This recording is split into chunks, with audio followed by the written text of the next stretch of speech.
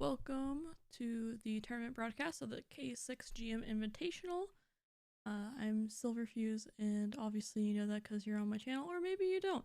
I don't know. But Charm3r is not here quite yet, and I'm going to go ahead and make this a little bit bigger since we're not on Tournament Realm.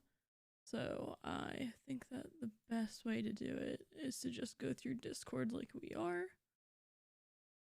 And this looks like a decent, make that a little bit bigger. That corner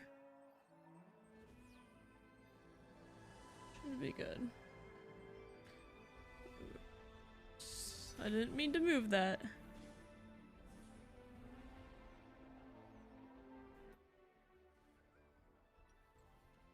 There we go. And go ahead and lock that. Whoever doing this, yeah, of course. Like I said, I might have to call Charm3r because I don't know. He didn't answer me last night when I messaged him, but that was like 2 a.m. I'm gonna move this camera too. Camera? There we go. Just gonna. No one needs this. Just put it there. Make it smaller as well. Alright, I just do a few last minute changes. I'm gonna see if I have Derek's number. Cause I don't know where he is. Ooh, a Lux start. That's fun to see. I wonder if he'll get the Lux augment. Let me check. Oh gosh. My contacts. It's harder to cast by yourself. If not, maybe I can find someone to hop in, but I don't want to sync my contacts. Oh, I do have Charm3r. I'm gonna call him. One sec.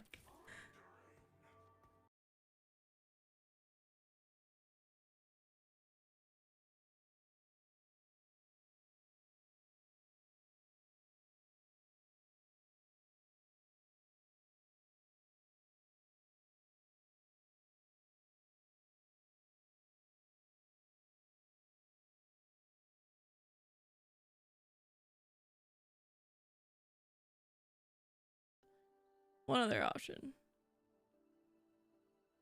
Go to messages.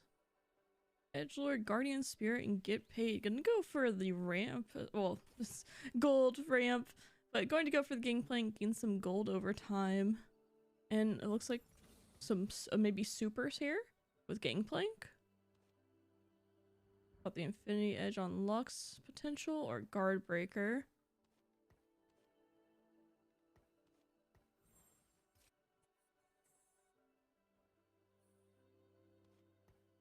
Where are you?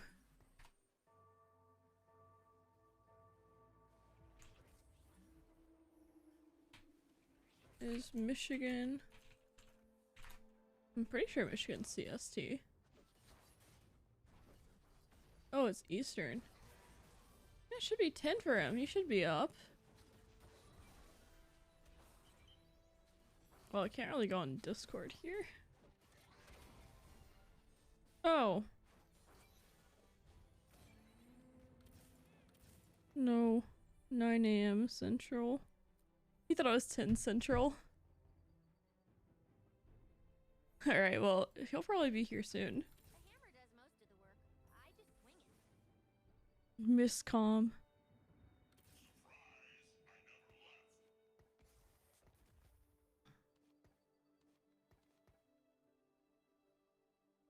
Trying to see when I asked him. Alright, he's gonna hop on, and then it'll be easier to cast. Oh, I did say 9 a.m. CST. You know what? I forgot my glass of chocolate milk. I'll be right back. And then we'll actually have a real cast.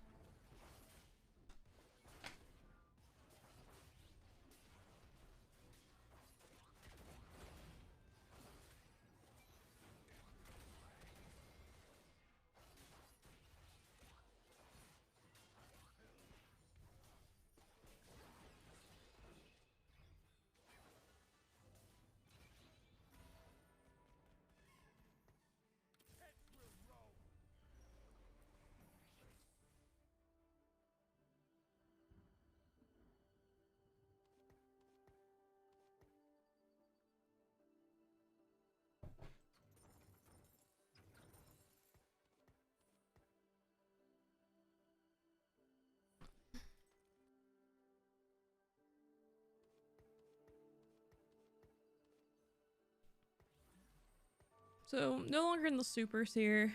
Does have a Lulu pair and a Renekton pair. Renekton recently nerfed last patch, but still a pretty strong unit.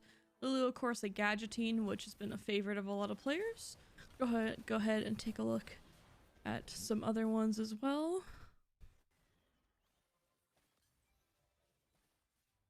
Another Lux opener. We have a Nasus augment. Nice. Not sure which one it is from the picture. It looks like we have a Star Guardian opener along with Mascot. Got the Yuumi and Nasus synergy. Other Nasus.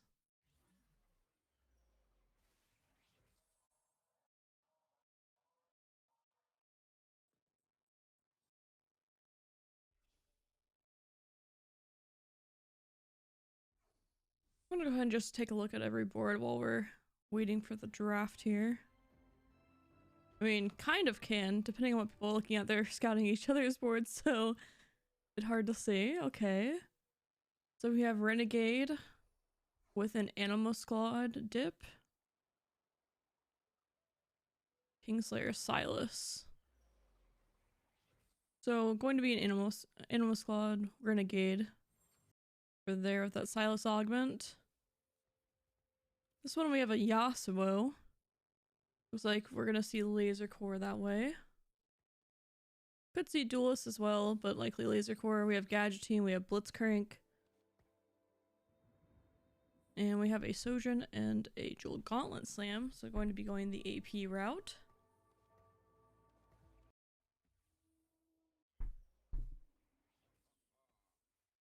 Ooh, we have Lux itemized. I mean, it's a hold for now, but I love the Jewel Gauntlet tier.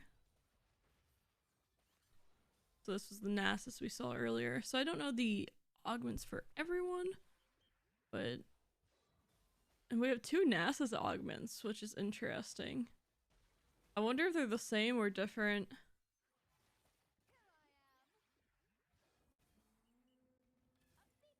OMG, is this the famous K6 tournament? Indeed so. We are here for it.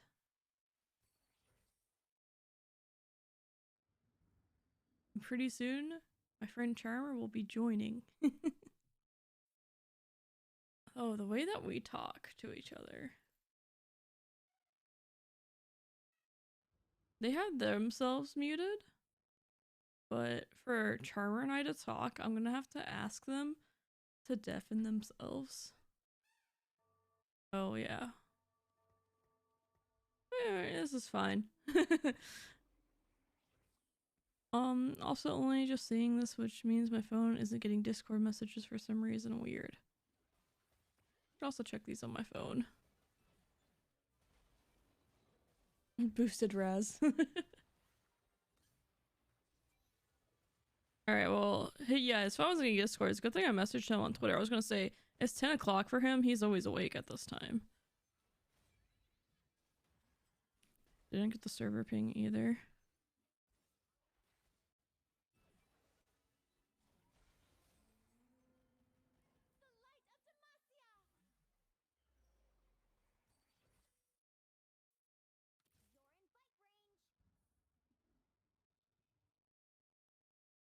Alright, when we start casting, they'll know.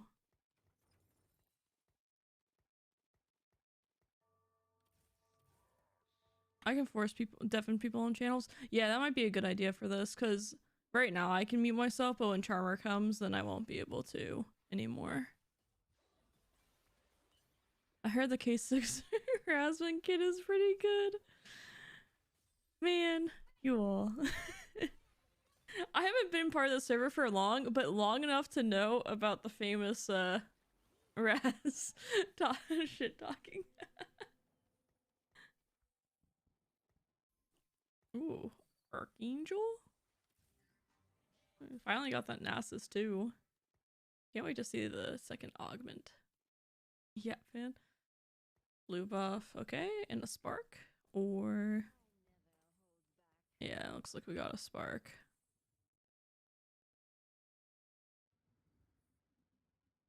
So... Lawful, and this is the second strongest board right now currently. We have 4 mascot, 3 star guardian, 1 civilian.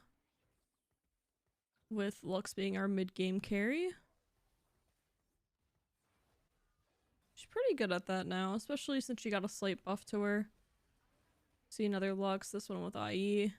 If only IEJG was still a thing, I mean, this would look kind of nuts. But it is not. Hey, JB!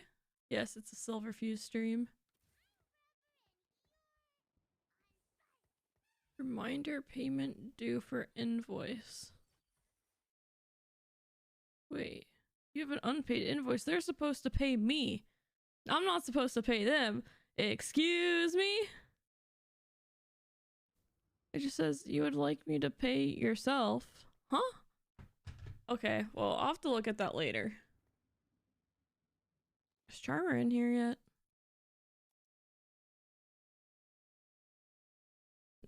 No, join the lobby A with me.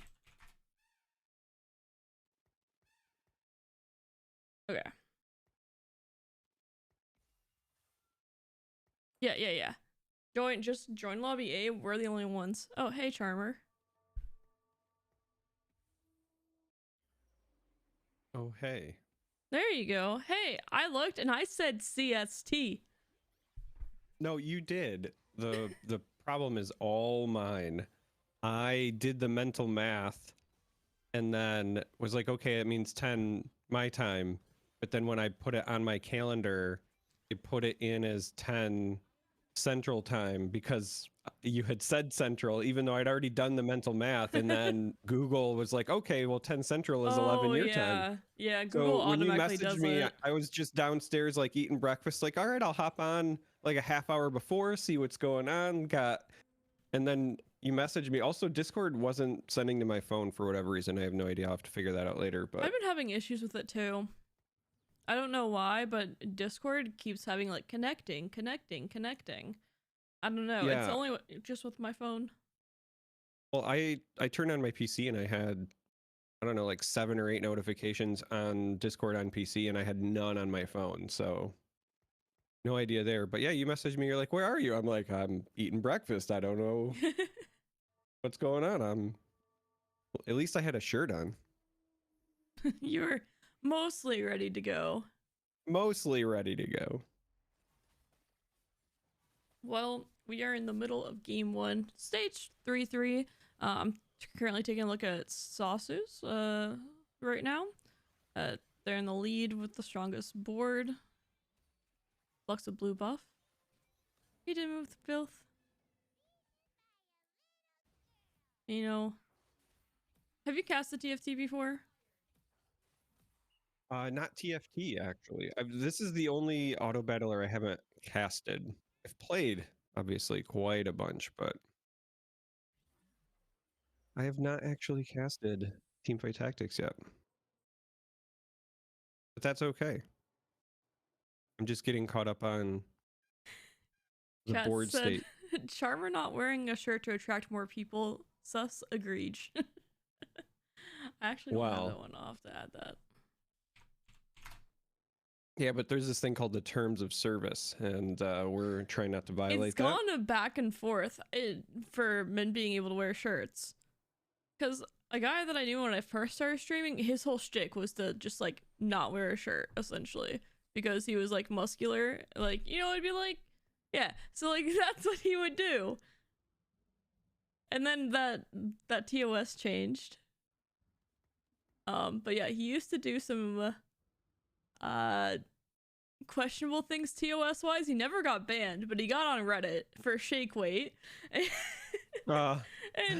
you know, you want to know the funny part too? He became a teacher, so he had to hire someone to scrub everything from the internet that they possibly could. See, he works at like this Christian school. I feel like up until the end there, you could have been describing me. Mine wasn't a shake weight, but it was, there's a GIF floating around of me where I was doing a bit talking about brushing my teeth. Oh, and so no. if you do just the GIF without, any actual context, it looks questionable. I never did the shirtless stuff though, which is probably something that I could have capitalized on at one point. But I mean, you had yeah, washboard abs at one point. I mean, the yeah, one time I met you in person, you did. Because I yeah. know we had the push-up I try to competition stay in the fit. lobby. I try to stay fit, so I could have probably taken advantage of it, but I would not have been as impressive as, say, Cho'Gath and his abs, but getting replaced by that Blitzcrank. Oh, hell yeah. Well, still top of the lobby here, looking pretty good. I mean, I want to see what these late game transitions are. I haven't been able to play the set too much yet, so not as going to be as knowledgeable as usual, but I do know basic TFT. Yeah, so I've played a little bit, but I would not consider myself an expert quite yet in this set because I only recently dove back in. What I have played, I've certainly enjoyed. Really digging the mascot comp here just because of the kind of longevity that it gives you, all of that regen when stuff starts dying. Combine that with the Star Guardian where you get the extra mana, and it basically means like the longer that the fight goes, the more favored you're going to be. I think that's strong here. As things get a little bit burstier a little bit later and we see a lot more potentially the tier 5 units hitting the board, it might fall off a little bit. Here we Yeah. have the supers ready to go. So I looked at it earlier, mascot emblem first, or mascot heart.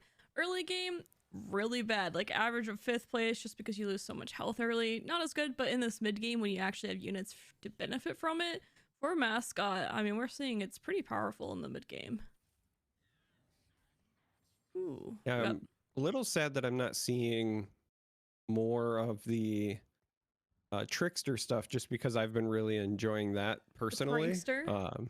Prankster, yeah. I think of it as trickster for some reason, but it gets echo with things like that, but we're not seeing necessarily a ton of like the tier 4, tier 5 stuff quite yet on the board. So, and while flipping through these, I just want to point out the number of jeweled gauntlets we've seen, where there are so many jeweled gauntlets, and the ability to critically strike with spells AP is looking like something pretty much everyone wants. And I think the one person that doesn't have a jeweled gauntlet, at least in the groups that we see, they have Infinity Edge and jeweled gauntlet, not together, as that doesn't really do much now. But being able to critically strike with spells seems like one of the more powerful things to do, at least in this patch. Yeah, and I think even more so when you've got somebody with 98 health and they've got that mascot team going. Like I said, you're kind of leaning into the burst because you want to be able to get through the regen, make sure that you're forcing them to not essentially have a very long fight so that they can take advantage of that. But as you said, it's also just a really strong thing to do. And historically in teamfight tactics, the things that you traditionally want are a fair amount of burst. You want to end units before they can capitalize on anything, or you want a fair amount of crowd control or a decent front line just so that your units have enough time to do things. That's another strength that we're seeing with this board here as well. It's just got a very good front line. Cho hitting the 2-star mark now, goes back in over the Blitzcrank, but still fantastic setup. Yeah, and with this set too, there aren't assassins. There is the hacker room, but really haven't seen really a good unit to capitalize off of that yet. And so the fact that these fights are very front to back, having a strong front line matters a lot more this set than it has other sets. It's always mattered, especially in early game. But in this case, where we have Cho'Gath, Nasus, the whole mascot group, I mean, this is a huge front line to get through. It's tanky.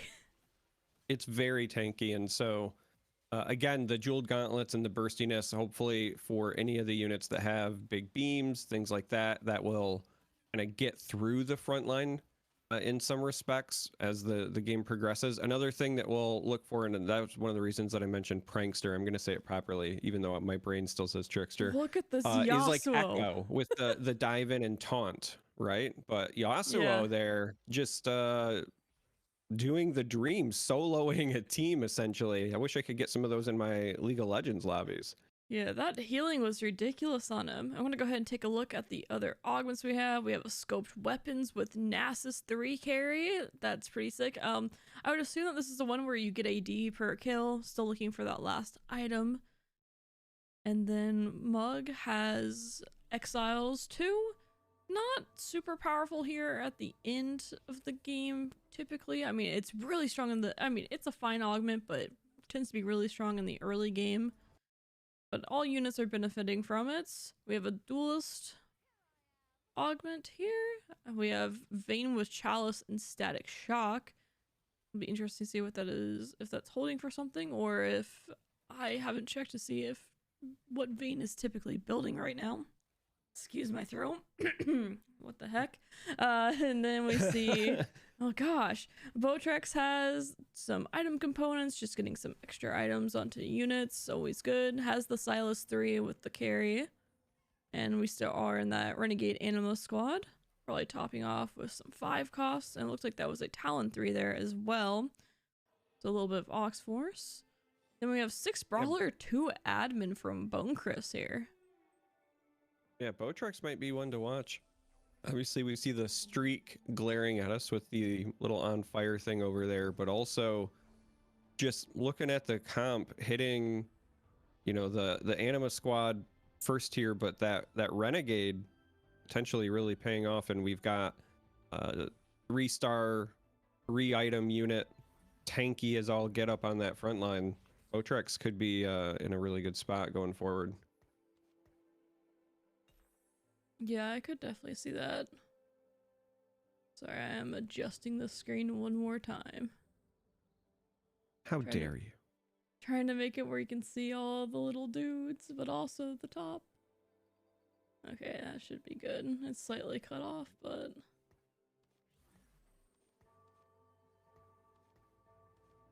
yeah, that's good. As long as you can see the 4/5s and stuff. Alright, so this one, second wind. Let's go ahead and take a look at Botrex here. So we do... yeah, go ahead. Fought quite the long stun there, but as I was saying before, the 3-star unit with the items incredibly tanking, surviving through multiple stuns there.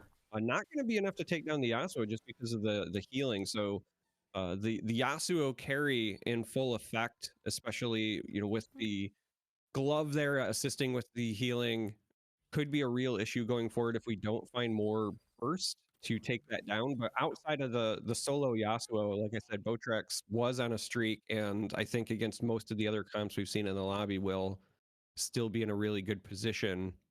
That Yasuo proven to be better than any I've played with in League, that's for sure. Yeah, we've seen it solo, you know, at the end, you know, 1v3, 1v5 multiple times now, but Botrex still has a very strong board. I mean, he has the Camille, really just wants to find items for these 3-stars. Yeah, you need some items for the 3-stars. Also, the Urgot there in the back with the Warmogs to help keep it alive so it can just continue to do this consistent damage is going to be really helpful as well. But you know, you and I, we've kind of already said it, right? The strong front line, especially with this set, very, very powerful. And so you've got these big 3-star tanky units. Obviously, this one here with the Bloodthirster as well. So it's healing combined with this Urgot. I think that against non-Yasuo comps at the moment, Trex is looking very strong. Yes, and we will see the next monster battle. Ooh, the bunny there has the threat augment. Oh, that's a 3-star Jinx as well. So lots of 3-stars on the board. Still going to be looking at 7. Let's see. I mean, once this Nasus 3, probably not going to find it since there's another Nasus 3 on the board. Already at level 7, odds are pretty low. So I wouldn't say this Nasus is likely to be found. But still just kind of there's an Anima squad and mascot. So Botrex Curious to see what items drop here. Yeah, I mean, we do have a spatula. Can have a pick. One of that rod instantly. I mean, Anima Squad is rod plus the spatula, so could go for that. And we're going to see an Anima Squad Talon, it looks like. Does look like that is the case, yeah. And we could getting do closer to Titans? that tier 2 of the Anima Squad. Yep. And Titans as well. So the 3-star units getting that much more powerful. Saw quite a bit of roll down, not all the way keeping that one interest, but Yep, getting 5 Animal Squad in, and hey, Urgot, you might as well get a cloak. might as well. The Urgot there, like I said, it's mostly just the longevity for the consistent damage on the Urgot, but hitting this tier 2 of the Anima Squad, potentially a really big deal for a team that was already really strong. Yeah, and although I missed it earlier, I think the Urgot, maybe it came off the carousel and I was just like, you know what, why not slam? You know, use the Swarmogs in the future if Urgot isn't on the board forever. But for now, he's doing some work, not really finding too much treasure, which, you know, some extra gold with him is nice, but that is scaling off of AP, has no additional AP on him at the time.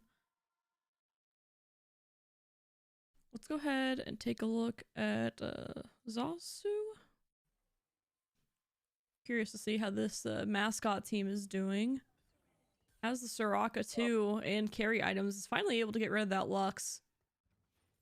I was just about to say, at this point, we should be either seeing the mascot team hitting the point where it starts to fall off, or we should be seeing them transition. And, you know, the last time that we looked at Zazu, they had almost double the amount of health they have right now. So we've kind of away from that mid game where they're very strong to the point where once the tier 4s and the tier 5s really start hitting the board and things get a bit burstier, mascots tend to fall off a little bit. Yeah, I mean, we'll see this too, the 5 Animal Squad with the lots of 3 stars. I feel like the Talon, if he's able to find the Soraka, going to cause some trouble in that back line.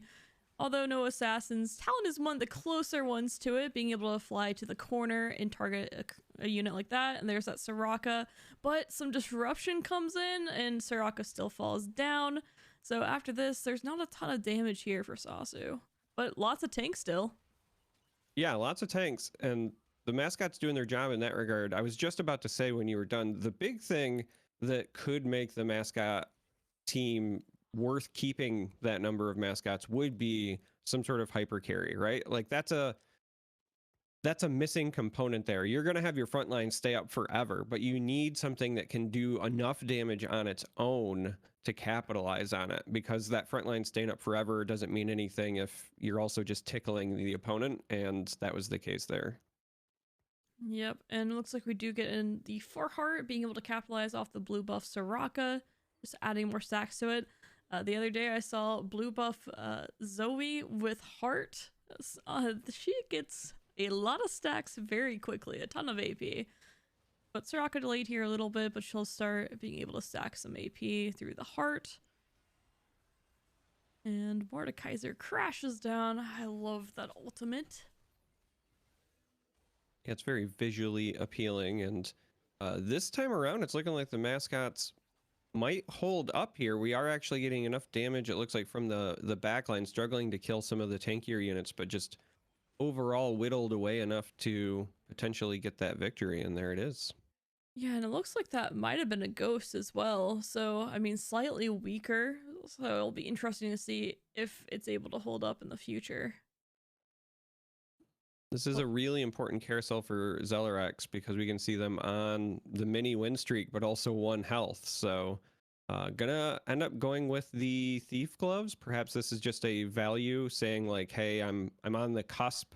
And so if I can just take something that gives me the most potential power now, even if I, you know, don't make it long in the lobby, if I can outlast, you know, the 6 health or even maybe the 15 health, then I could get like 2 extra places. So this might be a bit of a value choice. So taking a look at Zellerex, they are actually on last stand as well. So that's part of the reason that's been contributing to their win streak. If not the biggest reason that's been contributing to it. They have the 3-star Nasus. It looks like they have the 3-star Malphite as well. Do have the supers in. You know, pretty far off from any other 3-star. So not looking to find a spike in the near future. Just looking for things like Janna 2, for instance. But after that, I mean, there's Zac 2, Janna 2, but most of their board, they're just about capped. I don't think they get to go too much farther here. Yeah, I think that makes even more sense why you would want to take the Thief Gloves from the carousel then, because if you know, hey, I don't have any real big spikes coming, then you just take something that kind of cheats you the most value you can get for a bit, and you're just looking to hold on long enough to get another position, right? You don't want to fall in 7th if you can help it, and so far looking like gonna get that victory against Zazu if they can. Yes, they can. I was gonna say if they can actually get this in, but safely does so. And they did hold out, so they've moved now from 7th to 6th. We had another elimination, and now they're also tied with another player and another one as well. So we got Loff there on the cusp of being eliminated. So this could be an almost 7th that turns into like a 5th or even a 4th if things go ZellerX's way. I want to see point out that Nasus damage there, 13.6k.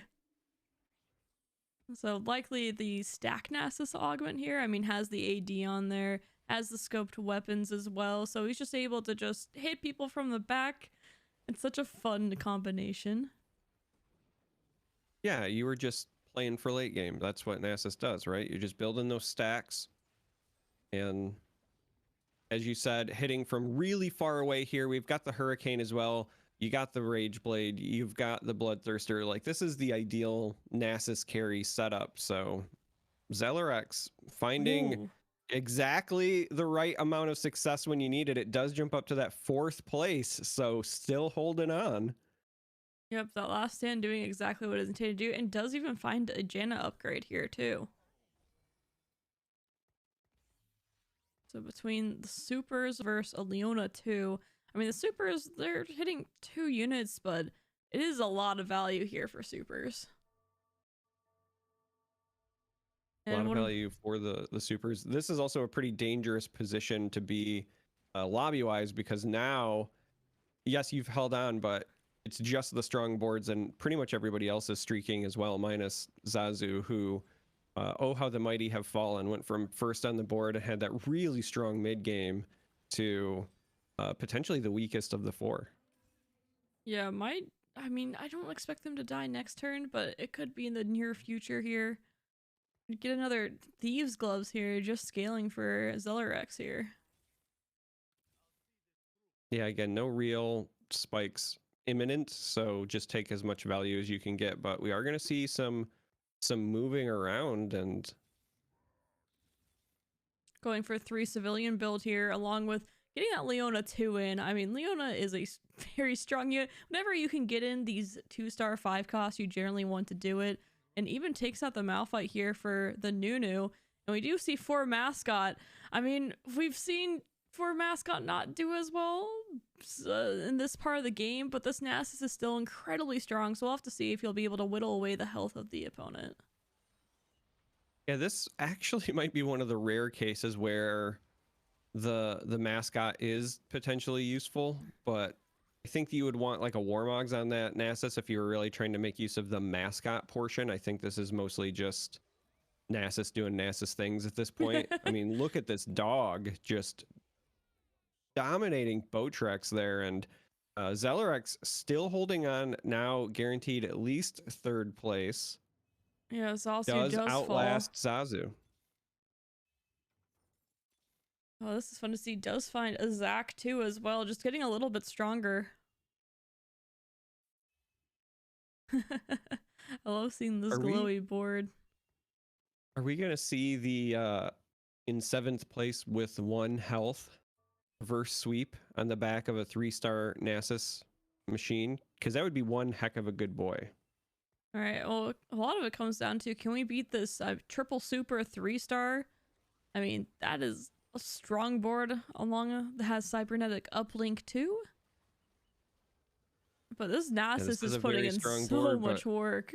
I was just about to say, the biggest thing about this Nasus is because of the extended range and the positioning, it's also doing a great job of avoiding most crowd control when we run into these matchups. But Nasus does fall, so now it's up to up to the rest of the team, and they just can't get it done. And so the raid boss finally falls, but still going from 7th place with 1 health and then just recognizing, okay, now is the time to kind of spike my power, get those value gloves a couple of times, take it all the way up to 3rd. Well done.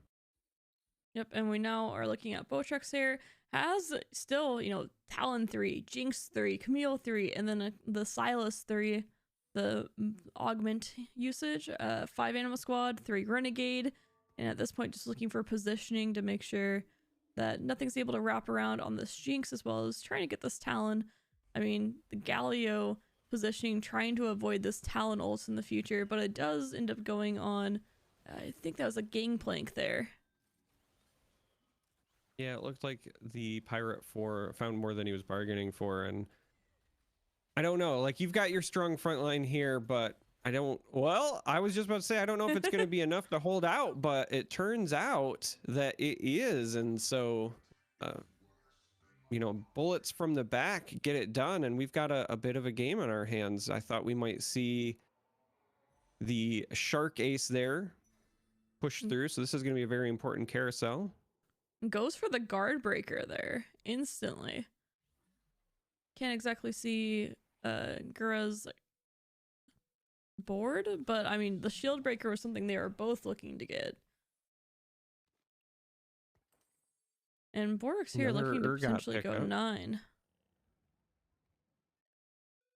Yeah, I mean, that would be a relatively nice power spike just because it's one that you can kind of ensure. This is always that interesting part of the game where you have to weigh, you know, do I want to get a guaranteed increase in power even if it's marginal by going to 9, or do I just want to chase upgrades, right? You've got 2 Urgots on the bench. You could roll down and maybe try to hit another one. Or an Echo pair as well.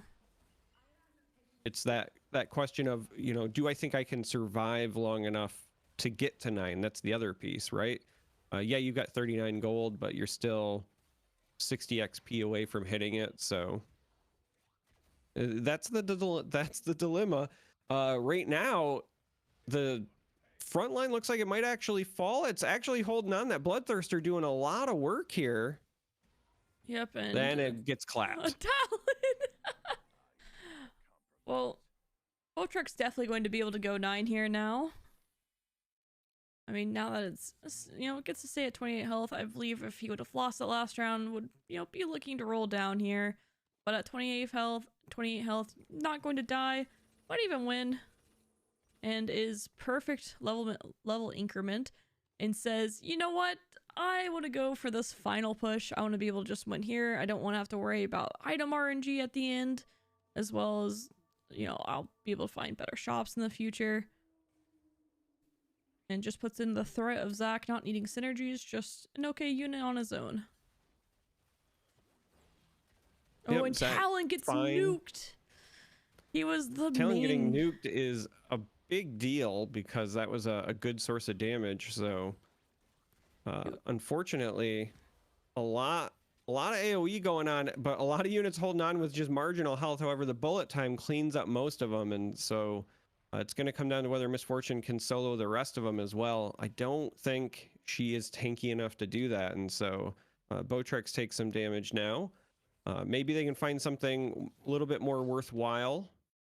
We did find another Zach. We've got another attempt at the shop, right? Because we're running into this giant crab boss. I love giant enemy Urgot.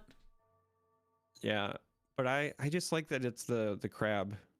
It reminds me of the Tessel days, right? This is Mud Crab Urgot in my mind. Mud Crab Urgot.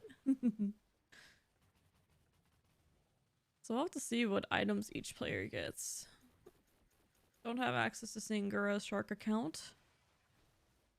I mean, well, maybe if I watch someone else's stream, they'll be looking at his perspective. Well, no. So far, Botrex only got a bunch of gold, but does grab the Thieves' Gloves.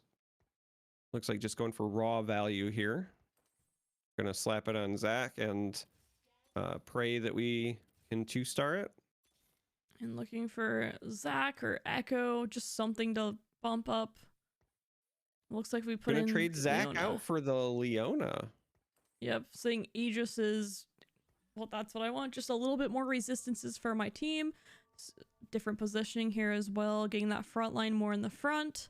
Trying to protect this back line just a little bit longer. And hoping that Talon doesn't just get nuked this time. Watching Talon run around like an idiot. And he almost gets one shot. He almost did, but holds on there for a moment, got some health back, about to get another ult, and Ooh, Yumi snipe. oh yeah, the cat too wily. The bullet time was pretty effective there, but again, you had a couple of units that were just on slivers of health, and then the moment they're not finished, they start coming back. Looks like this 3-star power just too strong for Bowtrex, and finishes second place, but still strong showing. And we're gonna go ahead and take a move to lobby 2 after this. Lobby 1 does have the most streamers, but hopefully, see. I think it's 2 each time before they switch, but I'm not for sure on that. Oh, so Bowtrex is on an NA account. That's why he's getting all that XP farm.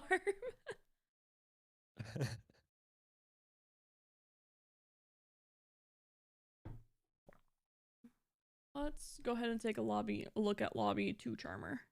Let's see if they're completed or not. Oh, it looks like they are done. We have the end screen. Yeah, it looks like they just finished up, and it was Blaznovak. Hope I'm not slaughtering that name. Coming away with a victory. I'm glad you took a shot at it, because I sure wasn't going to. Tactician in a second with, I mean, that's the number. You know, Vayne could be 3? a fiery. Pain 3, Kaisa 3, Nyla 3. And what was taken down was that, like, Anima Squad? I'm surprised. Augments, we got a Portable Forge, we have the Hourglass on Misfortune. I mean, that just Tactician's board looks so strong. I would have guessed it would have taken down the top board. Perhaps it was just a case of not having enough health, and you had one unfortunate board that eliminated you in the end. Sometimes you can establish a really strong board, but if you bled too much health, it can get you. Well, for now, I'll just wait for the next lobby up. Oh, wait, I'm on streaming. I went to go look at a Discord message. I'm like, wait a second, I'm streaming my stream.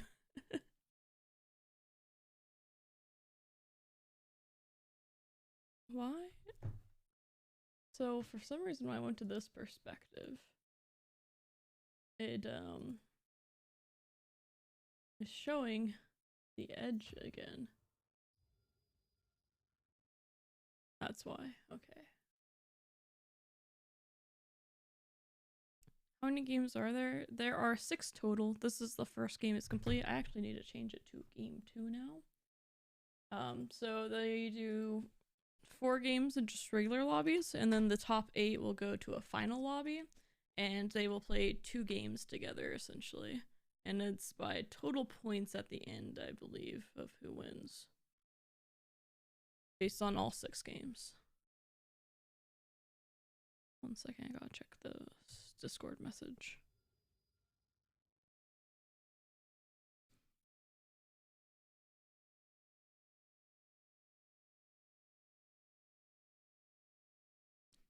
I can't.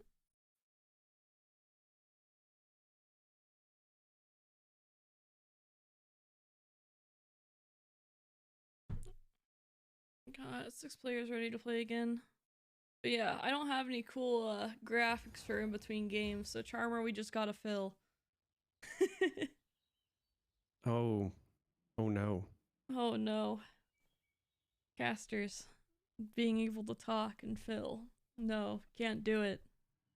Can't do it whatsoever. I mean, I could tell you about how fantastic my morning was.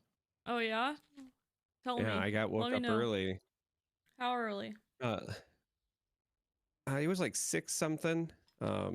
Lily, my poor sweet old lady of a dog, has had a lot of health problems, which has caused her to have some issues with incontinence. So I was cleaning up a mess. Oh, nice. And not a small one. Oh no. Yeah, not a small one.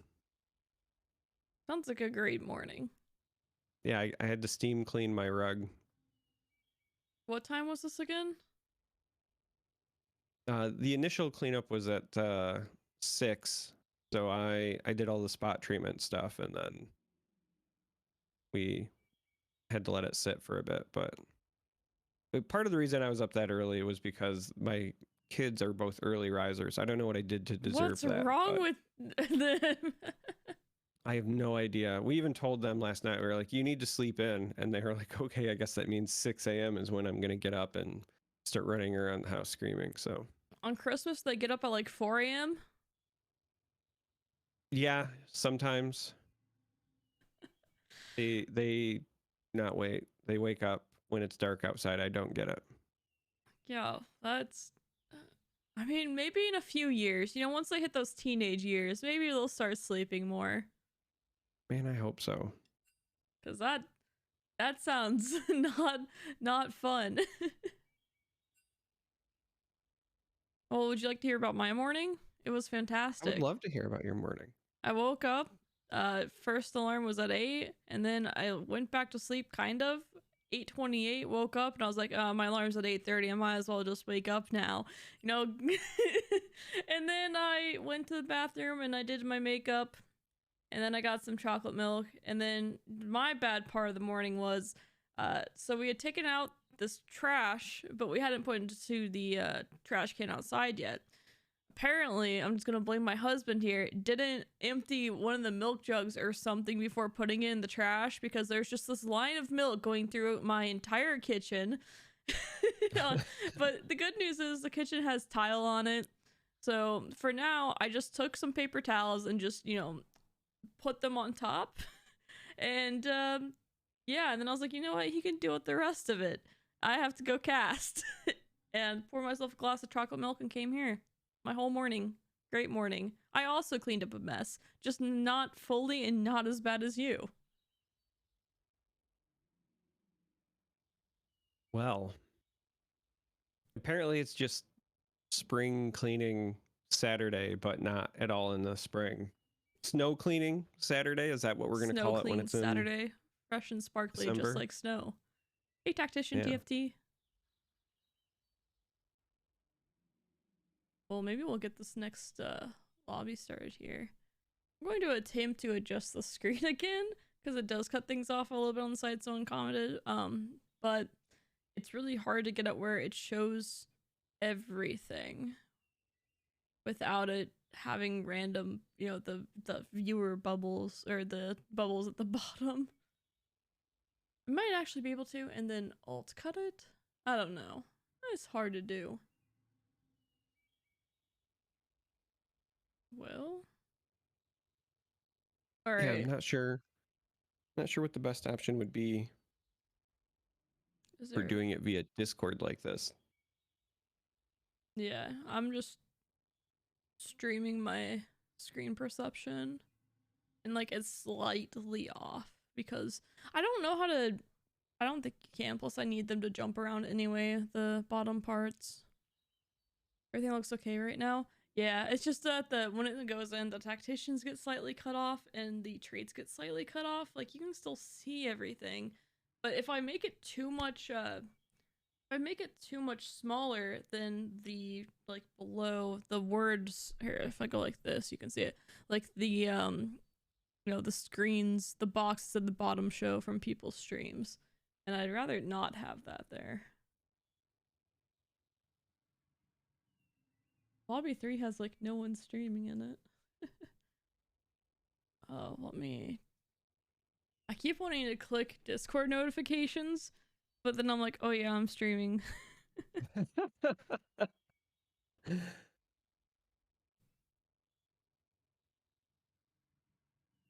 mean, I can check them for you. You can. It swaps between different streams, like if Final Saucy and others. Oh, I see. That's kind of hard to deal with because different. So yeah, this person told me that it slops or slops. Oh yeah, when I swap between different streams, it can be more cut off on some than others. But like, I can't really do anything about that. It's just like a thing of like Discord being Discord. And well, people are at different resolutions and stuff like that.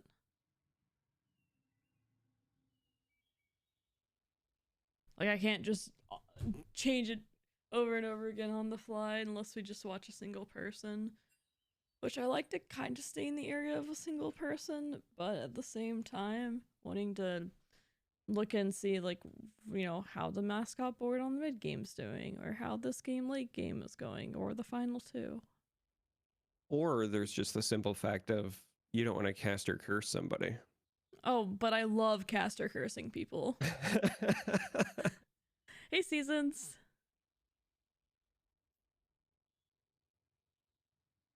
I guess you can tell who the sadist and who the masochist is between us. Were you third place in that last lobby, Seasons? Yeah, I know it's Saint. I call it. Yeah, I know that you're Saint. You were third. Okay, I thought you were third. Why do you use two different names? I've never understood why people do that. Or all of your stuff, did you change it later? And you're like, you know what? I'm just gonna keep my name on League. Don't dare cast or curse my boy Shining or President Saint.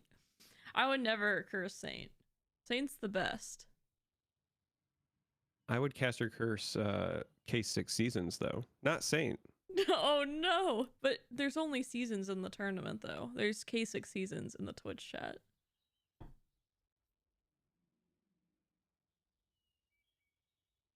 Okay, so I originally Saint, but Saint Vicious exists, so I didn't want to get mixed up with him. That actually makes sense.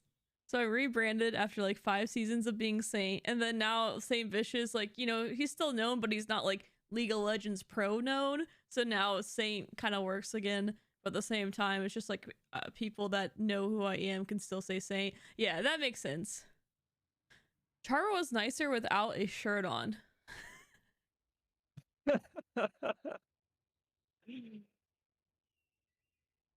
Yeah, maybe that actually makes sense. So this Charm3r guy, he named himself after Ari.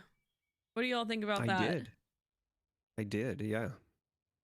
It actually works as a caster name like really well, except for the fact that you have a 3 in it. When you cast, the regular Charm3r was taken, so. Ari, there's only one queen. Is it Ari or Seraphine? It's gotta be Ari. I mean, in my opinion, it's Ari. Gotta be Ari. On top of that, like, Ari's definitely older between the two, so she definitely, you know, queened. Super Carlos said, "You're not wrong, does look nicer without any clothes on." That is exactly like something that Super Carlos would say, for the record. That Indeed. Is very on brand for Carlos. I think they're swapping lobbies, so I'm gonna follow where Saint goes this time. Cast or curse him. I mean, Seasons, yes. We won't curse. We won't curse Saint or Seasons, but we'll curse Saint. It works.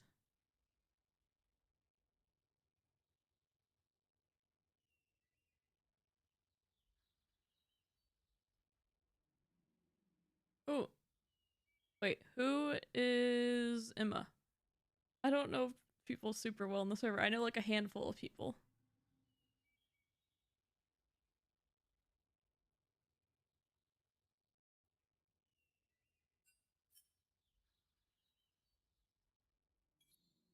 We have Shining Star. We have Bowtrax. We have a good number of people following us from the last lobby. Seasons joined the lobby. Ooh, this will probably have a lot of streamers on it then, because a lot of people, again, some people from the last lobby were here, so yeah, we'll have a good number of streamers, which will be nice. Yeah, it does look like that's the case. At least 5. More than half the lobby. You can't be upset about it, I guess. Now check the B stream where Charm3r strips down during the game. Charm3r, you got some fans. I'm shocked. Did not expect it whatsoever. They just heard that I confirmed that you had Washboard abs, and they're like, okay, or at least used to. I don't know if we still do post-COVID. It's COVID's fault. So it's funny. I put on weight during COVID, then I lost a bunch of weight when I went on the Iceland trip. Like I was maybe in Like the best shape I'd been in. before Iceland trip or Like for before Iceland, yeah, because I Okay. knew we were taking photos. Yeah, those So photos are amazing, by the way. thank you. Maybe I'm next, very happy with how they turned out.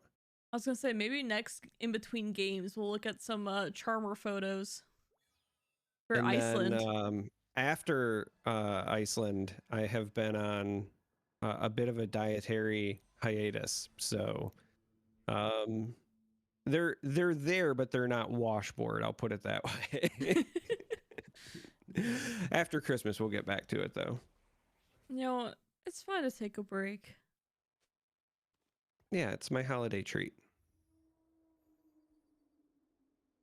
Wait a second. Is Season's not in this lobby? Wait, where? Where's if they are, they're not streaming. Saint, where's my stream? Or I think Saint's on Twitch right now. Are you on Twitch right now, Saint? Like streaming? Let me look.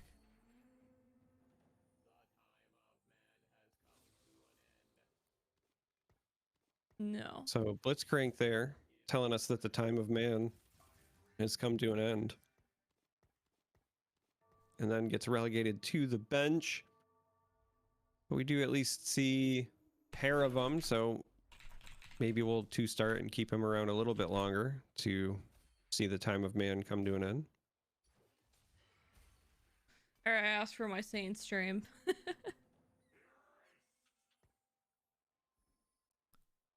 Always holding on to those supers. Got the Blitzcrank too. Get the brawlers going. Early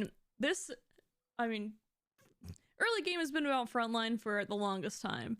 But the fact that the frontline can scale even better into the mid game now, so seeing prioritizing a lot of these tankier units such as the brawlers, and most players, as you saw briefly clicked through, were looking at that as well. Yeah, I think it's just the right way to go to do your best to mitigate any of those early health losses.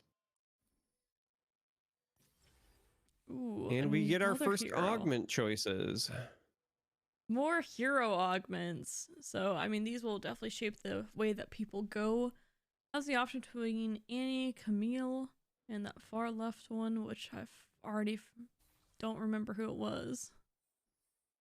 Trying not to pick the same one as others. Everyone's kind of like, yeah, we got another Annie, Gangplank, Sivir. Looking at this Camille, and there's Jinx as the other option. Jinx augments have some of the lowest win rates in the game, and I don't believe it was buffed. And we'll see the admin options. Every 5 seconds, team gains 7 permanent health, gain 50 mana, or gain 10 permanent health.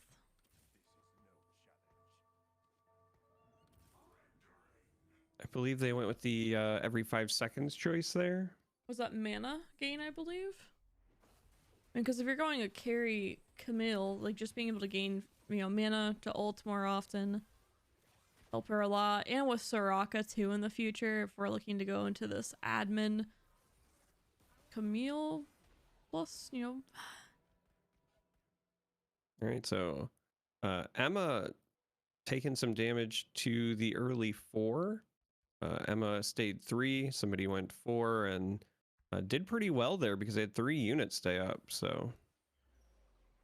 Yeah, taking a good bit of damage there. I mean, just holding on to pairs, see if we'll make 10 here. Looks like that will be the case. We need to hold the Silas. I mean, it looks like we have the Renegade dip here. We have Silas and we have the Talon on the bench. So it looks like we'll be doing that triangle once there's enough units on the board. Does have 2 Camille's though already. That's where you want to be when you have Camille as your, augmented unit. And a bit of a mirror, obviously Talon versus Camille being the difference, but otherwise we got the Croc and the robot. Gonna see whether it's Camille supremacy or Talon supremacy that pulls this out. And Camille with the sword doing a fair amount of damage here. Look like they're gonna take the Blitzcrank down, and now the Croc should fall in short order. And 3v1 is not where Talon wants to be. So clean sweep for Emma. And finds that Camille too already. I mean, Emma might be able to go on a win streak here. Yeah. Patience potentially rewarded. Now we have Talon in there. We've got one on the bench, a pair of Crocs as well. So potentially hitting some early 2 stars across the board. Yeah, looking at be a going really big deal. Renegade versus the Brawler synergy. I mean, Renegade with this Camille, she's the last unit left. She's going to be doing a ton of damage. And at 2 stars, she's pretty hard to kill. We already can say level 5 though, Shining Star, push with that. But I mean, this Camille is making quick work of this front line. Yeah, I haven't seen Renegade this powerful since Lorenzo Lamas. And if there's anybody in Twitch chat that even gets that, then I will be shocked. I don't get it. You see, in the 90s, there was this really bad TV show called Renegade, and it starred Lorenzo Lamas. I see. I'm just old and obscure. So I'm having a bit of a rough start there, going win or loss, win, loss. Not really able to find a streak there. Yeah, not streaking in either direction, which is a bit unfortunate. It's also kind of rough because with not streaking in either direction, you're also picking pretty late on this carousel. So it's like the worst of both worlds. Looks like she was able to find that Bloodthirster though for Camille.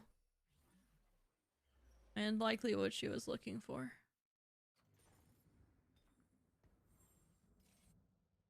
Yep. Turns out Camille pretty thirsty. A little parched. We're going to sell off to make that 2 interest, keep the gold flow going. Still kind of waiting to see whether we can pair up the Croc or the Talon.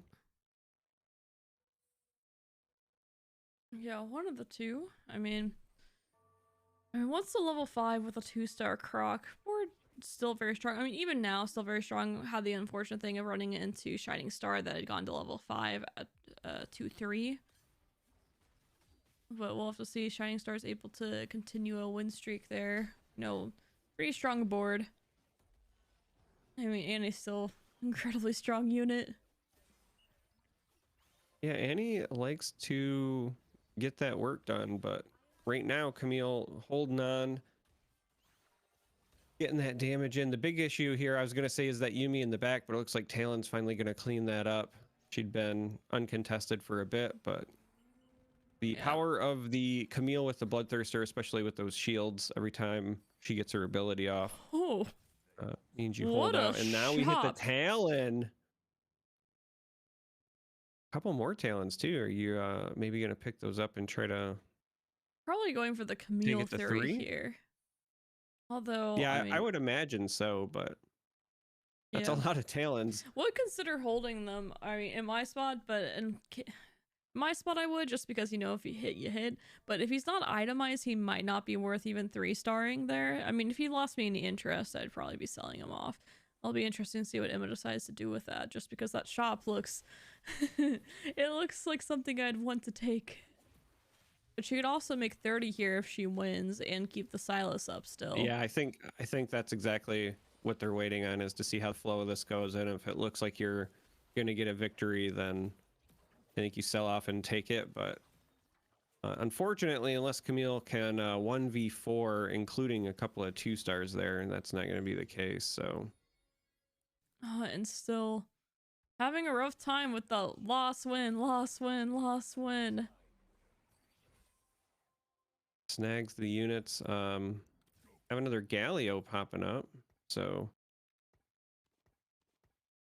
I'm gonna sit on a pair of Galios, pair of Crocs, another pair of Talons as we go into the Boulder NPC fight. Yep, and with this Camille too, and Talon too, especially Camille Bloodthirster, going to have a pretty easy time against these Krugs. Nothing to worry about, even at 4 units. That's something I see players will often not realize that, hey, this board's strong enough, you know, it's been winning rounds and I don't need a level here. I see a lot of people that will be like, you know what, I don't want to lose to Krugs, so I'm just going to level just in case. Yeah. But Camille 2 with Bloodthirster, it's going to be pretty tough to lose.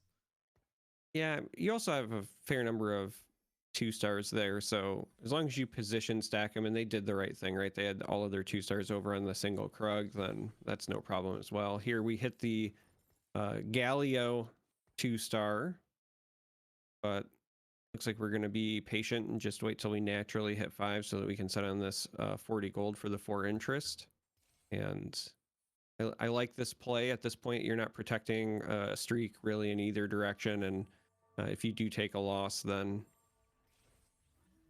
not the end of the world. But Camille now picks up another finished weapon. Yeah, we're against Underground, so we'll have to keep an eye on Botrex here on Underground in the future, because it will be interesting to see what the cash out is. Does have Ezreal as the augment here, so it might be going on Underground throughout the game. Looking at the stats, it's been pretty strong to have Underground throughout the game. I don't know if that is augment dependent or not, but still having the Ezreal, I mean, I would be surprised if we saw him go away.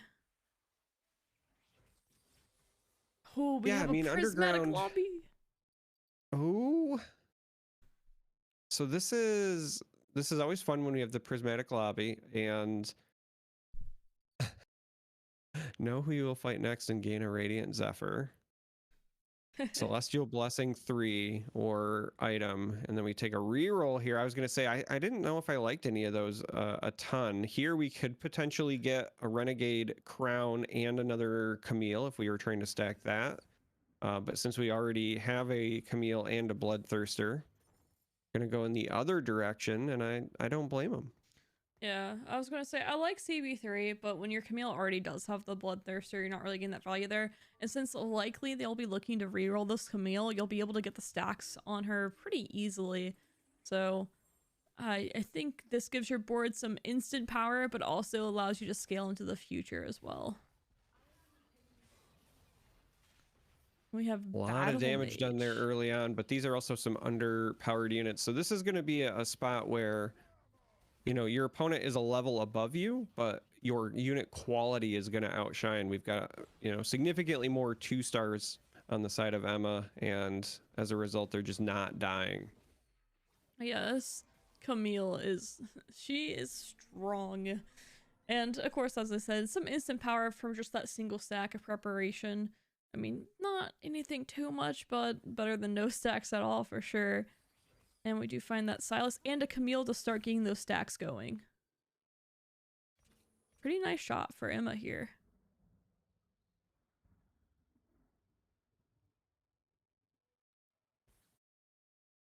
And I'm going to go ahead and click through and take a look at the augments, just because interesting to see those. Bone Chris has the Battle Mage. We just saw Emma play against them.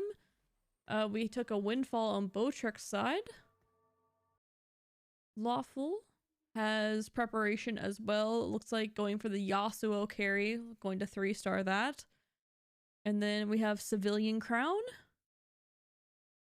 And finally for Saint has the Civilian Crown. And then Shining Star. My stream is loading. Okay. It's still loading. I might not be able to look at Shining Star's stream. There's some connection issues there. I'm gonna go ahead and take a look at Saint. Oh, Shining Star has the Cursed Crown. I see Saint just played against. Oh, yeah. I was just about to say, Saint was against them, so I was watching that. But then I thought to myself, oh man, Saint hasn't lost. It's a good thing we aren't caster cursing them, and it wasn't even on stream, and then Saint lost. So I'm not allowed to even watch Saint, apparently. How could you do this? The minute I clicked on him, I had the loss. How could you do this? I didn't mean to do it to them. I'm sorry. We're sorry, Saint. Is that a Nikos on bench for Saint too? Ooh. Yeah, Yeah, the plus that's side is this is nice. a pretty strong board. First tier laser, but we're already on tier 2 for brawler and civilian. Pretty strong choice of bench units, already up to level 7. Not a lot of interest stored up, but we see some sell-offs to get to 2 gold. So overall, I just really think this is a pretty strong board. Now we're actually up to 3 civilian because we've got it on the croc. Going back down to 2. Just a lot of shuffling. That's okay. Yeah, and I have to point out, Saint's items here on Ash, Saint can play just about any AD carry in the game. I mean, there's Samira, there's Aphelios, and I mean, even Senna, but it just, I mean, those items are fantastic. We have the IE in the Last Whisper along with the Gwinsu. Can't really go wrong Yeah, with that. absolutely. Can't go wrong with that. Right now, we're just playing a pretty standard protect the Freljord Queen comp. Keep her in the back, let her do all the damage. Unfortunately, when the front line goes down, she's not enough on her own. So we're going to see another loss. That's 2 in a row since I started watching them. This is your fault. I'm sorry. I mean, with this Nico here, I assume that Saint looks to go for something pretty greedy. I mean, at least in the times where, I mean, you know, I've played or watched with him. Precific has told him, use your Nico, and I think Saint's gonna use this on maybe a Philios or something and try to go for a win out comp with this Nico, especially being at pretty high health at 3-6 and win streak into loss streak. I mean, at this point, he wants to keep losing, but not by many units, just to be able to get that gold going. Yeah, if you can get the gold going and land an Aphelios, then that is a dangerous composition at that point with the Nikos, because Aphelios is really strong with the weapon selection as well, really versatile depending on like what you're running into at the end of the game. Yeah, we see Emma here at 50 gold, probably going to be slow rolling at 6 for a while, getting this Camille 3. Has one getting close to fully stacked on bench, so when that Camille is 3-starred, it is going to be really powerful. And turns out even the 2-star still really strong with that Bloodthirster and the Slayer, the chain. Yeah. Wow, that's big upgrades there for Saint. Getting the Riven 2, finds the Senna, the Yasuo 2 as well. I was just about to say, are we going to see the items potentially transition? It looks like we might be. We're going to see what items he gets from these wolves first. You know, wolves, yeah, pretty easy to kill. I was just kind of thinking, like, you could put some of those on Yasuo, but you would ideally like something that's going to be getting you some health back. So you could go with the glove here if you wanted to go with like the poor man's version, not having a bloodthirster. But Oh, I love Hodge. I feel like Hodge feels really good. Yeah, it'll be interesting to see what he ends up itemizing here. I mean, if Senna also is a holder for now, is holding this Zed too, so it looks like Senna is going to be the one to get the items currently. Oh, I want to take a look at this underground game from Botrex here to see if all they're right, just going to so cash out. we do see Saint put that Hand of Justice on just before your switch. So Oh, okay. the Hajj is live. Just So as an FYI. Botrex here has the the 3-star Ezreal in shop. Went ahead and unlocked it. Didn't want to sell this Vayne 2 off or the Vi. Looks like going for just a straight up reroll underground. Yeah, down to 32 health now. Pretty dangerous spot to be in, I would say normally, but with all of these underground stacks, could be really strong. Getting to Ezreal 3 here. I believe we said earlier with the Ezreal augment as well, correct? Yes. So going to go So ahead and take a Zephyr, Guard Breaker, as well as a Reforger for future items too. Or it could even reforge one of the ones here, but I don't think that's too likely. So yeah, we have yeah, super not at the underground moment. reroll. That's pretty neat. Super super underground reroll.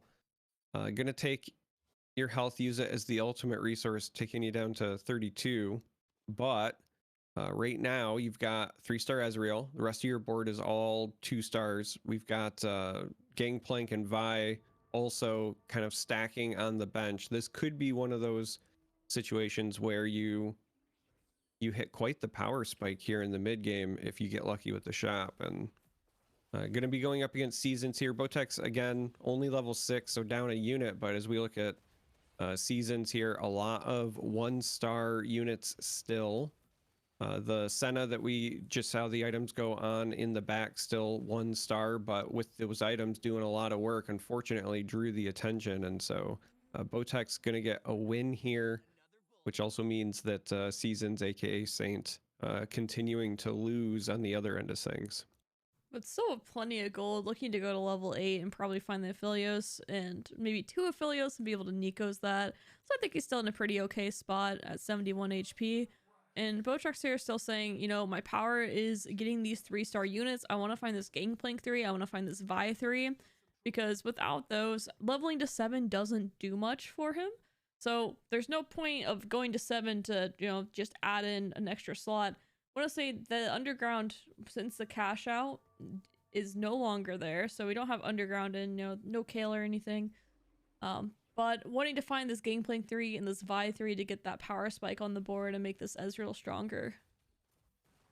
Yeah, if anything, there's almost like this mini window of opportunity, because not only are you low on health, but as you said, the minute you go to 7, you start getting that kind of like deprecated value in the shop. So you really do want to try to 3-star those as soon as you can. And that was not what you wanted. Taking a loss like that where the opponent has so many units on the board, pretty brutal there. You are fine with losing in general, but not that much health. Yeah, Emma there was able to find that Camille 3 still at 40 gold as well. So they were able to find that pretty quickly, as well as finishing off with Admin Heart, being able to get extra synergies for that Camille too. They look like to be in a really good position here, going to be spiking throughout this mid game. In the draft, I missed what Botrax took here. Very econ heavy. I mean, augment is a windfall, thrill is quotations a combat augment, and then was underground most of the game. So went for trying to get all these supers, and the underground's 3-starred, but isn't quite there, so falling off quite a bit. I mean, if there's a Vi 3 here and a Gangplank 3, I think Botrax would be winning most matches. So the item from the draft was a tier, so they turned that into a blue buff to put on the Ezreal, making a Gunblade here as well, just trying to decide where they want to place it. But Ezreal with the cap and the blue buff here, maybe this will be enough to at least stem the bleeding a bit up against, looks like Main, who is also pretty low in health at 21. Yeah, and that Zoe taking a ride on the hacker straight into some Ezreal Qs. Ooh. Yeah, these Ezreal Qs are hitting like a truck. I saw, you know, 800 damage, even the auto attacks, excuse me, like 233 with the crit there. So yeah, and Bunny Falls, I'm not sure who they lost to, but I believe didn't have a great showing in the first lobby either, so rough start for them. But because there are 6 games, if you do, you know, top 2 in the next 2, could still be able to move on to the final lobby.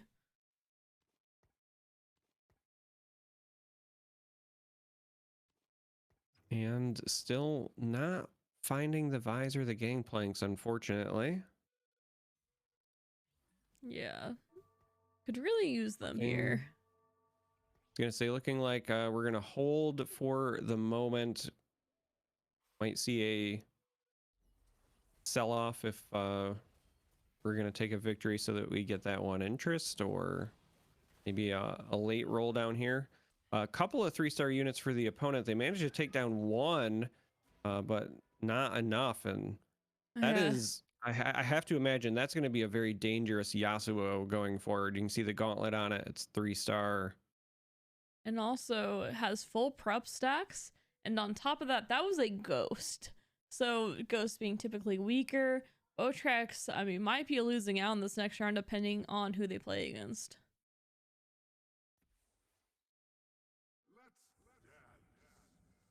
Well, right now we're going to be up against Aurelian's Soul to get some items. You know, it'd be a real shame if instead we just can't even beat the dragon, right? Would be. Let's go ahead and take a look at Emma's board just because she is win streaking. I mean, this Camille being quite strong. I want to see what they end up itemizing. Let's see, yeah, Camille's got Titans, GS, and BT. Admin heart giving 4 admin. Not sure what the 4th admin is, but I mean, this Camille's been looking really strong, so wouldn't be surprised if it's something pretty good. Oh, Soraka for Sojin for Soraka here, most likely. Oh, they find a Janna though. Yeah. Diego as well. Just kind of clicking on most forecasts that are playable. Oh, we hit a 2-star Misfortune. Yeah. With with the spear here, so potentially trying to ramp up those bullet times. Looks like this is going to be a pretty dangerous board. Yeah, that Camille really dangerous. I love the itemization because you've got the healing from the Thirster, but then you also have the additional tankiness and the attack speed, so you can really take advantage of her. And she's just decimating multiple units there in the front line. This is going to make quick work of main here, and it's probably going to be an elimination with this many units still up. Yeah, and we'll have to see if Botrex is able to win, or you know, who is fighting for 6 versus 7. And it looks like Botrex goes to -8 while main stays at -7.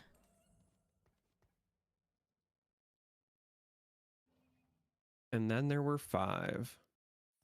Then there were 5. I mean, most people probably pretty happy to be in the top 5 at minimum. Emma looking like to be in a great spot. I'll have to see seasons what their spot looks like in the future. Yeah, Emma did a great job of really capitalizing on this early Camille between the items, the augments, etc. Continuing to ride that.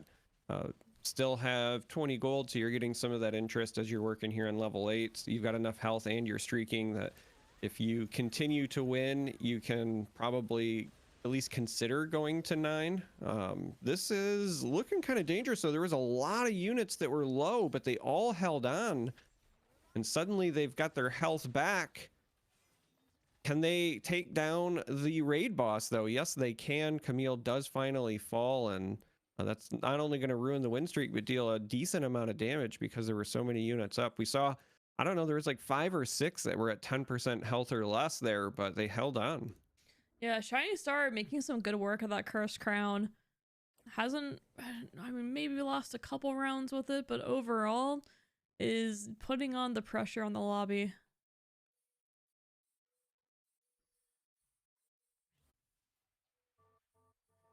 All right, so we're seeing the kind of click through, trying to anticipate where you're going.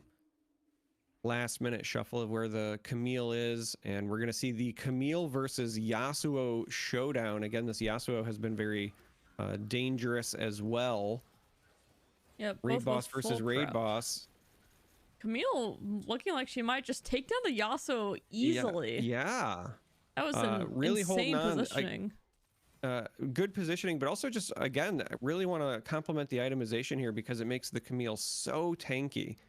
The healing, you know, you get the additional stacks once you get up to 25. Just really hard to kill that Camille. Yeah, and looks like we'll have the next one. There's an admin there. Potential for Emma. Looks like the Renegade too would be able to get rid of this Viego and find something else useful. I mean, 2 pretty useful. I'll see what she ends up going with.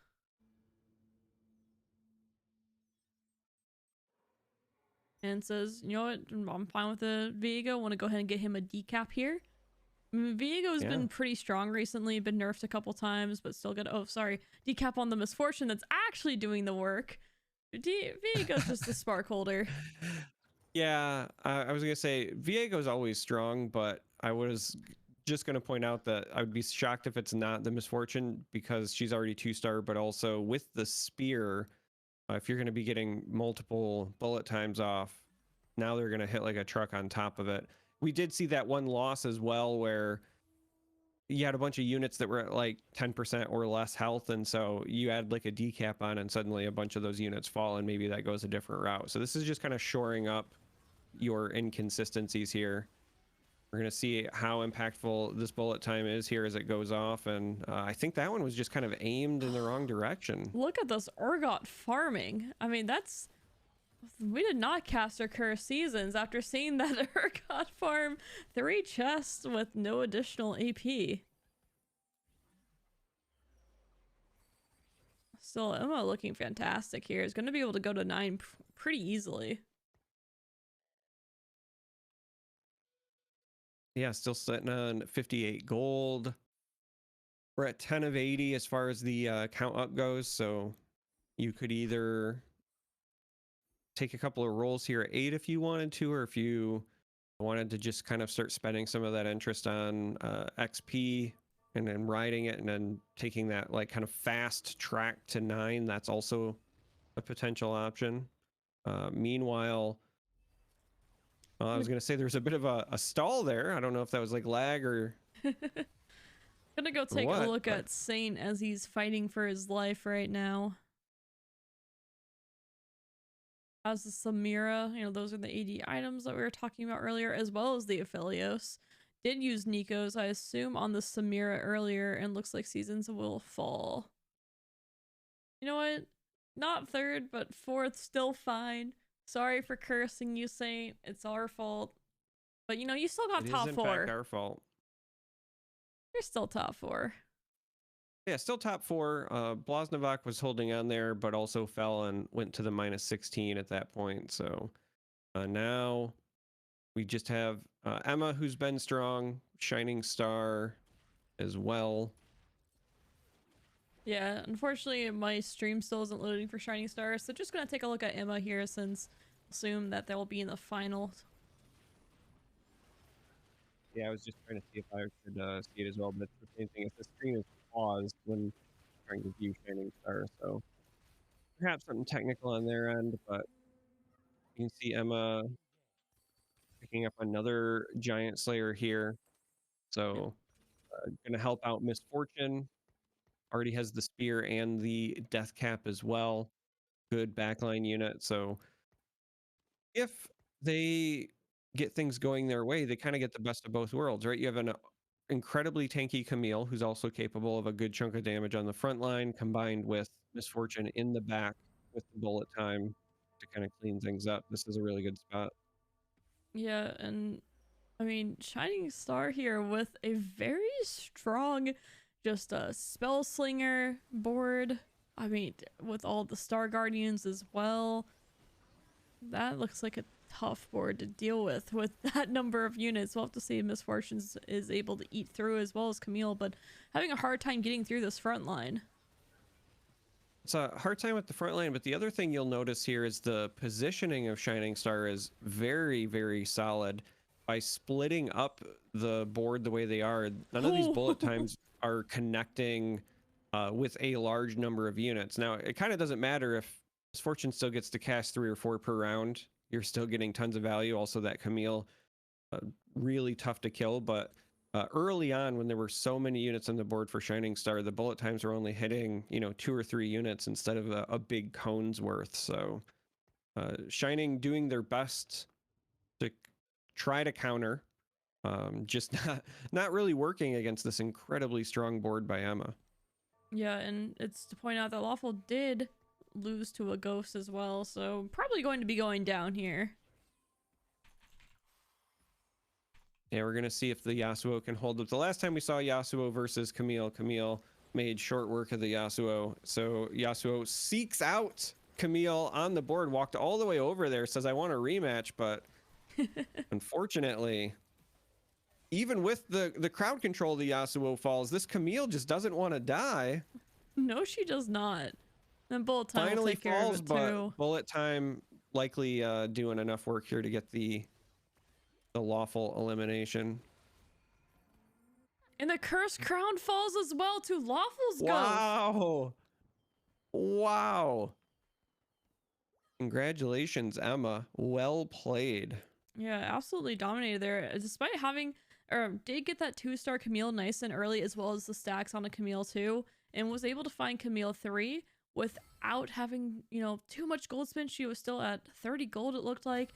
But at the same time here, seeing that cursed crown fall, 2 tough rounds, but still a second place. But yeah, well played to Emma.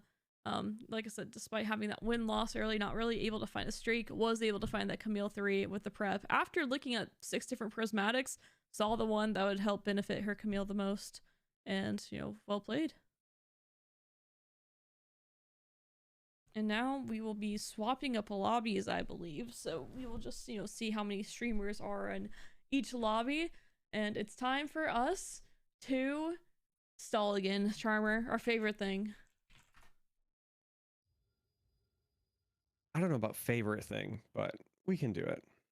Favorite thing. See, it says I clicked on Samira. Well, listen, it's still our fault. I said caster curse, and then literally every time I looked at you, you lost. So you clicked on Samira. Are you saying that you missed her in the shop, or like you Nico'd wrong, or what happened there, Saint? She is bad. Oh, I see. I saw people playing her earlier, but I don't know if she's, you know, I didn't know if she was still good or not. You clicked on Samir. Are you saying, who did you Nico? Was it Samira? Oh, Sejuani just for the front line? I mean, plus Sejuani is a really good unit. Yeah, it's kind of hard to go wrong with the pig lady. Her ult is so good. I'm trying to remember my Instagram password so then I can show. Oh, I remembered it. You can go to see Charm3r's Iceland pictures. Oh man, I didn't even remember I'd put them on Instagram. How'd you? I don't know. I assumed you would have. I mean, they're I think my pinned tweet is like you put a thread of at least one of them. You only put the rainbow one on Instagram. How dare you? Yeah, my pinned tweet is a thread that's got 12 total. Oh, like that's good. 4x4x4. So that's easier.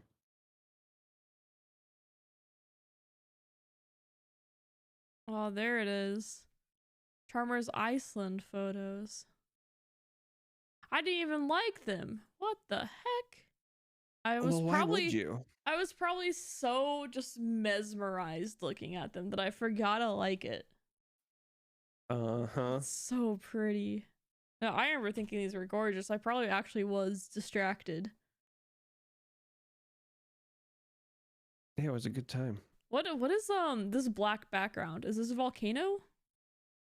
Kind of. So that is basalt rock that is formed from volcanic activity. So the way that it was explained to us by one of the locals is that when the volcano in that area was erupting, because this is on the Reines Fiara beach, it's the black sand beach. Yeah. Essentially, when that volcano was erupting, it's right where the shoreline is. So as the water came in, it would cool it, and then it forms like that at the water's edge as a result of the way the waves come in, and then as they continue to come in, it kind of like erodes at them. So that area looks like that, and then there's another spot that's really famous where there's these really unique like basalt columns as well, but it's really cool. Yeah, black sand beach does look really cool. What waterfall was this? So that one is Cavernifoss. So we did a vow renewal, basically just a marriage ceremony, but we did it. So that is an Ausatru Gothi. So we did it with the old Norse traditions. So there's an oath ring and other good fun stuff that we did.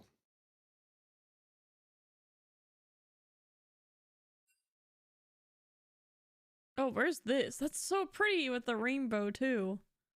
All right, so that one is Skogafoss waterfall. And yeah, so between that one and then that first one, like all the ones with the rainbows, if I wasn't there, I would have thought the rainbows were like photoshopped in, but those were actually there that day.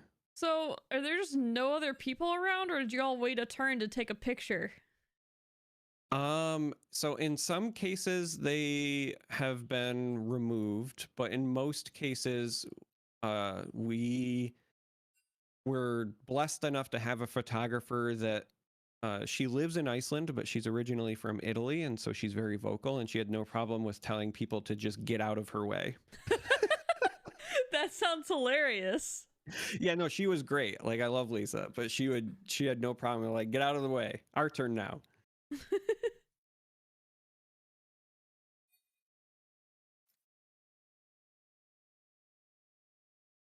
Oh, that's pretty too. Yeah, so like this shot here, and then that other one that had the beach down below in the background, that's up at an overlook by a lighthouse called Deerhole.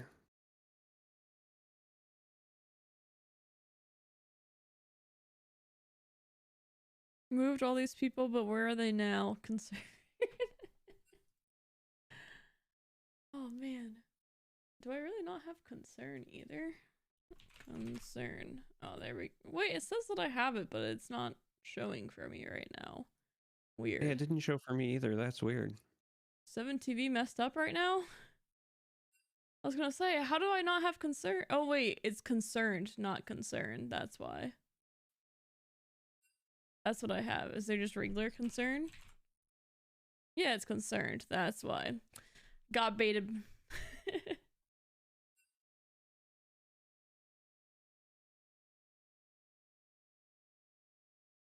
Oh. That was it was a wonderful time. Yeah, it looks amazing.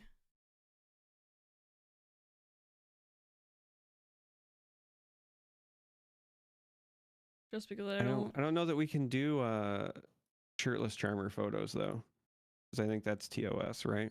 Not if you post them on Twitter. Not if you post them on Twitter. Yeah, that's just the rules. When's the Charm3r OnlyFans coming? Yeah, that's something that Joe would love to know. He's asked me quite a bit. Danny asked me as well, but probably not. It's not something I would expect you to do.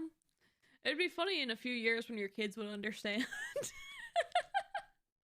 Yeah, I mean, do you want a really funny story? Do you want a really funny story? Yes, I do. I had to have a discussion with my son because he got in trouble at school because he heard me make a joke and then he, not knowing what the joke meant, made it at school. Oh no! So he said to his friend something akin to, if you need money you should sell feet pics. And so then his friend at school started Googling feet pics to understand what Stark meant. That's so funny. Yeah. Oh. So basically you should you should start be very careful what you say. Kind of on a similar line there is so my brother is 18 and you know my little brother, he's a senior in high school, but at the time when he was like 7 years old, you know, a magazine came in. It was just like a swimsuit magazine, not like, you know, like a porno magazine, but just like, you know, like advertising swimsuits for, you know, the summer and stuff like that. And but you know, parents just kind of threw it down on the side, you know, with all the other mail. And my brother found it at 7 and he started looking through it, and then he goes up to my dad, he goes, "This is awesome." And he was like just like looking at these women and stuff, and my dad was like, "Oh okay, that's starting already." And then he was like, "Okay, I'm gonna just take that." He was like, "But I want to show my friends at school." And he was like, no, you can't do that. Oh, I think it's hilarious because my brother too. I mean, he's 18 now, and he's talked to one girl, but you know, he's not super into that at the time. Yeah, it was I mean, it was just awkward because like then we also have to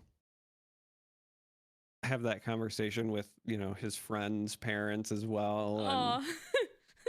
you know, just it just goes to show you got to be careful what you say.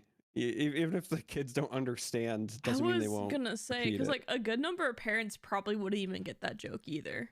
Like they would be Right. like, Yeah. what does that mean? Like it's almost funny enough where like a kid saying it sounds like, it almost sounds like the kid just like made up something they thought was funny.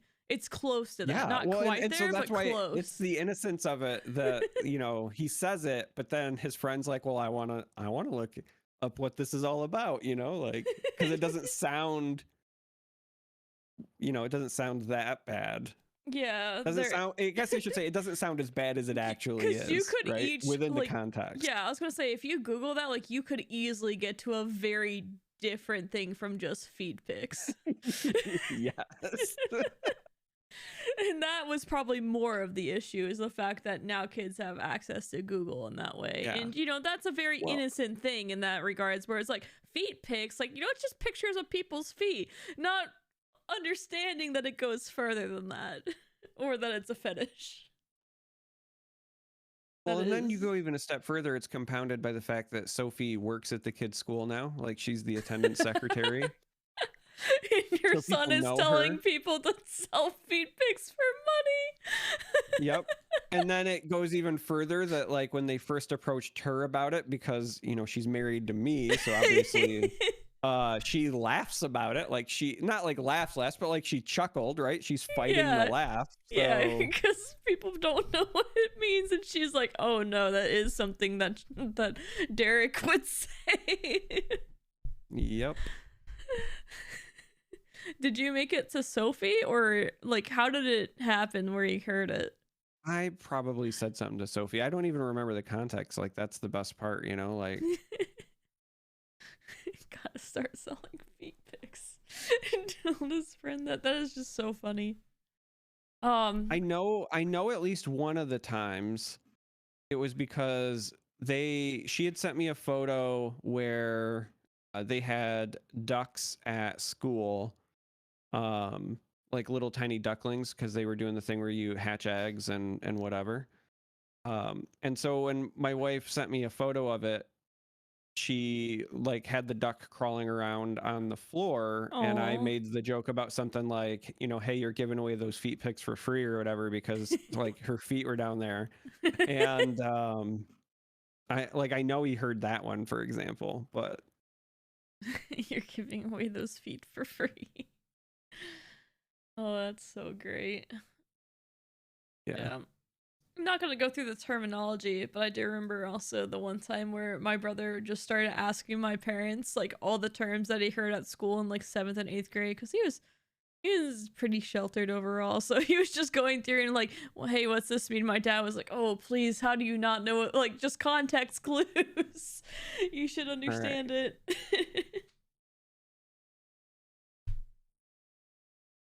You worried about feet pics? What about duck pics? Yeah, if you would have said you just would have sold duck I pics. showed you my duck, please respond.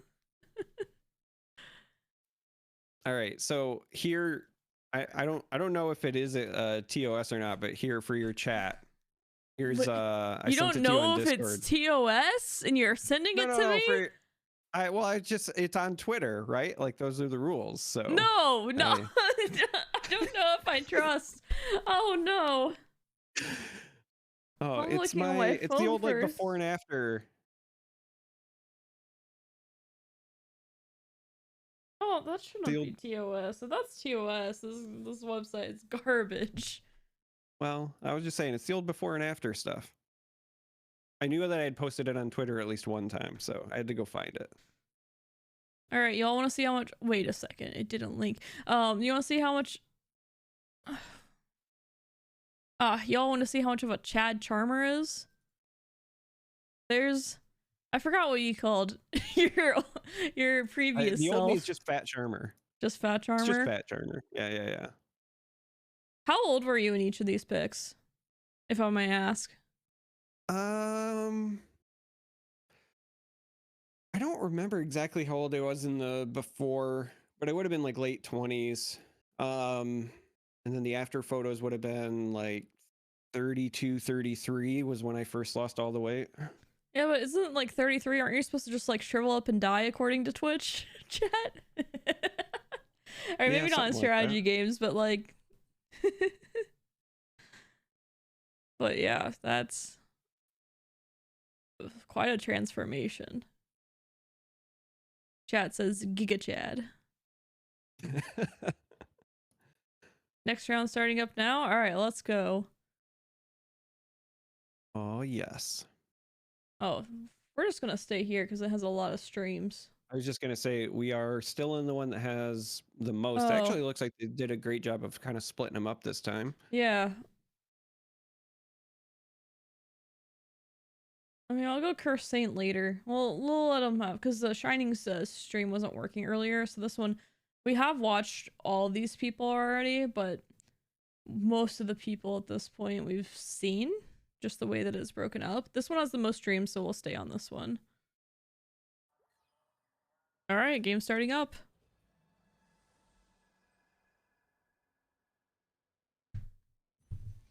And wow, not even what appeared to be a lot of competition there. Most people got their item very quickly. Yes, Sisha, what did you do for it? Like, that's nice. Raz, are you in this one?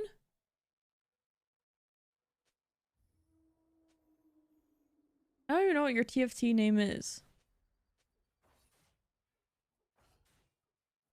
All the good lucks in chat. So wholesome. Just TFT things.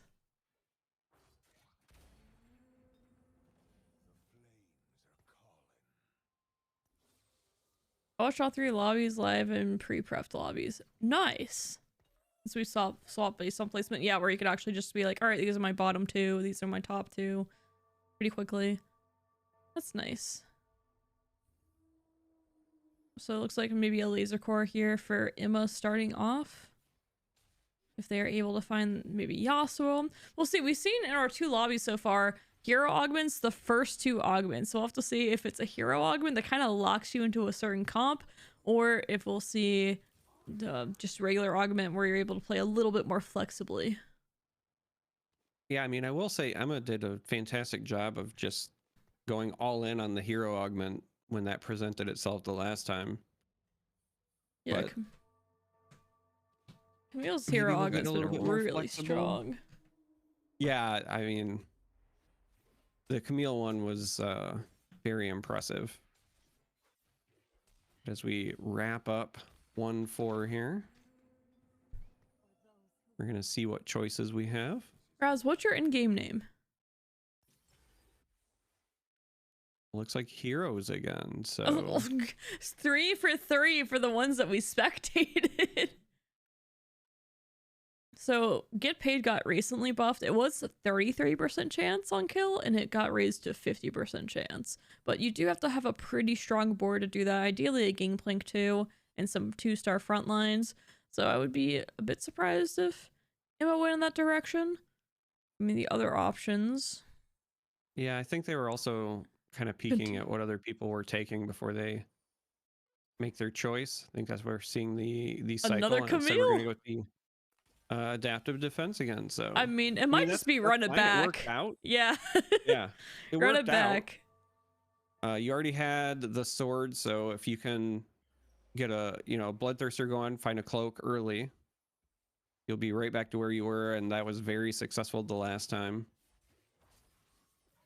It was basically take the Camille or consider a reroll, because well, I mean, you've got the 2-star Renekton already, but I'm just not necessarily the biggest fan of that augment personally. Maybe I'm just not good at the game and I have that to blame it on, but I've not been impressed with the Renekton augment. I do not know how that's been performing. I think it's been performing pretty okay. 2 Camille's already. Is it just going to be an early Camille 3 again? Or 2 again and then into a Camille 3? I mean, if she gets it again, good for her for sure. But yeah, we'll have to see what that looks like. I mean, we'll probably be looking at the Renegade once again with Talon, Silas whenever it is found. wanting to make gold here, so trading out that Riven for the Lee Sin. We have another underground player too. I mean, this is looking kind of like a similar lobby to last time. There's the underground. The names are different, but the team comps appear to be the same. The only thing going against Emma so far is the lack of that Camille 2 of the Bloodthirster that she got very early. This time here, looks like we're gonna take an early loss as well, because yes, you've got a self-healing Renekton, but you've got quite a few units there beating on it, and that's actually a pretty big loss there. That's a 5-0. 10 health. Yep, 5-0. Pretty brutal. And yeah, last time the Bloodthirster came off the first carousel, so if able to get another cloak, then they will be set very similar. And then another cloak and a Camille in the next shop, then it's almost the exact same. Well, so here's the interesting thing. You just took that 10 health loss. You might have an early pick on the carousel. If you could get like a Camille that's wearing a cloak, that's the money. That is exactly where you want to be. Sivir 2 will be able to pick off. The front line is not super strong here, but with a Sivir 2 with sword, going to be doing a lot of damage to Emma's front line here. This Renekton will stay up for a bit. Does have the Kaisa able to pick down as well. We'll have to see if the Sivir is able to break down this Renekton, though. He's just healing so much with this redemption. I was just gonna say, the redemption is actually really strong this early in the game on that Renekton too. The Croc just doesn't want to go down and does hold out. So Blasnovac taking some damage there. Good news is all the bottom folks kind of stayed the same, so you still get a relatively early pick on this carousel. Yeah, and on 2 cost as well if the Bloodthirster is the pick. I mean, could Giant Slayer with the Zoe 2 getting 3 gold. We'll see what Emma decides. I was kind of eyeing that Giant Slayer, but gets the cloak. Yeah, I saw the kind of movement toward the bow, but then last second said, all right, I'll just take the safe cloak, get the Bloodthirster. And now we just got to find that Camille in the shop.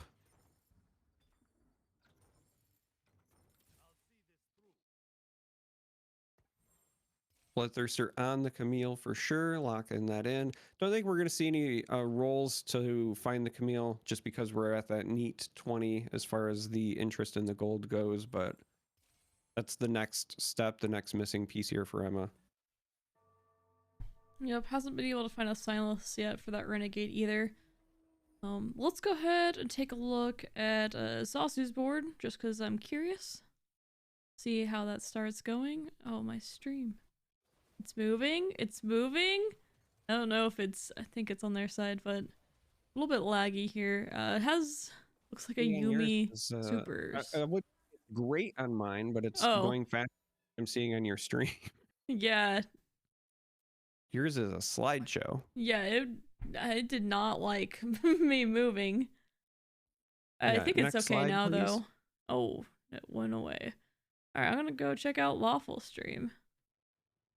Yeah, that one's fine. It's just that stream. Maybe I'll go back, but you said it was working for you.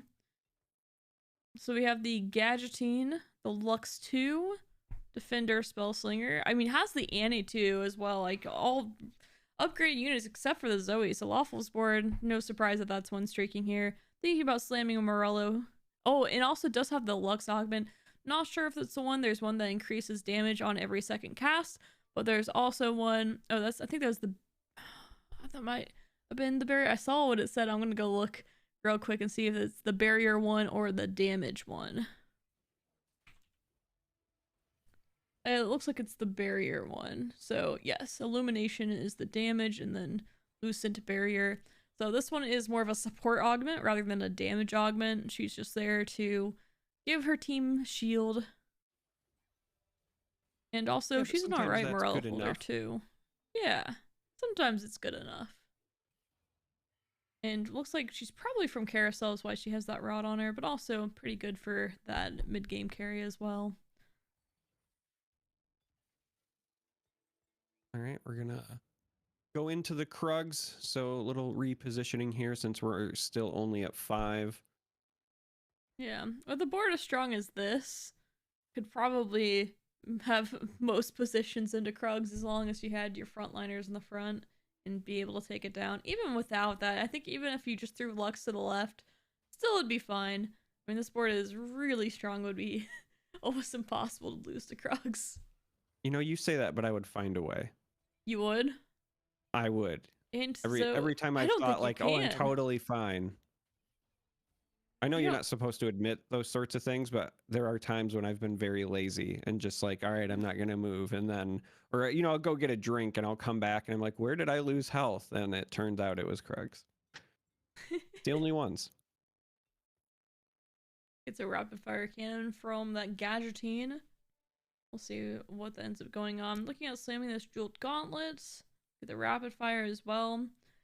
And I mean, maybe a Soja in the future has the option of Gargoyle or Sunfire as well. We'll see if there's any other items slammed here, helping preserve that win streak. We'll see the Sunfire for the anti-heal. Shogo's out there, very threatening. Haha. So funny, Charm3r. That's a good one. So funny. Can't help myself. I'm sorry. Threatening threat. The threatening threat. But also legitimately threatening as we see this front line mowing through the opposing front line like a hot knife through butter. And that was a big win, continuing this streak, but also doing a lot of damage with so many units still up.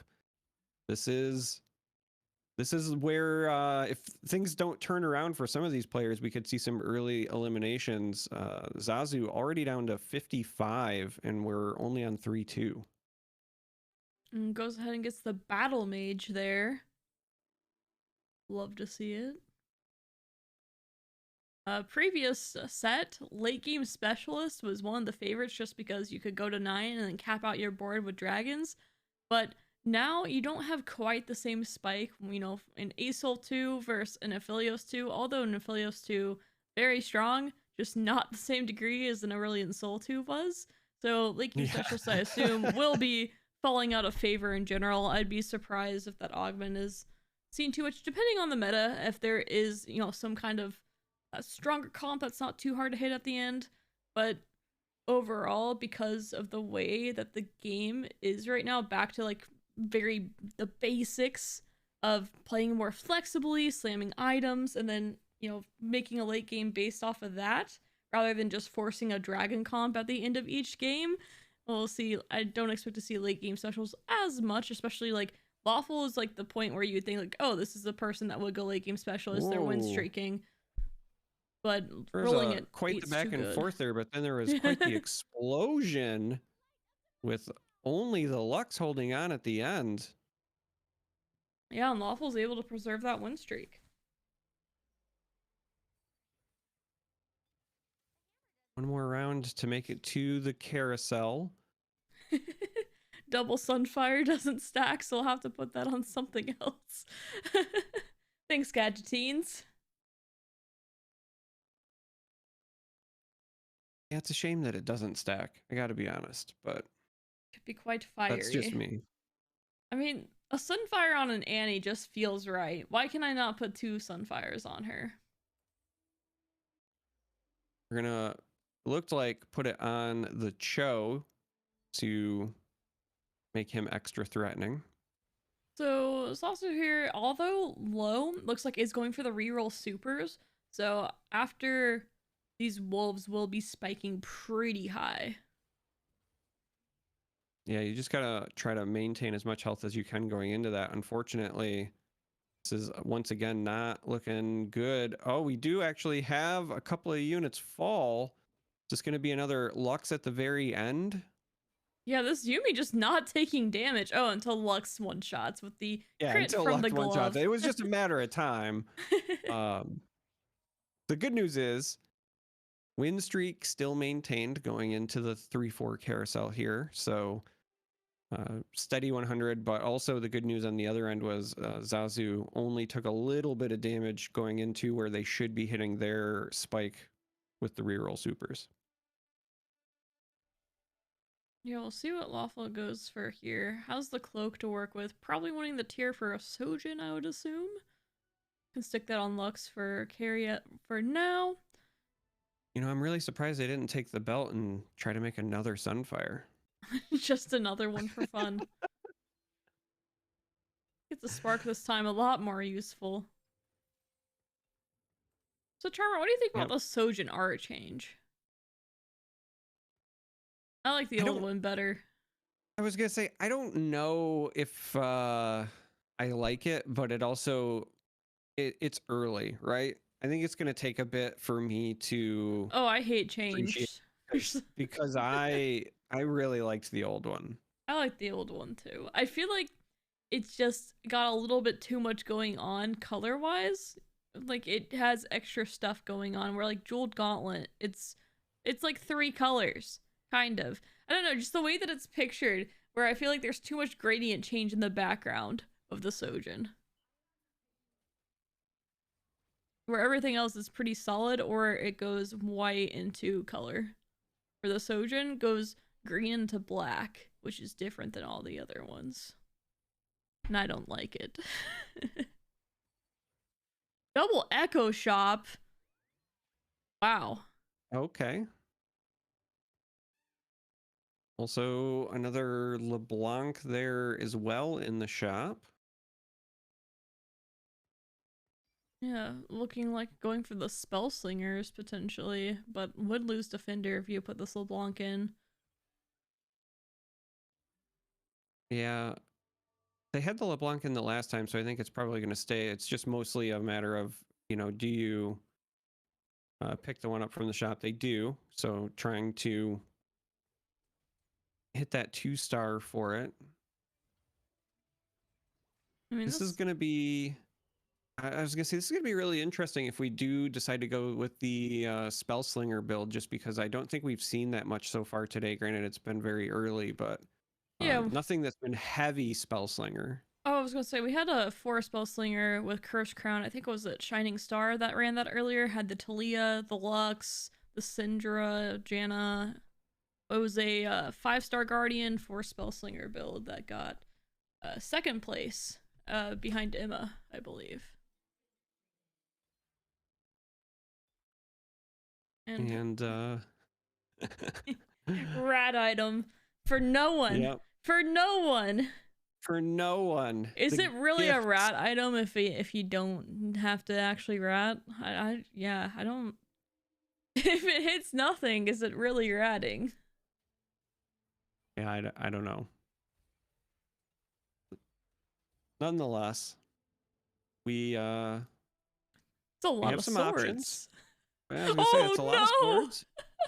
Just continuing to be swords. We have lots of swords. Lots of swords, lots of cloaks. Wow. I mean, that's so 4 many bloodthirsters. That's 4 swords. And an AP-ish comp right now. I mean, could change that up a little bit, but these items are making me laugh. But I mean, still, you're on a win streak. You gotta slam, so going with the declaw. Yeah. For this Annie. I like the declaw choice here. Double bloodthirster, not really looking for that. Oh, there's Jax. That is a big Jax. That is a healthy Jax. Yeah, I mean, pretty far off from getting Jax 3. Probably going for the set for mech in the future instead. Jax has been a menace in the past, just nerfed recently. And still, I've seen him do pretty well in some lobbies. But generally, players are kind of straying away from him still, just because he doesn't have quite the same spike he used to. Oh! Wow. We have Prismatic for the finish. First, we're going to get a Radiant item. I'm going to click through everyone and see what they got after this. Really, I mean, I don't really love these Radiant items. We get a Chalice and get that last. I was really surprised we didn't see another sword-based item taken. I mean, no, Chalice makes the most sense there, just given this comp, I think. Yes, so let's take a look at the other ones. I'm going to try to look at Sasu. Sasu has that's the super emblem. So we'll be able to get rid of one of these supers in the future. Maybe the Lee Sin, because he isn't 3-starred. Well, it would How be... dare he? Oh no, never mind. Got rid of it already. Got rid of... What is it? Lee Sin, Malphite, and Gangplank. So no Gangplank on the board. I mean, Lee Sin's a bruiser, can offer a bit more. I'm still lagging when I watch this stream, so I'm going to move on to Emma's stream. She has an item, or the Earth's grab bag, so has a spatula. Hasn't been used yet. And for whatever reason, Discord not liking me right now, because Emma's stream was perfectly fine earlier. Maybe I need to exit and then go back. And we'll see. Bowtrex has, and oh, that was what we saw earlier, or has the radiant item as well. Calflo has the cybernetic implants, strong AD. Alright, I'm gonna go ahead and take a look at Bowtrex for now. And it looks like we saw a Rascal's Glove too, so it looks like 3 people took the radiant item here. A lot of people just looking for onboard power straight away. Yeah, we've seen a lot of success with people just kind of taking the onboard power, which is nice. You know, you'd mentioned this set is a bit more about being flexible as opposed to just forcing a bunch of dragons. And as a result of that, sometimes just taking whatever gives you the biggest lift at the moment do a lot of work for you. Yeah, especially in tournament play where lobbies can be a bit higher tempo. I mean, in this case, too, like we saw the option of level up for...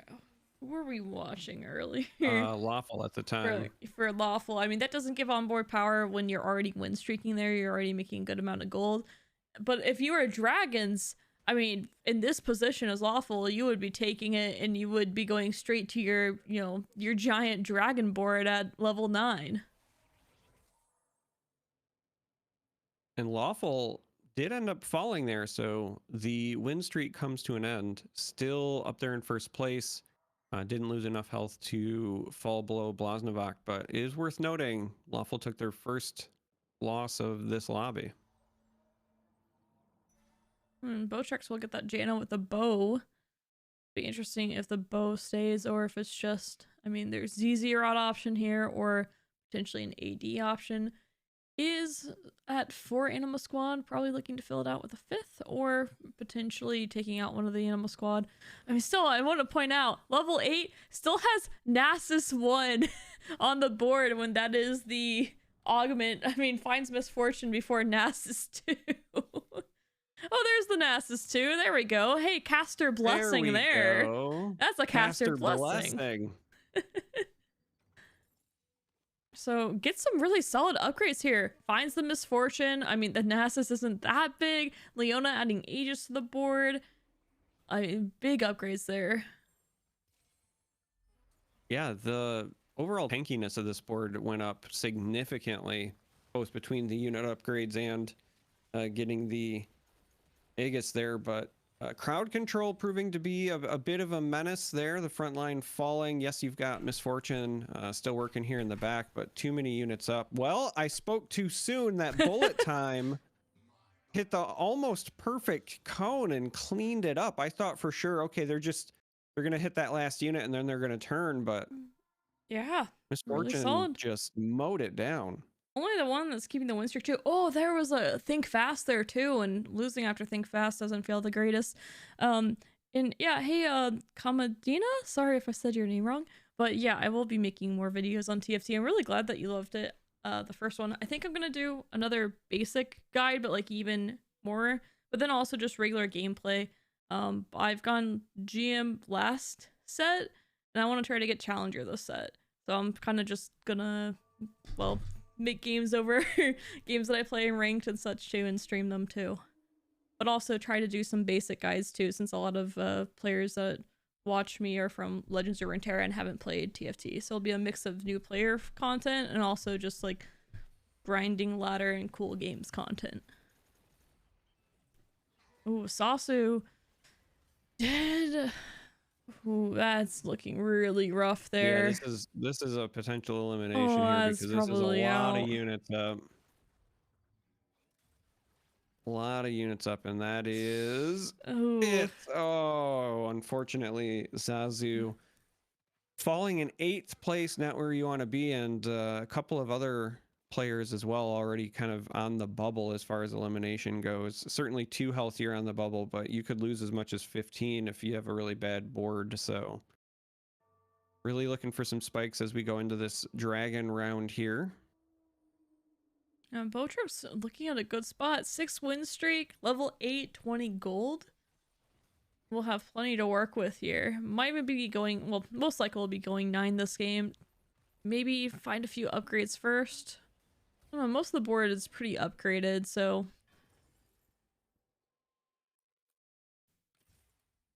Taking a glove. Might want to be maybe just considering thieves for the onboard. Yep, that's going to be the case there. Onboard power spike for Leona, and that's a good 2 items to roll for this incoming round. Like exactly what I was thinking. I was like, I'll take that on Leona. Yes, please. And then Chain just gonna go one of these defenders, get that extra armor going. But yeah, this Misfortune, we've seen her twice now with these same items do so much work in these fights. Yeah, I mean, it's a good item set just because you're gonna hopefully get multiple bullet time casts. With the cap, it's gonna hit for quite a bit. Then you also get the bonus attack speed and damage for the autos. So these 3 items together on Misfortune in the backline, and as we said, no assassins this round. It's a very front to back set. You can just see her cleaning things up here, making easy work of that board as well. And the tankiness of this front line means all of these units are still alive, pushing a lot of damage whenever we get the victory. This is a great spot for Botrex to be in if you want to start trying to clean up the lobby and push people out. But yeah, at this point, probably going to be looking to go 9 and then finish out with a 2-star 5 cost. I mean, it has a few different options there as well. Oh, we still see Underground. Who is on Underground? Oh, wait, only Emma, Lawful, and Botrex are streaming still because Sasu is off. I want to see. No, we don't have the option to spectate the Underground, is what I'm going to see. I'm going to go take a look back at Lawful. Once again, there is a Zed riding the hacker into the background or backline onto this Talia and onto this Lux. Oh, this Talia going to fall pretty quickly. Zed making quick work of her. And still, Zoe going to try her best, but this Zed, wow, just executing that backline. Although we said earlier, no assassins, but the hack room is one of the few ways to access the backline quickly.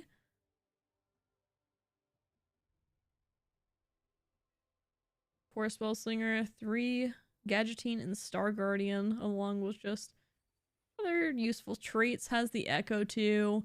Finds the Talia too. That will help a lot with the damage. yeah, this is a very quality, well-rounded board because we've got, you know, the Spellslingers, Star Guardian kind of combo, right? So you've got a decent amount of AP damage from your backline, front line, you know, even if it's just tier 1, right? You've got Defender, you've got Aegis, a little bit of Ox Force in there. So they just kind of hold up, do their thing, allow those casters in the back to hopefully get to the point where they're getting their work done. So something interesting to point out here, Lux was the hero augment here, but because of the upgrades made to the board, decided that, you know, the augment was able to carry me through the earlier game. I mean, Lawful was on a 100% win streak for a while, but has since then been loss streaking. So kind of fell off a bit once that, you know, hit stage 5. But we'll have to see if, so earlier, at least in development, Mortdog said that these hero augments are supposed to be the equivalent of a gold augment, essentially. I feel like that might not be the case for, you know, 1 cost champion augments versus, you know, a 3 or a 4 cost. You know, maybe it feels more like a silver augment in some cases. Of course, the Camille feels like a gold plus augment from what we've seen. But we'll have to see if, it's hard to say if that board is more or less powerful. I'd assume it's still more powerful despite losing the Lux augment, although can't feel the best. Yeah, I suppose it's also worth Just kind of noting that the Lux augment was the supportive one, right? It was the barrier. Yes. So that's another thing to consider. If it was the damage one, I might feel a little bit different, but picked up, looks like a chalice. Oh, they've just sold out. Okay. Yeah, we'll have to Just see realized what that's that what happened. So final slot ends up being. I mean, maybe looking to go 5-star Guardian here. Yeah, wasn't actually looking for a Kai'Sa. Does find a Syndra. We'll see if that ends up being part of it. But yeah, wanting to get that third item on Talia, which is the carry. LeBlanc was the one that was sold out for that. And there's that Camille 3 that we saw Emma win with the previous lobby. Same build too. Same build too. I was just about to say exact same items. So you've got the lifesteal, you've got the additional damage, you've got the additional tankiness as well. This becomes a very difficult Camille to kill once it hits 3 stars like this. Yeah, and previously had a raid boss of sorts. Prismatic preparation, this time only silver preparation, but still doing the same thing, just not as intensely. And we do have our top 4 now. We do have our top 4, but it might not be for very long. With 17 health at this stage of the game, if you get a bad board, you might run into some problems. Obviously, after this, we've got NPC fight coming, and then things will start to ramp up as far as the damage goes as well, but we're in the danger zone. So playing against the Hack goes ahead and protects by putting this Alistar in front, as well as hoping that Rel would go there. But the Syndra, we'll see if she gets to cast first. Looks like she does. Also, the Kai'Sa gets sold off because not wanting to pull that, as well as has the 5-star Guardian for Spellslinger. I mean, this Echo is doing so much work right now, along with Talia being able to be cornered and stay away from the Zed. It looks like just enough, because I think this Echo might be able to take down the Zed, along with this Alistar. So this Zed has done so much work. Oh, it's close. The Zed almost did all of the work, but did a ton of work on the backline there. Meanwhile, you saw the quick click over. It looked like Camille was still doing Camille things. Yep. Emma's still streaking. Yeah, that's going to be the real raid boss. Obviously, we have this giant Zac that the players are playing against now, the NPC, but I think the real raid boss is Camille on Emma's team. Yeah, I mean, imagine if Emma takes down 2 lobbies by just getting this defense matrix Camille and 3-starring it. Same build. I mean, hey, you play what you get to work with, and I mean, to be top 4 once again, that's just how the augments fall sometimes, and also just, you know, recognizing that's your spot and that you can make the same build and make it happen again. Pretty rare in tournaments, but hey, we keep giving every lobby first hero augments. I mean, it's on us, really. Some decent choices here. Looked like they went with the static Shiv. Yep, no spark here, so a little bit of anti-magic resist. Get the faster cast as well. Potentially important. Yep, Sona playing support here along with Lux. I mean, this misfortune is what you want to be able to stay away from. The bullet time is going to come hard. Also, too, the Thieves' Gloves on this Leona does roll a Shroud into the Star Guardian board, so going to look to move things around here. Yeah, so far from today's games, I've learned 2 things. One is always augment in 3-star year Camille's, and the other thing is to put Thieves' Gloves on Leona because it's near perfect rolls for the items every time. She makes use of most items pretty well, too, on top of that. But generally, just putting Thieves' Gloves on frontliners, usually they're able to make use of items, even if they are DPS items, well, or DPS can't really make good use of the tank items. And Lawful here, I mean, Botrex is at level 9, but Lawful's team is putting up a solid fight and is going to, what is that, a 7-0 there? Yeah, there was a lot of units left alive. I think that is one of those moments where Botrex, I think, probably had just went to 9, hasn't really fleshed out that build yet. I would look to see them potentially bounce back, assuming they don't roll into Emma and lose a ton of health here. But still 4 players in the game. Blaznovac holding on with that 8 health. Yeah, I'm curious to see how close Emma is to level 9. I mean, because her going to 9 and being able to boost that board a bit more looks like has the admin Viego this time around, along with this Camille theory. We'll have to see if Camille is able to continue to make quick work and get to the back line and pick off this Talia. The shields here. A guard breaker would be so good against this team. Well, Camille doing her job. She's still holding on. Finally falls, though. I was just about to say, one good burst away. Now Emma taking the damage. It looks like Botrex is finding that spike at the right time here. 4 Spellslinger, 5 Star Guardian. Talia well protected. Yep, down to 1 life we did for her. have yeah, we did have a Blaznovac fall, so yeah, 4th still very solid, but radiant items stage 22 for Botrex there, and I mean both of them will be heading to 9. Emma, not sure how close they are. We'll see if they're able to hold on this next fight or not. We'll be playing against Ghost, so likely we'll be okay. You know, you say that. However, it's hard to say, especially when there is that the guard breaker there, and we saw that Camille had giant shields. Yeah, I was gonna say it's not guaranteed. I've lost my fair share to ghosts when you're like, okay, it shouldn't be that bad, and then something like this happens where your frontline falls. It should still be good. All your best backline units there to do some work, but I think this was a bit closer than you would traditionally have liked. And we have a TG, which we've seen a lot of players favor. Is that an Aegis? Oh, that's an Aegis there. Everyone running for that, giving the whole team resistances. That. That's so good right now. The boards that are left are really making use of that AP damage, and so if you can boost your survivability with just picking up an item, then that's a really big deal. Oh yeah, for sure. Especially with the front line as strong as this one is. I mean, that pumps up the team by a lot.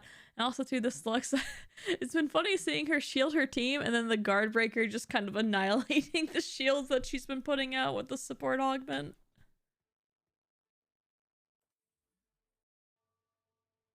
All right, moment of truth here.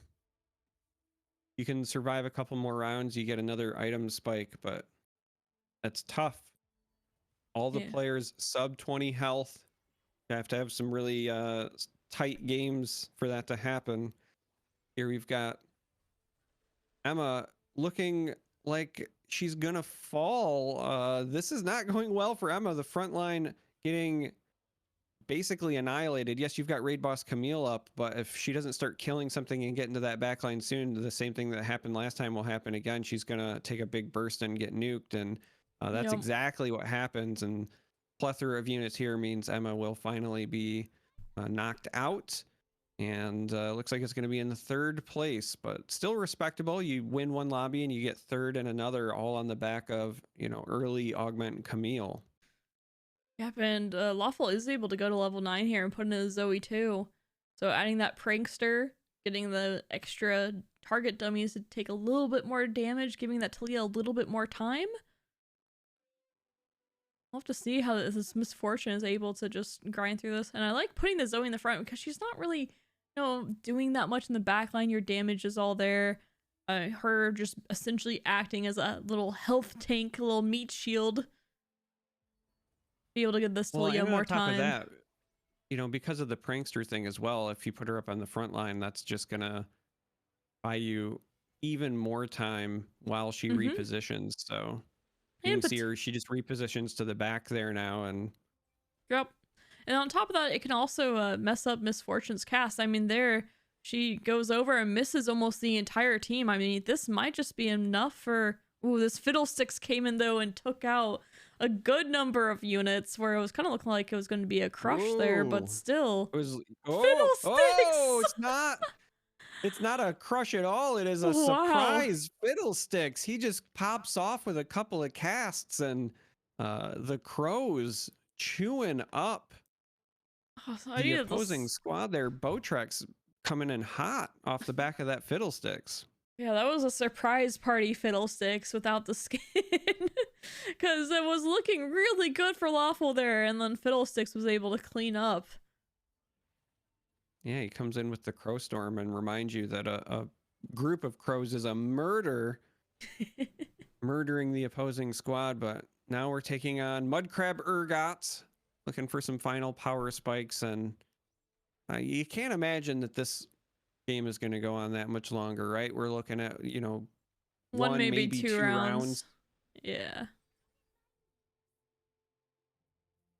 I mean, this declaw against this Misfortune, giving this front line just a little bit more survivability. Just giving this Talia just a little bit more time. Yeah, I was going to say, and there's also the possibility that you want it for Fiddlesticks, because you had that last round won handily up until Fiddlesticks decided to throw a party on your backline. So we'll see. There goes the claw. Yeah, I'm not sure what the weather is today, so I'll have to see. Looks like just, I think it's sunny as the shield. Yeah, it looked like it was just sunny to me, but that's a really big knock up there, and both players losing a good chunk of units. So that's a great bullet time, though. Hits the back line.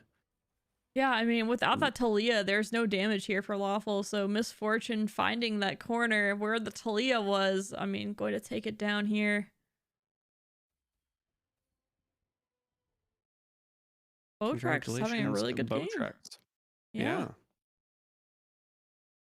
And we'll see. This should be the same lobby, and then we will have our final lobby after that. Go ahead and take a look.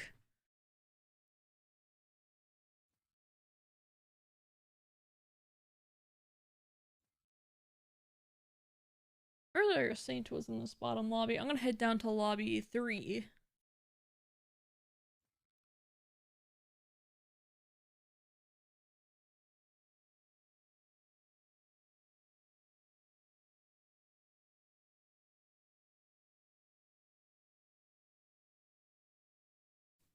Oh, my Shining stream is still not loading. Yeah, every time I've tried to load it, it said it was paused, which I think is something on their end, but... Yeah, I might not be able to watch this lobby just for that. Raz, how did you do?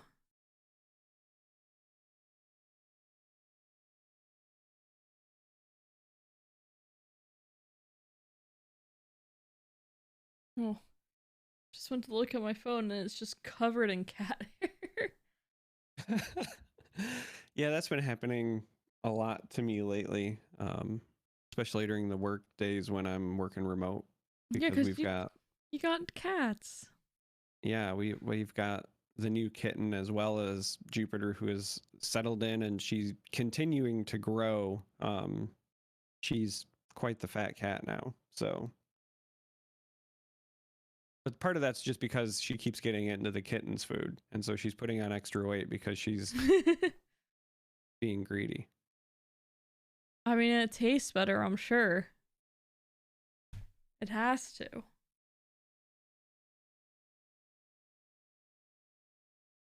I'm gonna go back up to lobby 2 just because I haven't been able to watch Shinings.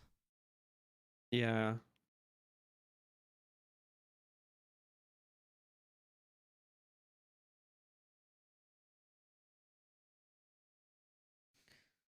Do you guys have anyone specific you're rooting for?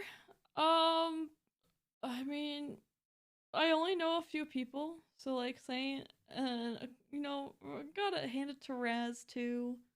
Tactician said hi, so and I kind of know Sasu hardly. You know, it's just I don't really know people that well. If you told me one person, it would be Saint / Seasons. But this is essentially, so this is like you know, it's been essentially like a, you know, get better, get tournament experience for like GM plus. So like players that aren't, I mean, generally just, you know, looking to improve and get into the season and stuff like that. Hey, and 9 TFT. But I would, you know, it's kind of like it's a for fun tournament to extent. There's $100, which is, I mean, thank you so much, Shiza, for putting that in and just like organizing the tournament and stuff. And there's a lot of players looking to play. There's a wait list for this tournament.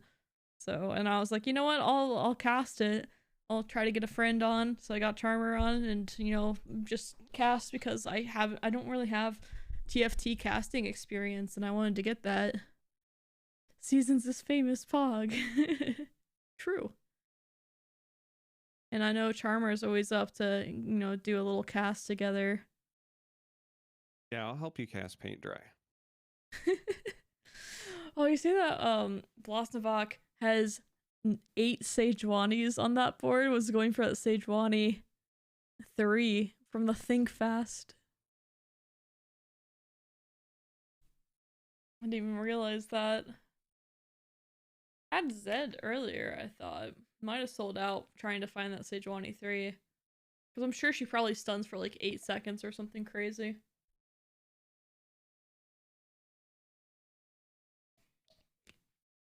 She just stuns for the entire game. Yeah. Once she casts, you're dead. You're just stunned forever. She might take a bit to wail on you and actually kill you, but you're stunned forever. Wahahaha. Man, that bottom, the supers. Super crown. Rough time. Does your TFT video cover the latest meta? I want to get back into the game. It doesn't cover the latest meta necessarily. To be fair, Wednesday was the last patch. It's, in my opinion, if you're just getting back into the game, focusing on meta isn't the best thing to do. And generally, it would be focusing on like basic mechanics of, you know, looking at your items and deciding what units you want to go for, how to pick your augments properly, when to level versus when not to level. Mine goes over a 1 cost reroll, but I think I'm gonna go for a more basic one too, where I talk about, you know, augment choices, you know, when to level, how to see power spikes. I mean, how to see power spikes starts going to a little bit more advanced, but I kind of want to do like a, you know, like a entry level and then maybe like an intermediate and then like advanced one at some point, but at least start with the entry level. I might just script all 3 of those at some point, and at this point, I don't want to edit a ton again. I might just be like, hey, Zodi, go, Zodi, go. Because I edited the last TFT video, and I think it's, I mean, I personally think it's really good. It's probably one of the best videos I've ever done.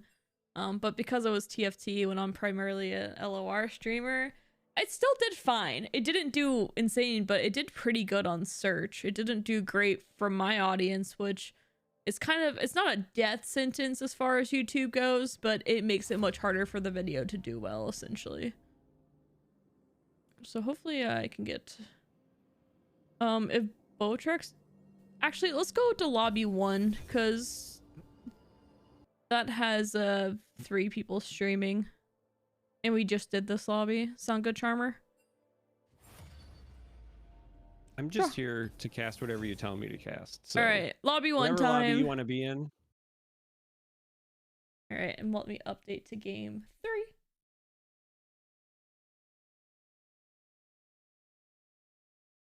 Or game 4. Oh my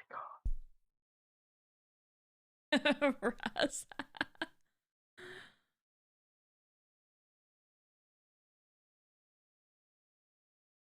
So they haven't quite gotten started yet. They're waiting for their next 2 players. Oh, we got Raz in here. Raz, are you gonna stream for us? So we have Mug. Thanks, Raz. And then Bonecrest and Zellerex. Even in the same lobbies? Oh yeah, they are. just the different names. Oh, ZellerX hasn't pushed. I don't know if ZellerX is streaming here or not. But no, we got Raz, so you know we're gonna stay here. Cause we have Mug for sure, and we have Main, River Spirit, and Raz. So we have at least 3 people streaming. I hope you like slideshows. No, I insist. Raz says, "Do you like slideshows?" And to that I say, "Next slide, please." All right, yeah, we have multiple people streaming here at least. You know, we can check on a Raz every once in a while. We'll be able to get the augment and hop right out.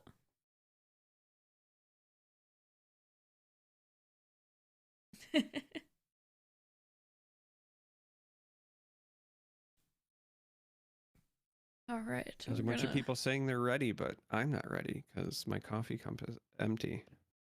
Go quickly. Remind me, I need to drink some water. Hail hydrate.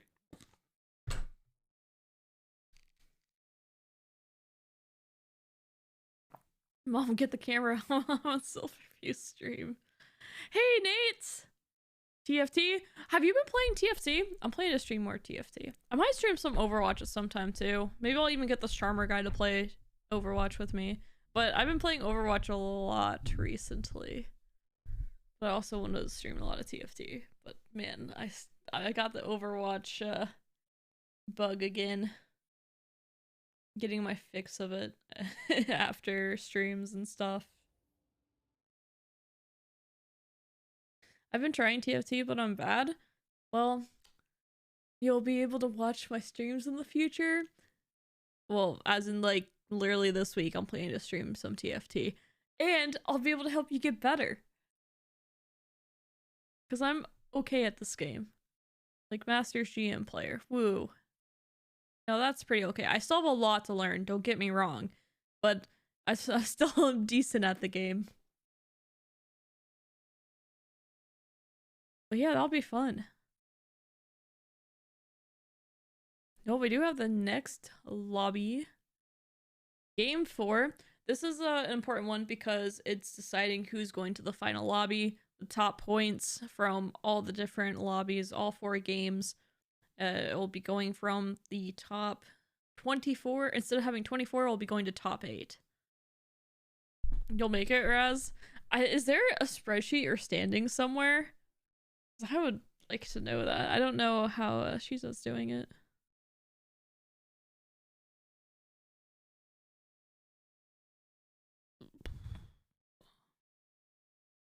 Let me ask.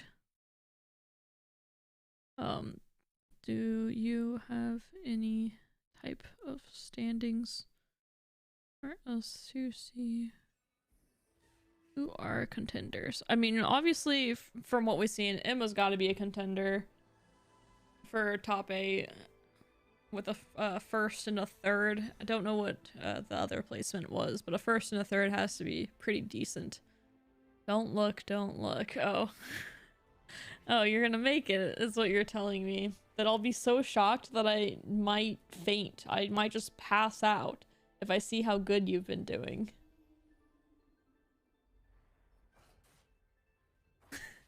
And then the cast would be ruined. Alright. I understand now. Got a blue buff opener.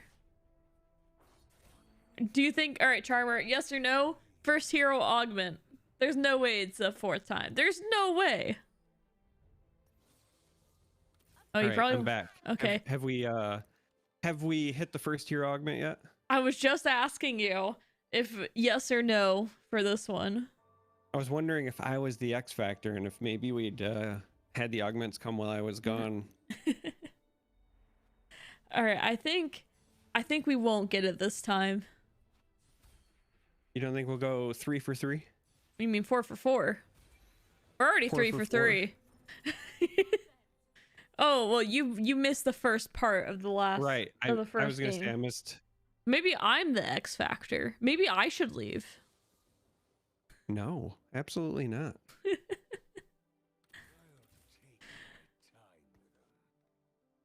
Oh, we see Nasus do so. Oh, that AD Nasus was so much fun to watch earlier. the scoped weapons and the stacks.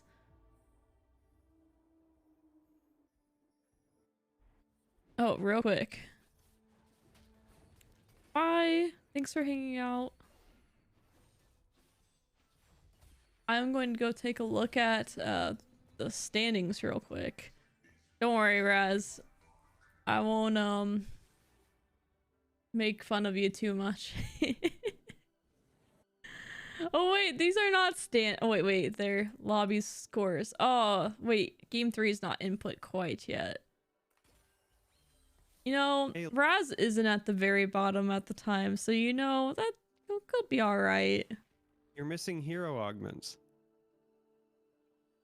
Oh my gosh, no! It's me! It's me!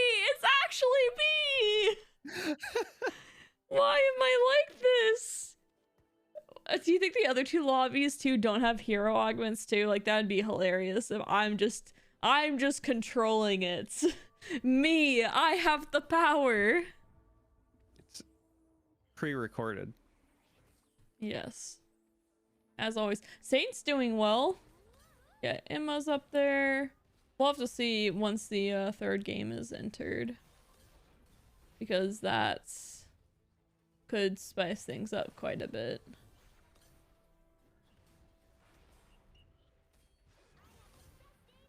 So let's go take a look. Mug has... Is that Galio? Or no, Gangplank? Or who is that? Who is it? Oh, it's Draven. I can see that he has a little thing there. Yeah, I don't really see people play Draven that much. Yeah, he's really fallen out of favor compared to previous seasons where Draven was almost always a chase unit.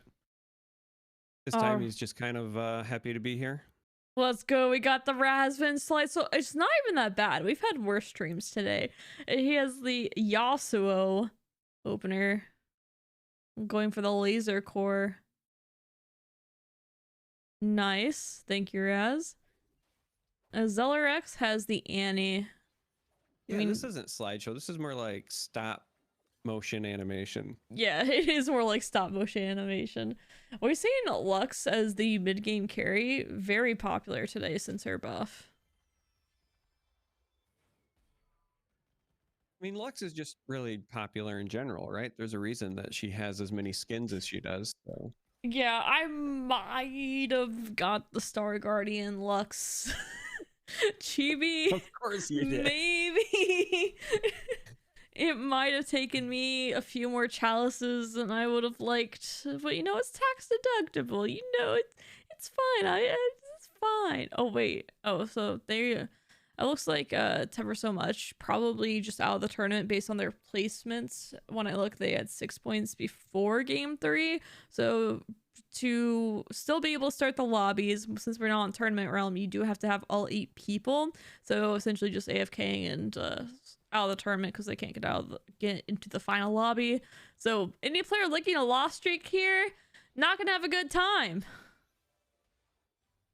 Not at all.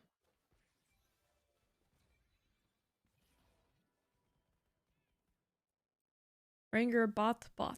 We have not seen Rengar play yet. We have somehow dodged as well as one fat 2 CM.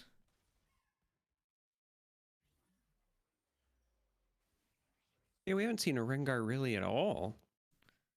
Oh no. I do not miss that champion. He was annoying in Dark Flight. Oh yeah. I'm so happy assassins are gone. I hate paying assassin tax. Yeah, we need to start paying Rammus tax. No. Okay. He's not that bad. Okay. Oh no. I just like to say the voice lines. Mecha Prime Rengar 8.5 said 8.5 for giant Mecha Kitty robot. I'm kind of surprised they didn't go that direction, but I'm fine with it. She's updated, I but mean, that would published be one kind of isn't. cool if you had Oh. like a kaiju themed one where one is a giant mecha kitty and the other is a giant like evolved Kha'Zix, you know, so they could face off against each other. Yeah.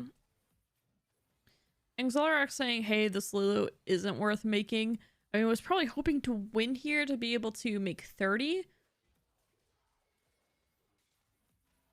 But I mean, yeah, Lulu, now that you Yeah, I was lost, can't make 30, might as well make her. just about to say that was entirely trying to get the interest there, but once that's off the table, you just grab it. You 2-star up. Decent items just kind of hanging out. Not really committing them quite yet. Yeah, I mean, nothing too Gonna have much to do going on. something. I would imagine you're gonna have to do something here soon though, because this isn't a very strong board with you only at level 4, and Krugs is after this. I know I joked about losing to Krugs earlier, but look like I was just about to say, look, they were Oh trying to take the loss to maintain the streak, and they got hit with somebody putting 1 unit in, so the loss streak gone. Tever isn't AFK anymore either. It's just went for 40 gold, 5 loss streak, going to be super wealthy. But Xelrax not being able to hit the full loss streak themselves. However, though, still sitting good at 80 HP, took really good losses. Yeah, it took good losses to have that streak for as long as they did, but that was just, to me, very comical. It's exactly the kind of luck that I would have, where you're trying to intentionally lose, you pull your 2-star lucks out, and then wouldn't you know it, you run into somebody who's just got 1 unit. All right, real quick, the sheet has been updated. Saint, pretty much going to be in 9 TFT, likely to be in. Emma also likely to be in. Saint won a game when we stopped casting him, so good for him. And then I would say the players really in this 13 to 17 range, maybe even 12 gets by in some cases. Probably not. I would say even the 14 to 17 range is really what we're going to be looking at. 14, 15 still probably cutting it. So Mug, if Mug were to win, could maybe make to that top 8 lobby. But generally, I would say Saint and 9 and Emma likely to make it to the top lobby for sure. And then people in 17 kind of right on the bubble. If they do well in this lobby, they probably make it.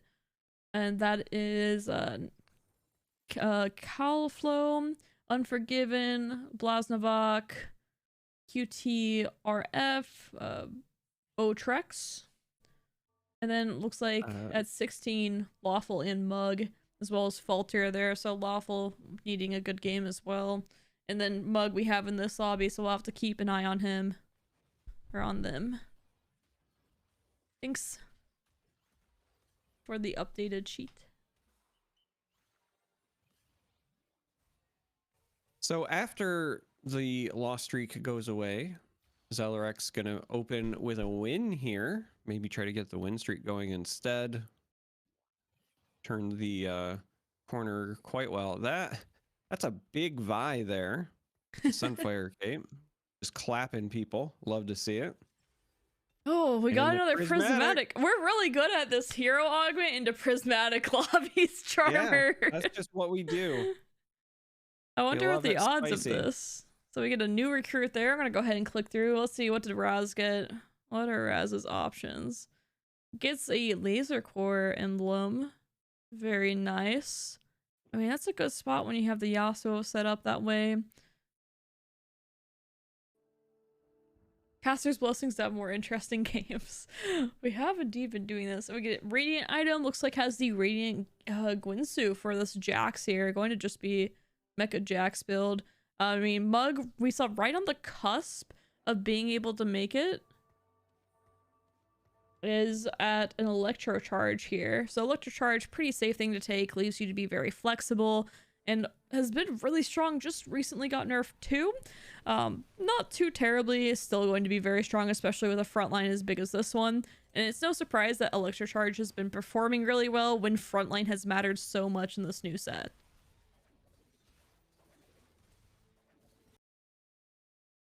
And then the final one, once my screen loads, we have Bone Chris here. And we'll see main River Sprite is also an Electrocharge. So yeah, Electrocharge once again leaves you incredibly flexible. And with this front line of an Alistar 2 and a Cho'Gath 2, and in the future, most likely an Annie 2 here. I mean, although this is only a Zoe 1, she just has so much time to be able to use this blue buff and cast over and over and over again. I like it how Tever just came here and just kind of griefed Zellerex. It really did. So Zellerex though has been able to maintain a win streak since winning. So although 4 loss and then losing the 5 loss streak, has been able to win since then. So might be okay there. Still pretty good econ. Yeah, this is not looking good though. This is a lot of damage between the Jax, the Vi, the Croc. Dropping all the way down to 56. Yep, and Tever probably not going to be alive too much longer. It's still funny, just came in and griefed and then got out. Yeah, basically. Still looks AFK, not moving on the carousel. Have your item.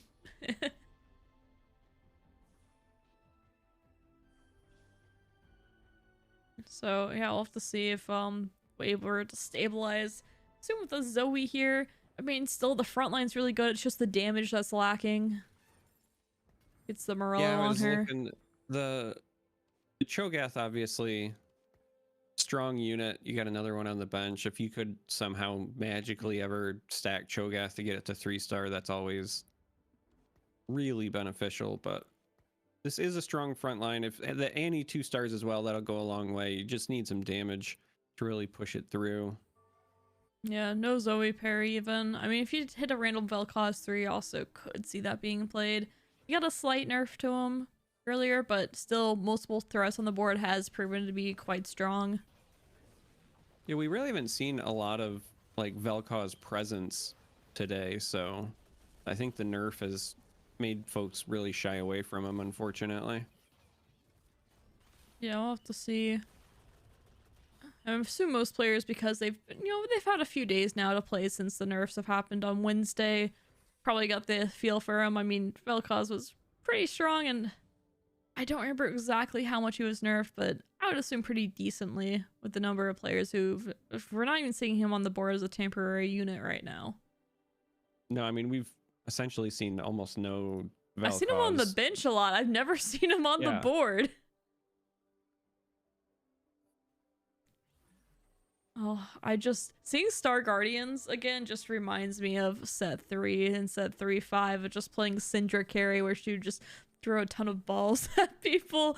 She was so much fun. But I mean, one fat here already has 5 Star Guardian. Not too many upgrades on the board though.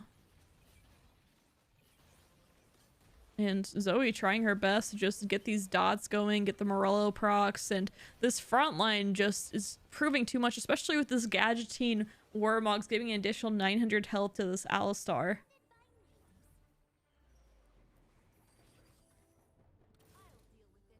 And fun. Tever is now officially eliminated for Wolves, so came in, griefed, and left. Razfin has found the Yasuo 3, so a big power spike for him. So we'll have to take a look at that. Maybe we'll watch a slideshow fight, or I should say a stop motion fight from him.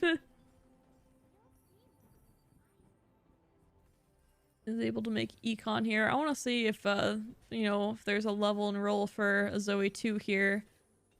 Zoe 2 maybe going for the Cho'Gath 3 too. Finds LeBlanc, gets the hacker going to send her to the back line. Would really like to see her 2-starred. We get a Rammus 3. Okay. Goodbye, Annie. Get the Vel'Koz in. We see Vel'Koz on the board. It's Uh-oh. been done. It's been done. Okay. Maybe we just needed more Rammus action before we could properly tentacle it up. Yeah, and him having the spark here to help with the Zoe's damage in the back line. I mean, the way that Rammus targets too, being able to apply the magic reduction on magic resist reduction on so many units. All right, well that looked actually pretty impressive there. Solid victory, and finally maybe a boring augment. Yeah, we did this last time too, Charm3r. Once again, it's us. We're sorry. Yeah. At least we know what the pattern is going to be, right? Yeah, it'll be like that for the final Hero, lobby too. prismatic, silver. Yeah. Still looking for the Zoe 2 here. Finding so many Rammuses, so many Cho'Gaths. Just not the Zoe 2. Finds the LeBlanc 2. 2 before the Zoe 2. Aurelion Sol just going to add more threats to this board. I was going to say, like, at what point do we just give up on the Zoe Dream and go a completely different direction? Because this is looking kind of sad. More Rammus. Double trouble Rammus. It does look like we're trying to maybe 3-star both Cho'Gath and Rammus. And I'm not against it. Quality frontline units, you get them up to 3-star. Might make up for your lack of damage in the back, but yeah, not right now. Every time that we've seen this squad pop up, the Vi, the Jax, they're just really, really strong in this mid game, and that's been a problem. So if you can hold out, maybe get some either equally good frontline units, get those 3-stars going, or actually find damage, maybe you'll be fine. But until you've got enough damage to burst down those like really good kind of bruiserish 2-star units, I think that the Vi, Renekton, Jax nonsense is just going to kind of mow right through you. Yeah, and we saw too during that fight earlier, the Jax just turned straight onto that Zoe and annihilated her, so she wasn't able to apply this Morello and just do some chip damage to the back line. And once that Zoe's gone, this LeBlanc is LeBlanc too, but really doesn't have any items to benefit, and because she does take a while to cast and really ramp up without items, she's just kind of tickling them a bit. Yeah, here we see the double hand of justice making this incredibly difficult to kill, but finally falls. Turns out when you have an entire team beating on you, eventually they will get the job done. But we'll the lobby is starting to thin a bit. Yep, getting a pretty big break between the two. Razvan still having a tough time losing, got down to 16 health, might be on 1 life here. Well, the good news for Raz is they will at least die slowly due to the stop motion animation. I'm interested to see if we do find the Zoe 2 here or not. And at this point, because there's so much health loss and it's not a Zoe 3, I don't really know if it's going to do enough. There aren't too many spikes after this, so I feel like we might be bleeding out here as well. Yeah, the real question I think is actually centering around the 3-stars. I know that seems weird because you only need 1 more Zoe, but we've also only needed 1 more Zoe for most of the game. So yeah, I'm gonna go with that 4 mascot instead. Let's see. I mean, at this point, I don't know about these 3-stars. If maybe you just keep on just digging and hoping that you hit Zoe here, but it does make 10 still. Yeah, I don't know. All you have to do is kind of like survive these next 2 rounds. Then you get a bit of a break, right? You go into an NPC round. You have 35 health. I don't think that you're going to be eliminated over the next 2 rounds. So maybe you're holding on before you hard commit to the roll down. But yeah, and we have the zoomies with Nunu, which is one of my favorite combos. Just because he runs so fast with the snowball. And here, I was just about to say... Wow. I think you might be able to survive, but a couple of slivers of health. The good news is Again, you don't take too much damage. We do finally see Zoe 2-star. And right before that, let's go. Oh, we see a Zoe 3-star for Rengar. And there's another Zoe. She's so contested in this lobby. And Rengar was still able to hit Zoe 3-star. So a huge power spike there. Let's go ahead and take a look at Raz. I'm sure he's going to play this Zoe 3. Just because I want to caster curse him. So he did win the last round. We'll have to see what happens here. Nope, no Zoe 3. I tried caster cursing you. I tried. I should have said there's no way he'll play the Zoe 3. Maybe he played the Zoe 2 last round. They take the Recombobulator, which is fun to see. As the Silver 3. I don't know what the 3-star was earlier. The Silver 3 here dishing out pizzas, but unfortunately not enough to get the job done. Raz taking a bunch of damage here as well. Not fully eliminated yet, holding on with 4 health, but you only get a short break here with the dragon round before you have to go and defend for the rest of the game, essentially, right? The more I look at your board, Raz, I mean, I wanted to point out, we have a Yasuo augment here, and we had a golden Yasuo, and we now have a golden Silver. Did Recombobulator get changed? Where is it not above? Is it not 1 tier above? Is it the same? Why is there a Silver 3 on your board? I know at one point you hit the 3-star Yasuo, and it's not on your board anymore. Raz, what is this? It's because this Silver has the pizza, and Raz was just really hungry. Oh man, I actually gotta check this Recombobulator. Like, why is this? Why did you kill your 3-star Yasuo? That was some good for fun. We went out. Yeah, it's still 1 tier higher, so it had a 3-star. Oh, we have the don't ask questions you don't want the answer for, and he got a 3-star Fiora. What happened? Did you just forget that you had Yasuo and didn't move him off? You're like, wait, I went out a 3. Wait, what was your 3-star 3 cost? What was your 3-star 3 cost, Raz? Wait, do you win? Uh-oh. Do you win? I hope you do. I want to keep seeing this so, just because comp. of the Warmogs, yeah. But that was dangerously close. Oh, that is a ribbon. Okay, I can't really see it here. Oh, okay. The itemless ribbon I see now. I understand what you're going for, but you're Yasuo though, man. You're Yasuo. So right now we have 3 players at less than 10 health going into 5-2. A lot of potential movement and or eliminations as far as the lobby order goes. Can Raz continue to hold on as we watch this stop motion battle? Teamfight Zoe Tactics 3. brought to you by A Nightmare Before Christmas. Running into the Zoe 3 with good items in the back as well. So this could be a bit of an uphill battle, but go Mecha Set. Go Mecha Set. BG. Yeah, Mecha Set trying to hold on. And that's all she wrote, unfortunately. I applaud. That was innovative. That was some innovative stuff, Raz. All right, let's go take a look at Mug, because Mug is fighting to get into this top lobby. The final lobby. This is Zach 2.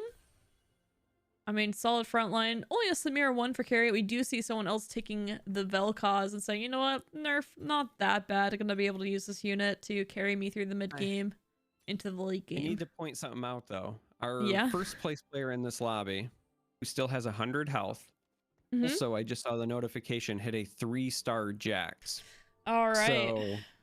So we might be seeing Jax have a real weapon this time around. Oh, yes, he's got that Radiant Gwynsu. This is a lot of weapons. We see the cannon, the Bloodthirster, and the Rage Blade here. Does get the stun on the Jax, but only tickles them. There's just way too much health on that Jax. So much I can't imagine that anybody's going to be able to take this thing down. So Along with that unfortunately, 3-star Vi. yeah, players in this lobby might just be fighting for second place because this is an incredible board.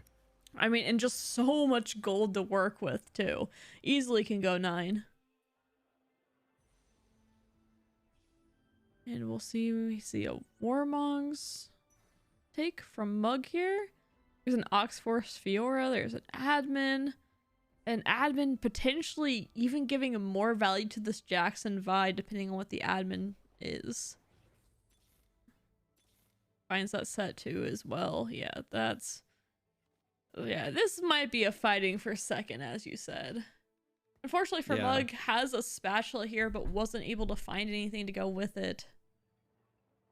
It always feels a bit bad. Too valuable.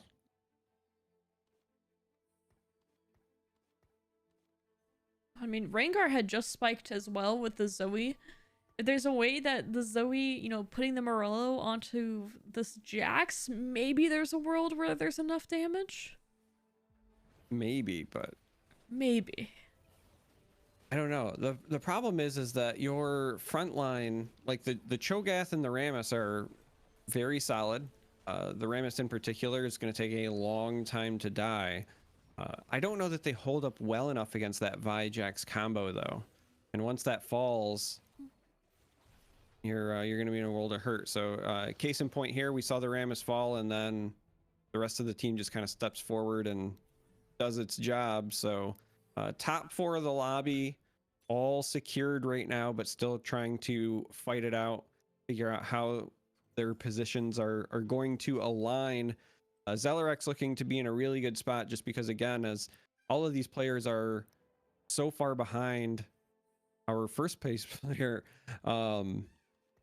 you're kind of running out of time, right? Like, oh yeah, if this was a tighter lobby, I would say, okay, there's still a lot of wiggle room here, but Rengar at 19 could be eliminated with like 1 to 2 losses at this point. So yeah, and did lose to the top of the lobby as well, so that's saying that Zoe is not quite enough. I mean, there is no Morello on her. I thought she had Morello earlier, but and no anti-heal there, and even then, just not quite enough damage to deal with that insane front line that Kirigeist has.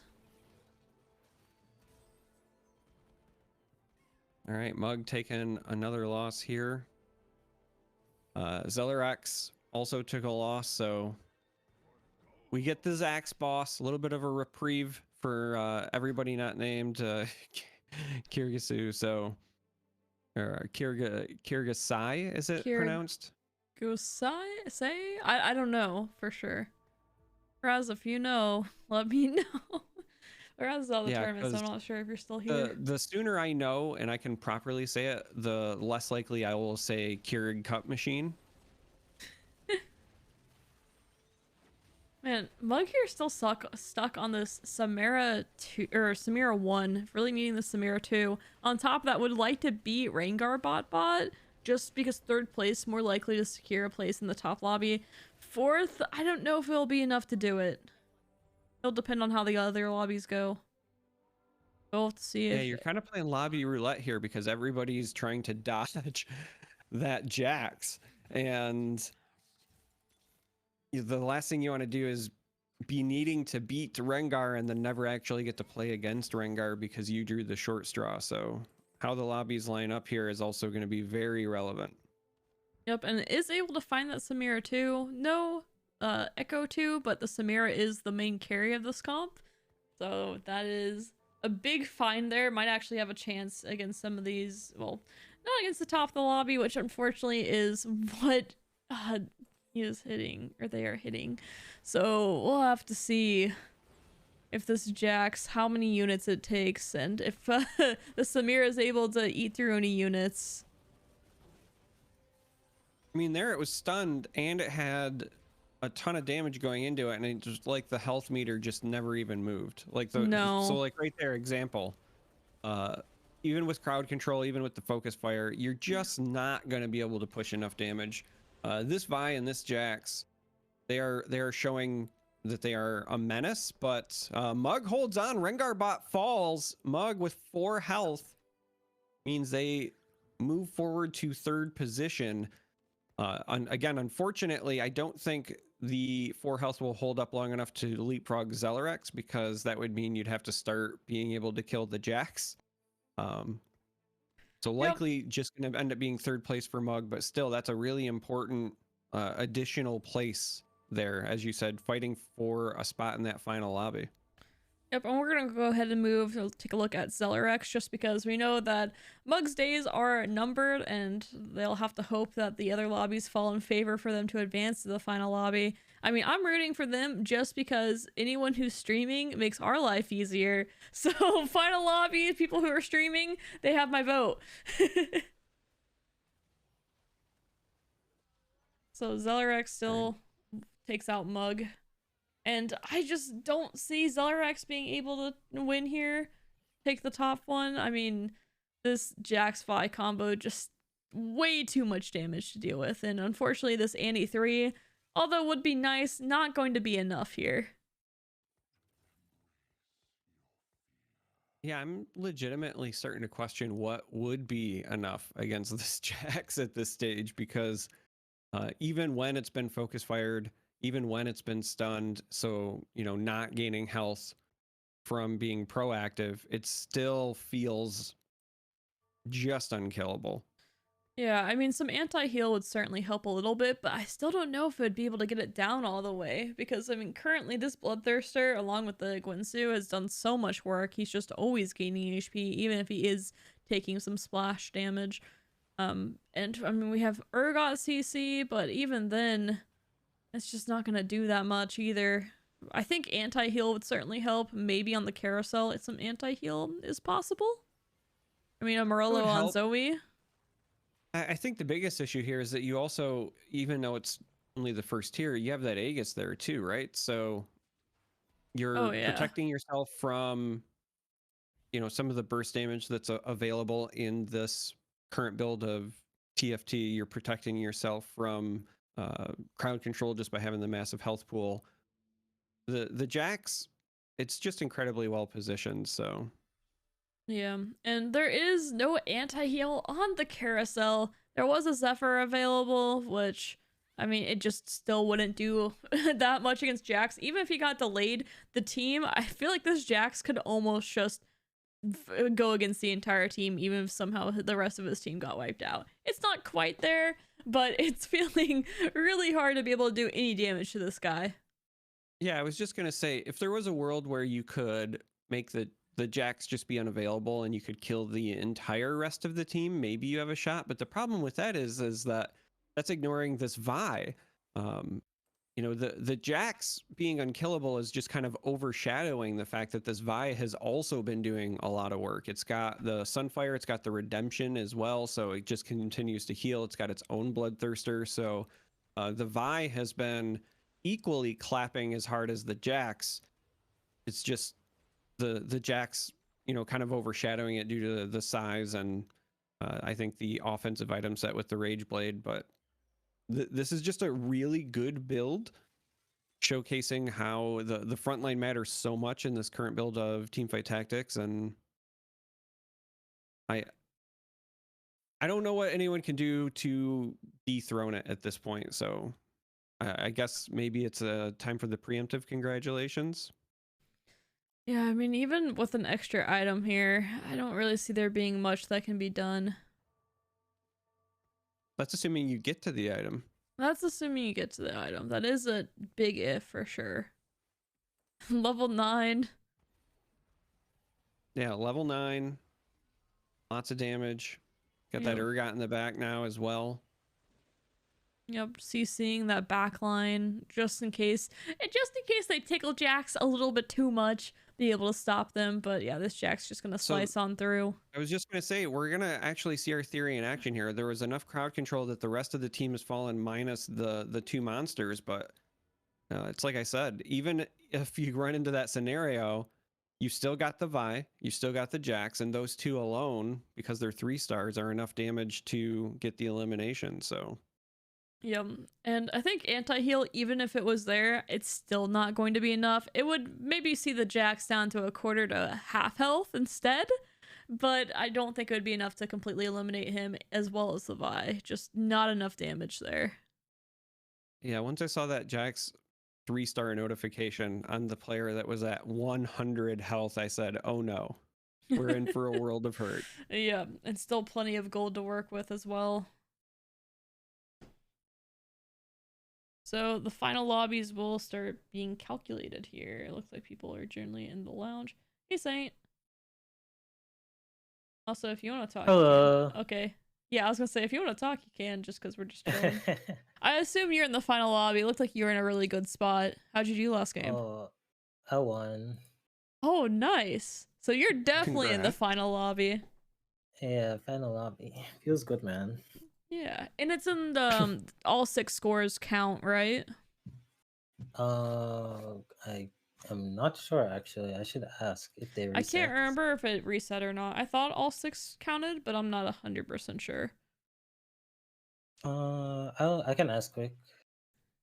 Yeah, I was gonna say we could also take a look at, I think in the tournament section, the format was written out. Let me check. Tourney info. Yep. Total points across all 6 games decides the winner.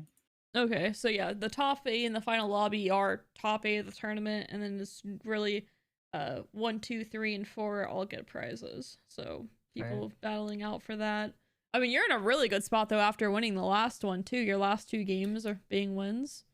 Yeah, it's pretty good for my points, I think. And I was in first place before, I think, as well. Like if you only you count were up to game 3.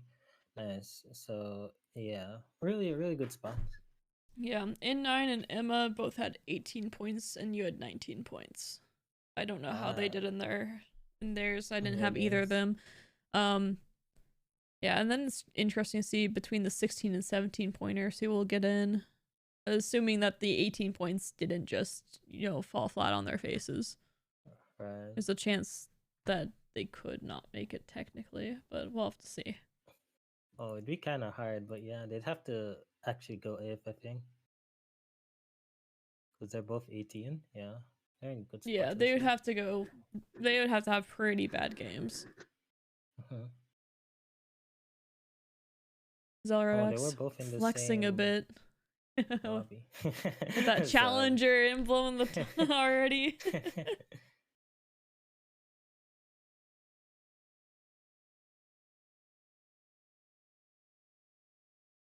I think Zelrax. Oh, what is Zelrax for this tournament? Oh, N9 seems to have gone first in his Who? lobby. Who did? N9. N9? N9? Yeah. Yeah, so they're 1 point behind you then. N9 said hi earlier in chat. Alright, so hey, did you see this Razfan guy though? What he did last game? Did he use neutrals on purpose? No. So he had Yasuo augment, and he had 3 3-stars, and so he has Yasuo a 3-star, and he freaking recombobulates his entire board without taking off Yasuo. So he has Ribbon 3, Sivir 3, and then there was something else. So he just didn't have Yasuo anymore. That sounds like a resident play for sure. Lots of entertainment value coming out of this. Oh yeah, I went to that board for a bit and had a good time. I think he got like 7th or something.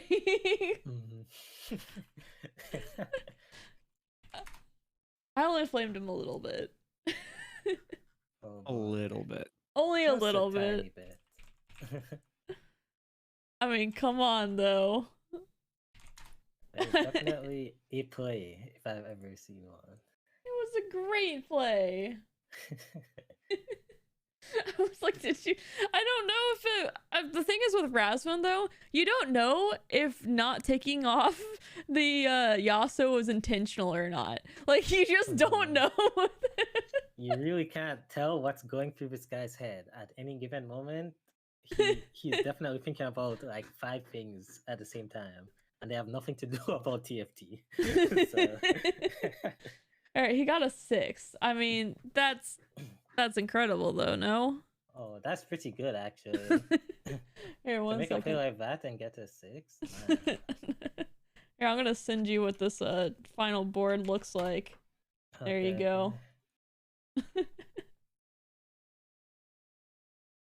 Oh. Is he playing built diff? What's going on here? That's the recombobulator diff. Wow. Riven So- free, Fiora free, Silver free. I'm pretty sure that was like Renekton, Ashe, and Yasuo that changed into that. All 3 stars changed into that. Yeah. At least he found back the 1-star Yasuo. Good job. Yeah, he found the one Yasuo and just put it in at level 7. Oh man.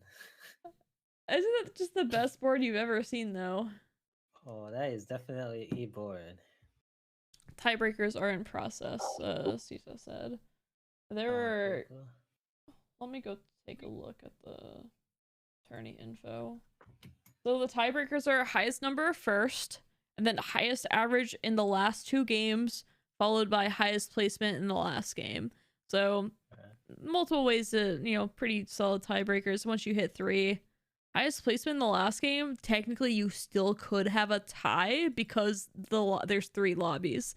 So like if, you know, if 2 people got 3rd place in their lobby, so I don't know what the 4th tiebreaker would be in that case. That's a lot of 22s I'm seeing. Oh, for the scores? The tiebreaker, right? He posted it just a while ago. I'm gonna That's bring it nice, up man. right now. So congrats on your top so far. N9 is in Thank for you. sure. Yeah,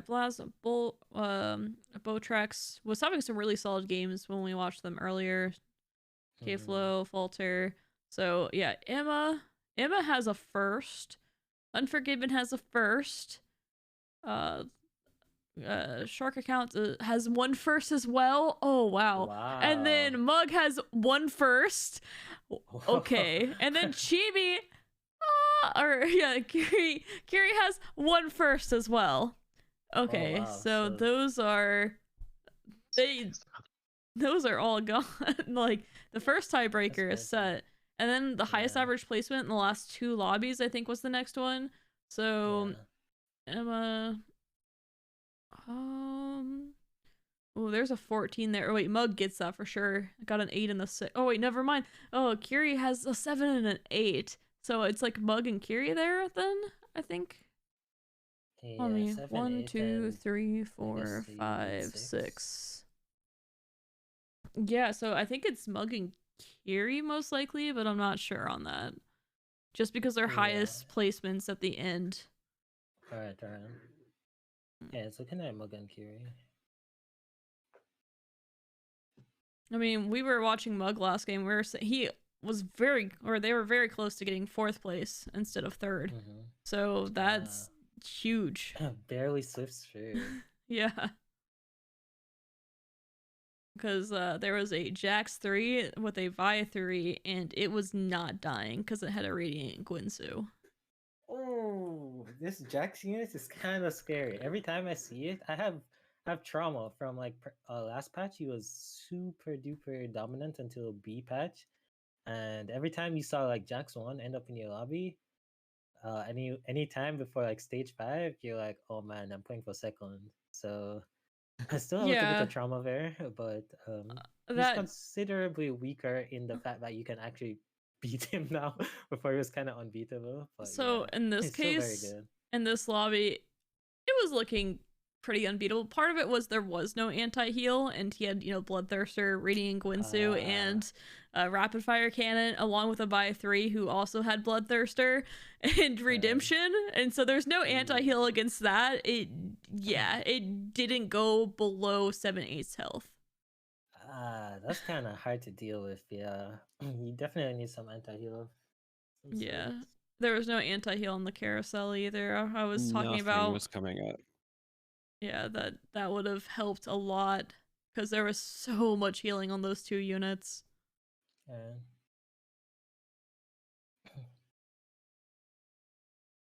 Nice. Final lobby is out. They decided Alright. tiebreakers. You were correct. Nice.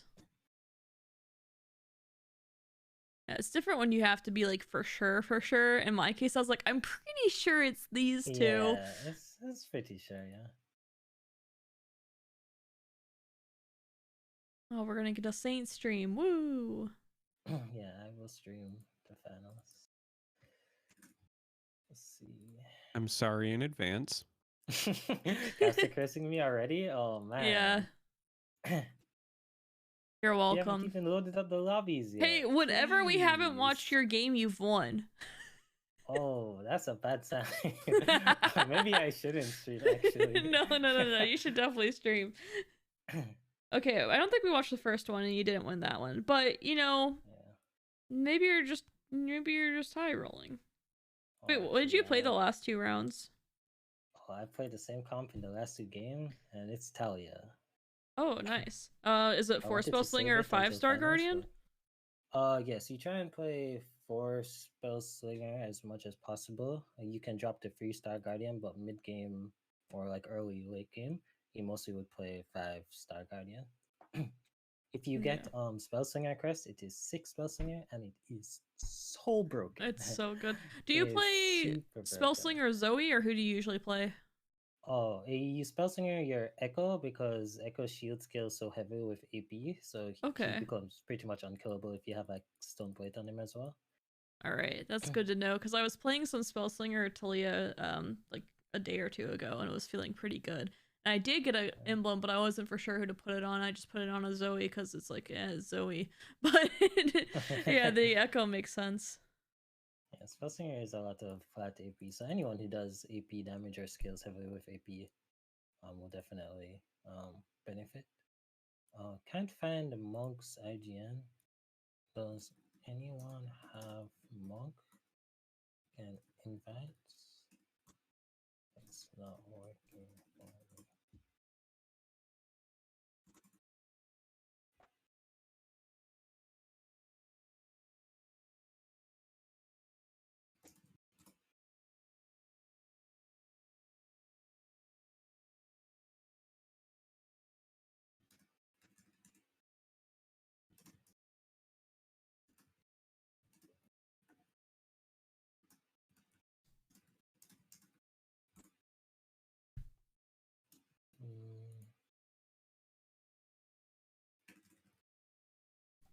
Talia got second in the lobby that we watched as well. Okay. And she got second in a Cursed Crown group as well too. So far when Charm3r and I have casted, most of it has alright, so far we're 4 for 4 on Hero Augment as the opener. And then we've had Prismatic and then Silver. Twice for that. Wow. But 4 for 4 on 4 for 4 on having it be a Hero Augment first. Oh wow. Let me hope that it's not first Hero Augment again, or because I much prefer second and third. So otherwise, we have an imposter in our lobby. I was gonna say, you do indeed have an imposter in your lobby. We're missing one. Who are we missing? N9, say Buzz. Is Buzz here? Yeah. Oh, Buttrick. Yep. Zell. Oh, we're missing Zelrex. I was wondering.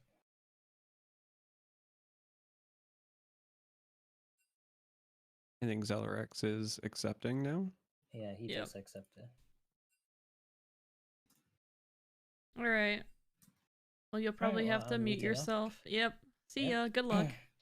Alright, thanks.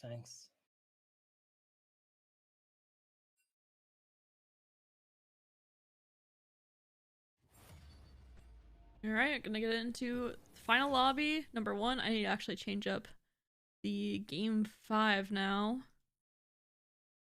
Properties. I didn't make it big enough to say final lobby, so I'll say just game 5. Could say final 1, maybe. I could, but then maybe people will think it's the final. I could That's why I say said final 1. I could say final 5.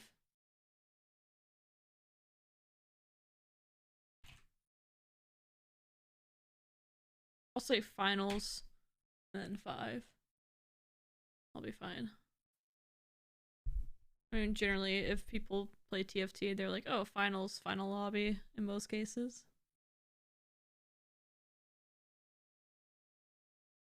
Alright, well, ready to go. Top lobby, seasons, and Can't wait. N9. Can't wait for this leading. hero augment. Can't wait for the hero augment. We're gonna see another Nasus carry, some Yumi action, maybe a Lux again. I haven't got a Lux augment yet, and I'm actually a bit upset about it. I'm gonna get it sometime, though. I want the one that gives her bonus damage so I can play reroll Lux. I played reroll Lux during like the testing time, and it was pretty good at that point, and then she got nerfed, and then she got buffed again, so I'm kind of interested to see how it is now, and then you just like cap out with like Talia and stuff.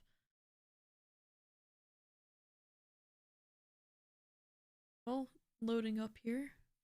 81%. Yeah, I was trying to figure out whose toaster was bringing it down, but I didn't see Raz, so I don't know who to blame. True and true. So yeah. Oh, we're up to 92. We moved. We're doing it. We're gonna make it. Actually, maybe hey, I'm gonna start on Saint's stream first, just because we just got finished talking to him. Saint is officially live. Yeah, we can move. Yep, to Seasons TFT. All the good luck, have funs in chat. Who's missing? Saint. Is the only one gonna say no good luck? 5-point difference between top and bottom of the lobby. 2 more games means anyone can win it. Indeed, so yeah, I mean, Saint and N9 still, they're both in really good positions, but if either of them go 8th, they can easily fall out of that contention of the top. On top of that, there are top 4 gets something, so that's pretty sweet. Top 3 getting cash prizes, and number 4 getting an egg, courtesy of, I believe, Riot. No, it's just their local grocery store. They get an egg. Oh, yeah, just a single egg. You can throw out whoever you want, though. I offer you an egg in these trying times. An egg. I've really liked having Riven in my openers. Unfortunate thing is, because you do have her here, you're not able to make gold, but you are able to hold on to a lot of units and hopefully find some pairs at the start. And is able to make her Renekton too. Yeah, I was gonna say early Renekton 2 is pretty solid. Yeah. I'll say might want to wait on making it just because of gold, but no, because you have the Renekton 2, you can play a decent tempo already. Once I get that chain off, the Ashe won't be useful. I mean, generally I don't see GA Ashe too often, and knowing Saint probably going to go for something a little bit more capped out than an Ashe. All right, so we've picked up a rod to go with our chain. We're gonna sell out to hit the interest, and wouldn't you know it, it's a hero augment. We're 5 for 5, Charm3r. What are the drop rates on this? Because I feel like we're doing something. Got Raider Spoils Ezreal augment. But how are we 5 for 5? Pretty interesting. Raider Spoils early like this could mean quite the interesting lobby, actually, but 5 for 5. I'm impressed. It's me. One more game, so Rocket Grab Blitzcrank. Love that one. So we do have 2 Raider Spoils in the lobby. Another player also had it too. We'll get the recon units going. Still a really strong board. And can sell this Blitzcrank off if need be to make 10. Oh, we got the collector. This might be a bit of a tough round just because the Galio there with a completed item plus another 2-star in the back in the form of the Ashe means going to be a bit too strong. I think this early on, a 2-star with a redemption is really tough to kill. So Yeah. And although the collector did proc one time, no gold with it. It did collect, but no gold collected. Unfortunate, just because this early gold can help so much. Just being able to hit these econ points that you wouldn't be able to hit before with that extra gold. I'll have to see if in the future is able to find it, but 1-star backline makes it a bit tough. grabbing a Yasuo there so that we can 3-star it and then get rid of it. Oh wait, that's a different Soul Eater. That's a different player. Burning Spirit. I mean, we've seen these augments a few times now, Charm3r, huh? Yeah, I think we've seen almost couple all of of them. times. I have another Draven one. Draven didn't do so well in the last one we saw. Oh, nice. Yeah, The 2-star Renekton getting this this Eternal Winter is going to slow down this Draven once he starts attacking. I haven't been too impressed with the Draven. Obviously, it's just a 1-star here, so that's also going to affect things. Not going to get enough damage in to kill this crocodile, but Blasnevok, fine, I think, with that outcome, given how lopsided the board was. Didn't take too much damage. Getting ready to go into the carousel here. You kind of want to, I think, take enough damage that you're in that first slot as far as, you know, carousel picking, and dropping down to 88 gets him in to contention there. Though it is a 3-way tie, and it is not always ordered the way that it is on screen. There's been several times where I've been in, say, Blasnevok's position and not been chosen first. I wish that they would address that with the UI where, Oh, I've never had that issue. Oh, again, I'm king of the bad luck, but I have had it happen multiple times. Or if there is a 3-way tie, but I'm shown in the middle for whatever reason, I'm still picking second wave. That's just you being unlucky. I've never had that issue. Yeah. And I love Saint here adjusting this Ezreal to give the 2-star Renekton an item rather than the 1-star Ashe an item. Just that slight positioning change and saying, you know, Eternal Winter on my Renekton too. Yeah, it makes them pretty good. All right, so here we've got both Mug and Zelrix down to 80, so they're going to get first choice on the carousel. We see a glove and a bow taken.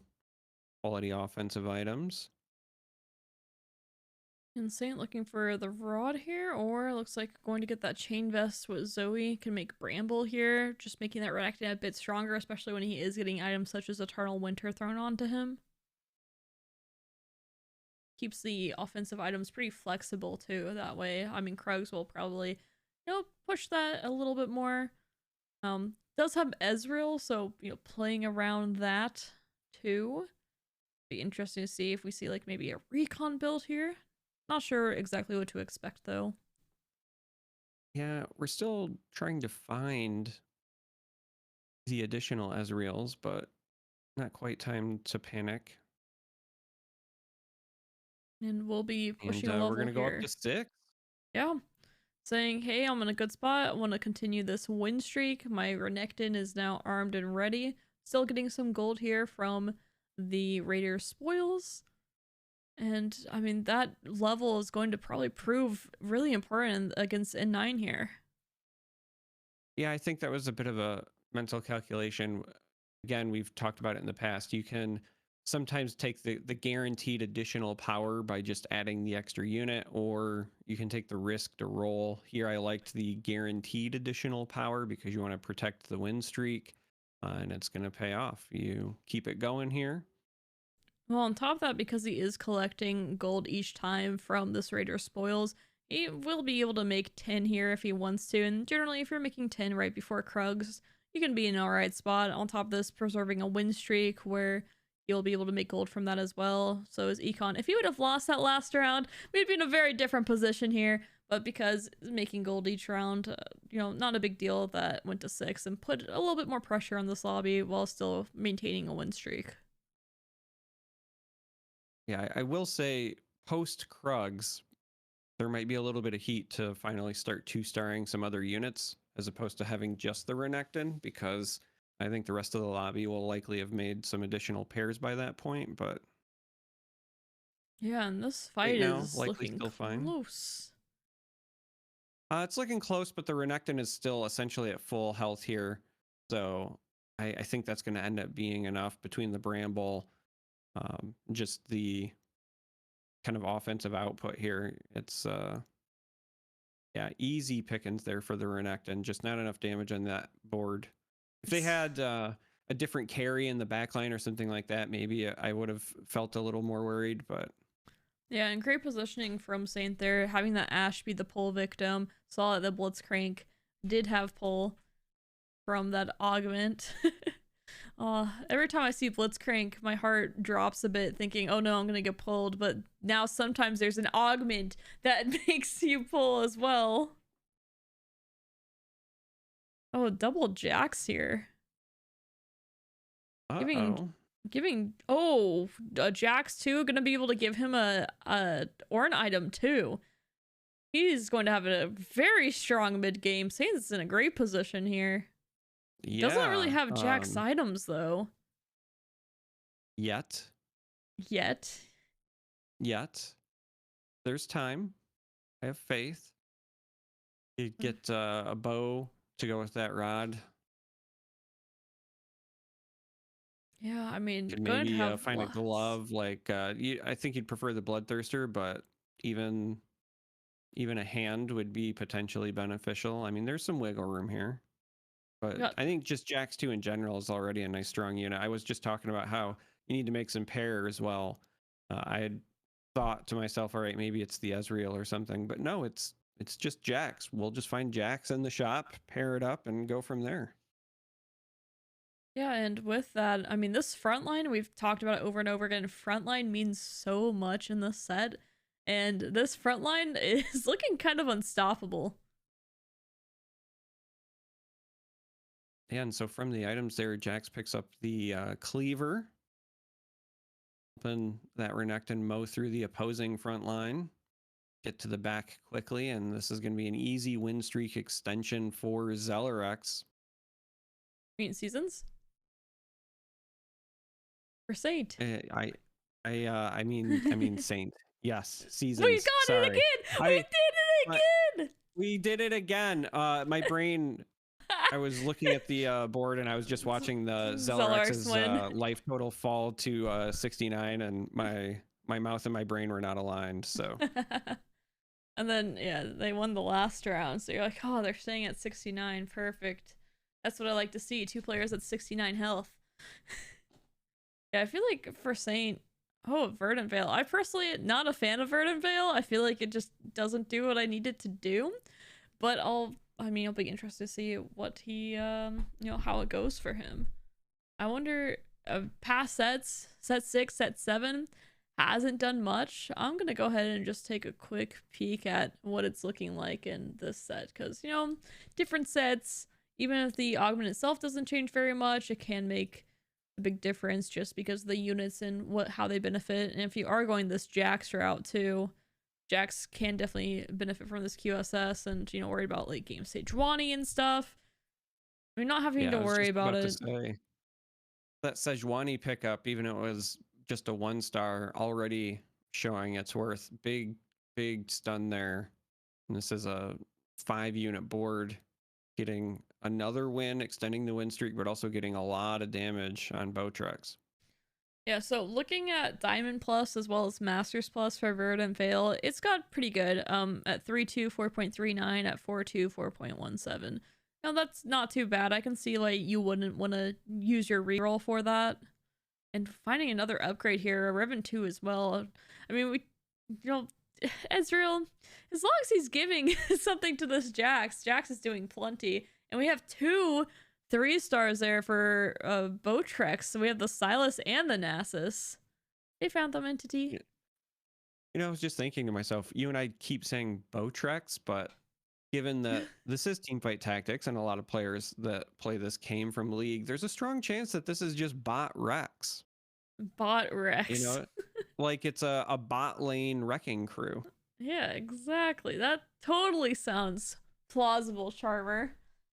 I think that actually is plausible. I What? think this is less of a stretch than most of my jokes.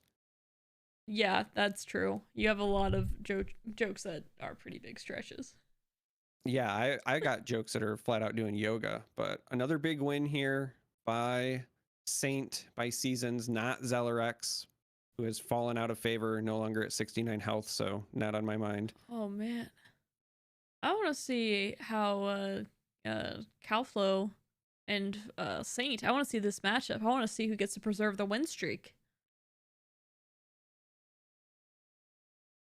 Yeah, this is going to be a pretty big deal, not just because of the win streak, but also because it's potentially drawing first blood from Flow over there, right? Still at 100. The last time you and I saw a lobby that had somebody at 100, they 3-starred that Vi, they 3-starred that Jax, and kept undefeated the entire way. Will this be another untouched player, or will Saint be able? Seasons, excuse me. Yeah, or you can say Saint. But he got the Talia that he was talking about. He played in his last 2 lobbies to get first with, and he has the Jeweled Gauntlet ready for her as well. It's a weird transition, but yeah, it looks like we're not going to be going for that. I was going to say, it would be a really weird transition, but I wonder if there was a world where he's like, you know what?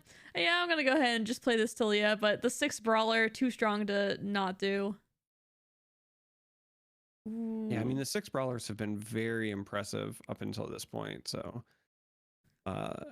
wow, okay, so this is what we're working with. I see a Vel'Koz in the back, so I already respect it. We haven't seen too much of the Tentacle Lord. That Sejuani stun, like I said, it's just a 1-star, but it's getting the job done. That's a lot of crowd control for these brawlers to get that damage in, start moving forward. But the back line untouched still. They haven't went in the right direction. Finally, I was gonna say haven't went in the right direction. It was starting to really ramp up at the Rage Blade, but Jax was like, oh, whoops, I missed that. I'll just clean it up real quick. Yeah, and I want to note that Zellerex was on Double Trouble 3. Didn't have too many pairs on there. I saw a Rammus pair for sure. I didn't even know if I saw the Kaisa. So they do have a lot of ways to get a stronger board and, you know, not continue to bleed out here. Calflow does lose, though. I'm not sure who they lost to, but they did lose to someone in the lobby.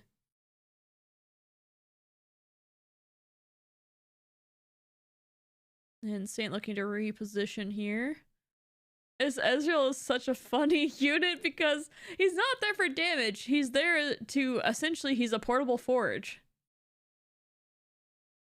And this Jax getting Collector might actually be able to farm some gold here, since he does do a good amount of damage.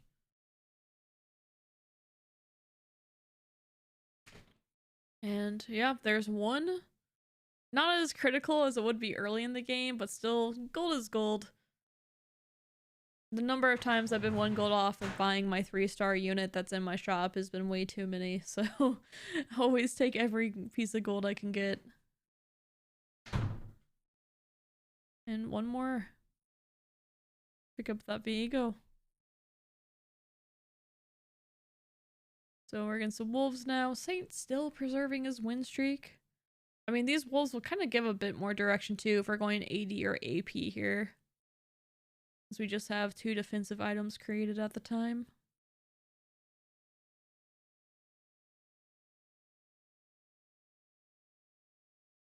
Got the Death's Defiance.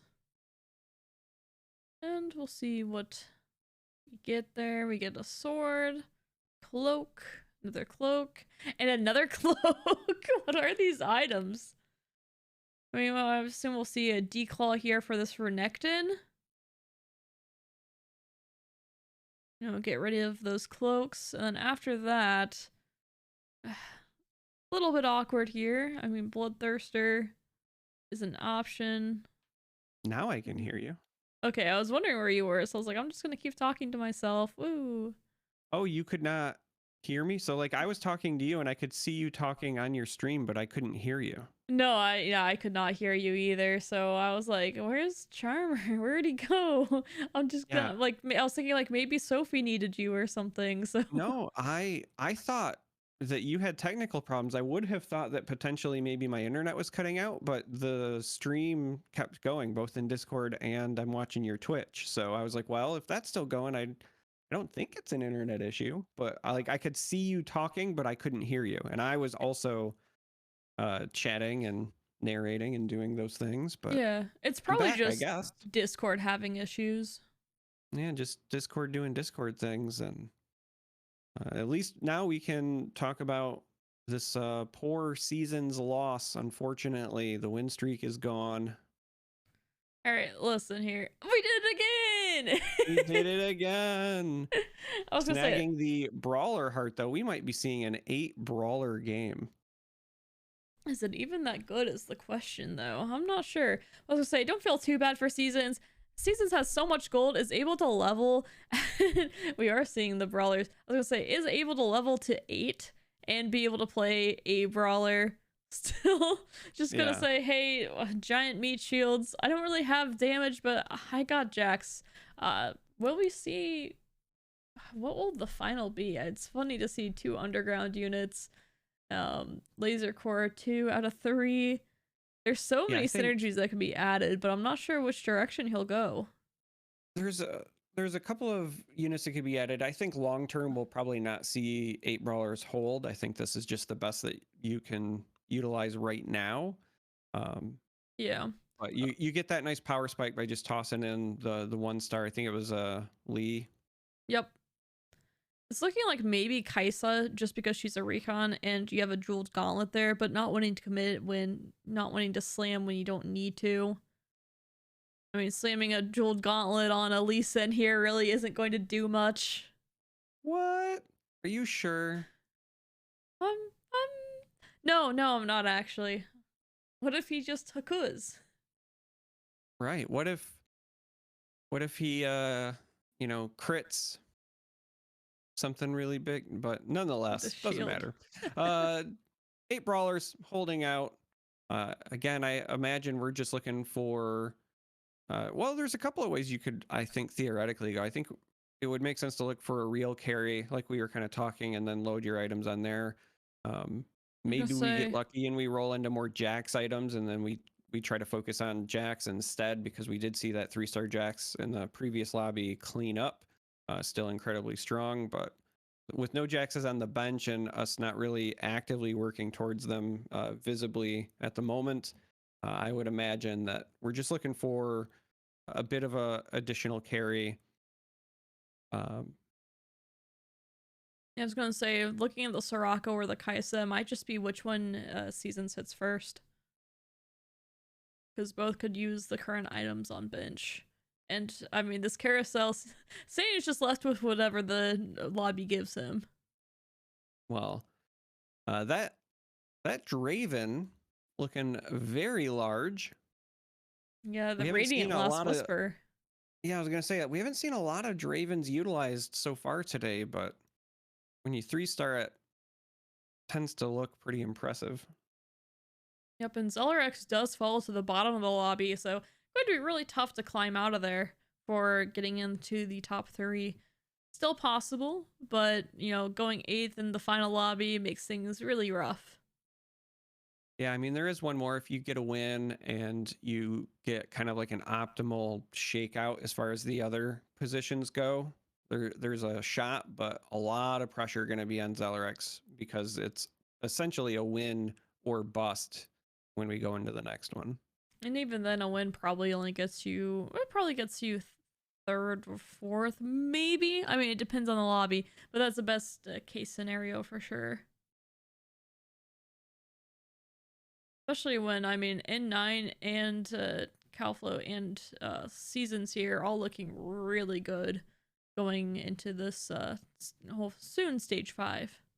Yeah, I mean, Seasons, at least at the moment, still has the full interest, right? 50 gold at level 8, so has a lot of potential at 76 health to just hold on and make that push for 9.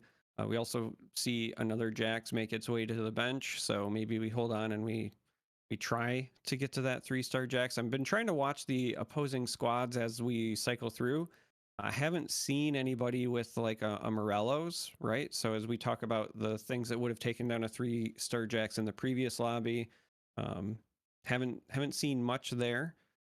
This is yet another person trying to put that spear on the misfortune for the bullet times. It's just a 1-star at the moment, but with a 3-star Sunfire cloaked frontline tank, even a 1-star misfortune looks great. Yep, and saying, no, I'm not going to go this Kaisa. I mean, really, at this point, you would need to be a little bit farther toward the Kaisa 3. Soraka still might be there early in Soul 2, just throwing a threat down with these brawlers. I mean, Caesar's just going to 9 here and just going to cap out. I don't expect to see 8 brawler the whole time, but we might see 6 brawler with some backline damage. I'm not sure the exact direction that will be here. Yeah, I'm with you. I think that ultimately we might settle on like 6 brawler and then some additional options, but maybe not. Maybe we're just going to see like 8 brawler and turbo Aphelios or something. That's could be fun. As well as if he were to find a way to get a recon emblem here and then just be able to stick that on a carry to go with this Ezreal. I mean, it's possible. Give us some crit damage. Possible. Maintaining 68 health going into the next NPC round is a pretty big deal. Yeah, gonna look for hopefully some more carry items to drop. It's also entirely possible that we might have not seen Seasons committing to a certain carry yet because we only have the potential for the gauntlet there, and not knowing what these items were going to be and being in a position where you didn't have to make the commitment. This also could be something that you factor into your decision, right? If you don't get more AP items to pair with the gauntlet, for example, maybe you go a different route. But yeah, I don't know. I wonder if it's possible that we see a Mordekaiser carry here. I don't know if he's good enough to do that, but with these items and, you know, get the laser core in and Mordekaiser, he's really cool. So maybe he gets a chance to shine. But we're gonna see the Rage Blade here for this Jax potentially. Yep. Jax is our carry. Once I saw the bow, I was like, okay, yeah, this is Thirster, Rage Blade. We already have another Jax on the bench as well. Plenty of gold at our disposal here. 74 gold. So we could potentially make the jump to 9 whenever we wanted, or take some rerolls to try to find something. Yeah, I mean, we're really far off this Jax. And we do see the jeweled gauntlet go on our 1-star Ezreal that's been hanging in there from the beginning. We still had the early augment for the heroes, but it's been a 1-star Ezreal this entire time, just serving as an item battery, and sometimes that's good enough. All right, this Vi, she is stacked up. I mean, she has so much regen. She has Sunfire, and there's no anti-heal for the side of Seasons here. So that Vi is going to be really hard to kill without some additional damage. Yeah, with a pretty severe lack of anti-heal in this lobby. Like I said, I was kind of keeping an eye out for Jax purposes, but that Vi also very well positioned. A lot of health, also has the Bloodthirster, and even last lobby, I had mentioned that the Vi kind of got overshadowed, right? That 3-star Vi also just wasn't dying, was clapping folks. It's just that the Jax was so impressive that we kind of focused on that. But Vi is good enough to potentially get it done. And I have a feeling that just like our last lobby, anti-heal is going to be at a premium here when we get to this next carousel and the final, likely final anyway, NPC round. I can't imagine that we're going to get 2 more at this point, but maybe we will.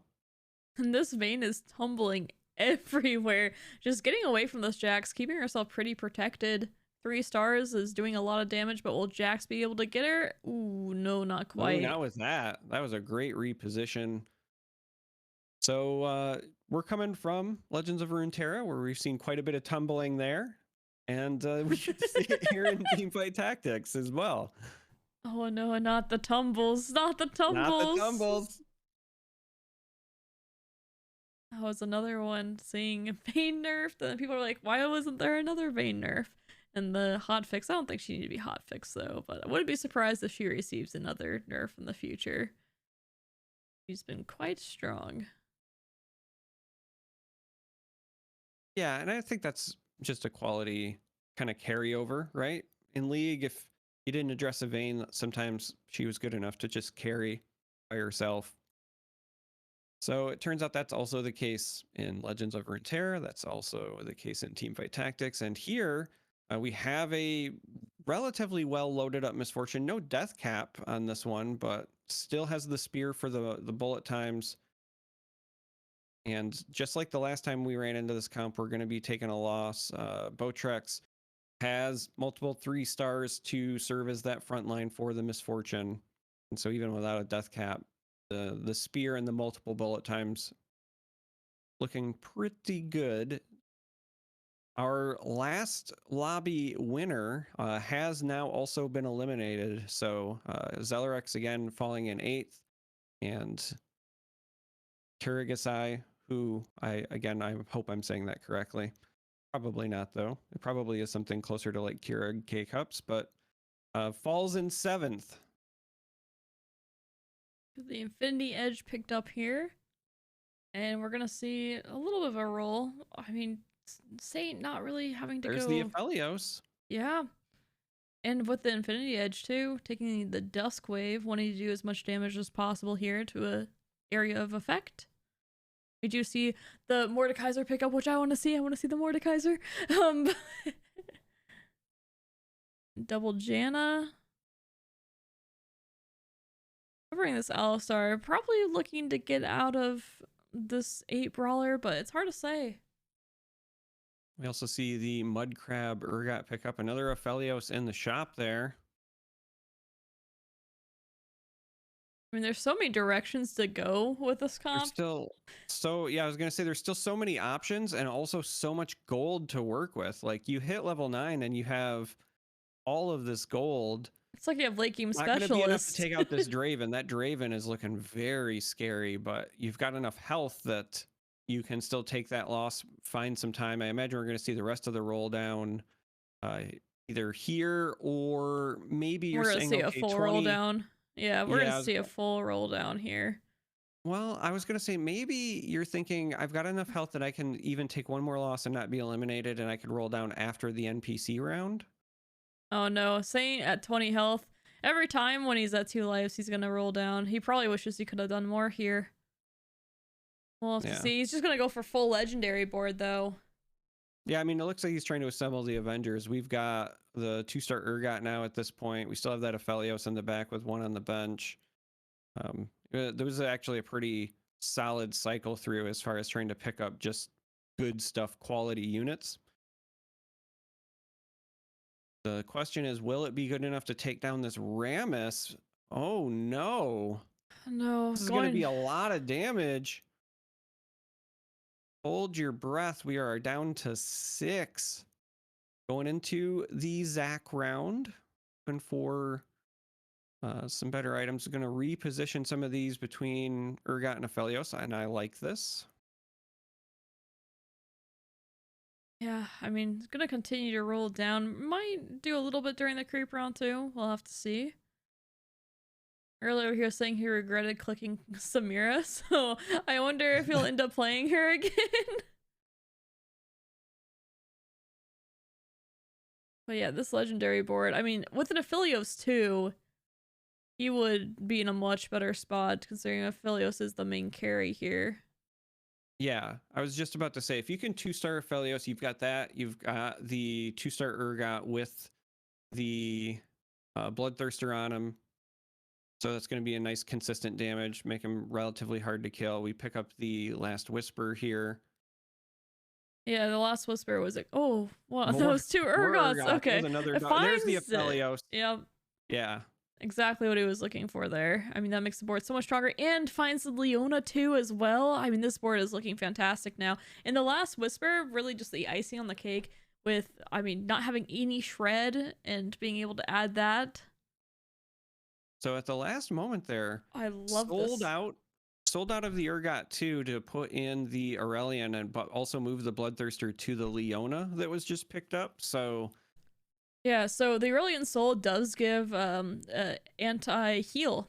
So he pretty much said, you know, I don't have any anti-heal, and I that's what I believe he was thinking here, is the anti-heal was important. No, I mean, we had kind of mentioned at the end, anti-heal is going to come at a premium, and so selling out of the Urgot 2 just to pick it up totally makes sense there. Does hold on. We see a couple more eliminations. Blasnavok falls, as well as Flo. So, oh, and Mug as well. Turns this into a third place, potentially better. This is an incredibly tight top 3. We have Botrex with the win streak at 11 health and 9 at 10. And of course, we're on seasons with 6. So yeah, wants to move these items. It's an Echo 2. Besides, yeah, that moving these items is more important. I mean, he knows who he's facing against, so he knows that the anti-heals is as important, and decides, the Draven's gonna be, or the Silas is the only thing that has it, so I'm not as worried there. Picking up a pair of fiddles as well. Looking to get this Urgot potentially. He's thinking about it. Oh, but this is the legendary board. I mean, he likely wins with this board. I'm not sure if the Kai'Sa is able to defeat him or not. Well, no more to Kaiser though. Do get the elimination on Botrex, so we're going to be going heads up into N9. Oh, and, finds everything. Yeah, I was just going to say, finds all of the 2 stars that one could really want, minus this fiddle. Just needs one more of those, but I can't imagine this goes more than one more round here, one way or the other. Yep. So this is going to have to be it. Janna giving everyone a buff. So this final lobby, the game 6, is going to really decide it all, because Seasons and N9 are both in such good spots to go potentially first and second. I mean, they have been neck and neck with each other for the last 4 games. Oh, the Vayne finally falls, but just too much damage from N9, and so we get Seasons second place, but I think that was pretty well navigated, right? Oh yeah, I don't really know how you cap out that board any better. Yeah, I was gonna say, you took the roll down exactly at the right time, got big power spikes, a lot of those legendary units, and able to propel yourself all the way up to second place. Incredibly well done. I can't wait to go 6 for 6 on these hero augments. He slammed the last whisper on his Leona. Okay, I was confused there. I was like, why did he do that? Like, I didn't want to comment in case, like, I don't know the set that well. I was like, huh, I don't know what Leona does there. But instead of Leona 2. Okay, so yeah, BT Leona. Yeah, we saw him switch that later. I was wondering about that because I was like, I don't know. Sometimes you see things and you just go, okay. I mean, Saint's a better player than me. Right? Yeah, I know he's a better player than me. I know that misclicks happen, but I was like, you know, I don't know the set, so I'm not going to comment on it. I was like, man, Last Whisper Aphelios, that sounds great. And then I saw it on Leona. I was like, man, there's some tech that I don't know. Yeah, it was the same thing with the Bloodthirster on the Urgot. I was like, okay, well, we got a Bloodthirster on the Urgot. Gonna get that consistent drain damage in, I guess. And we're going straight to game 6. And yeah, I mean, it's gonna come right down to the wire here. Go ahead and take a look at the scores.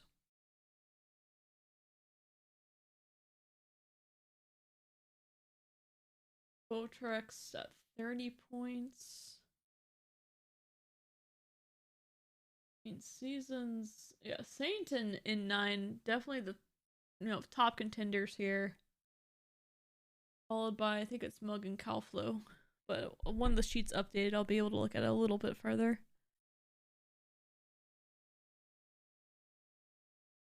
And this is not checkmate, it's based on the number of points that you get throughout all 6 rounds. So you don't have to win to win the thing. I mean, there's a chance that, you know, Seasons or N9 could go second and still win here, unlike checkmate format where after you get a certain number of points, you then have to win the lobby.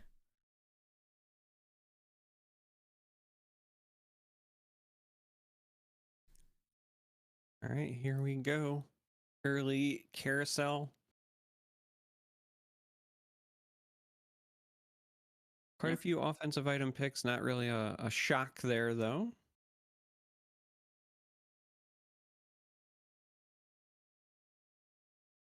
Everyone's saying good luck, have fun. Actually, everyone in the lobby. So a bit of a change from the last time where we had a couple of holdouts. I think they actually all ended up doing it. Yeah, I know. I was just poking. All right, will we have a hero augment again? Will we be 6 out of 6? I'm really tempted to leave so I can say that I am the X Factor, and because I think we're going to get something different just because this is the final game of the final lobby, and so this is where the change up happens. You know, this is where things don't go according to script, right? Yeah, so I'm going to leave at 1-4.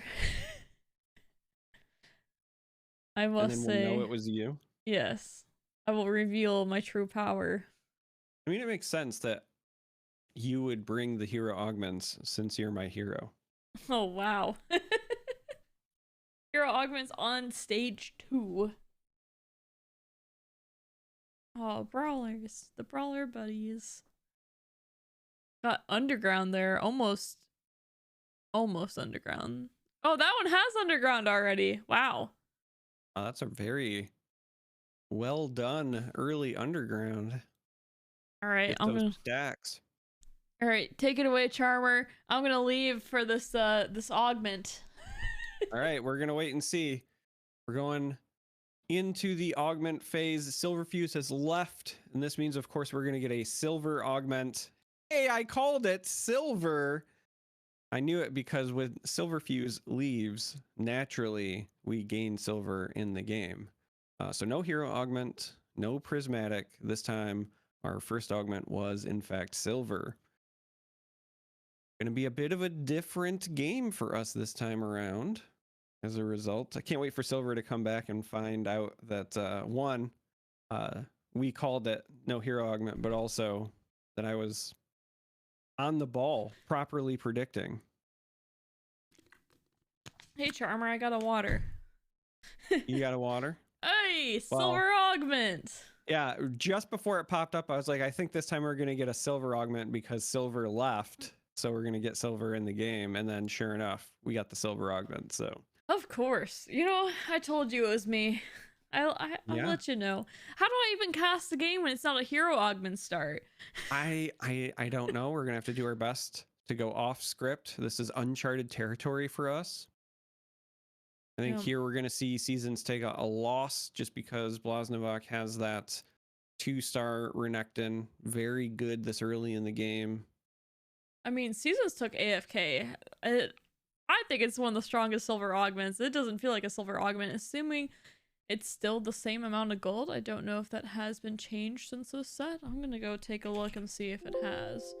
Oops. Sorry about that, chat. Is it not called AFK?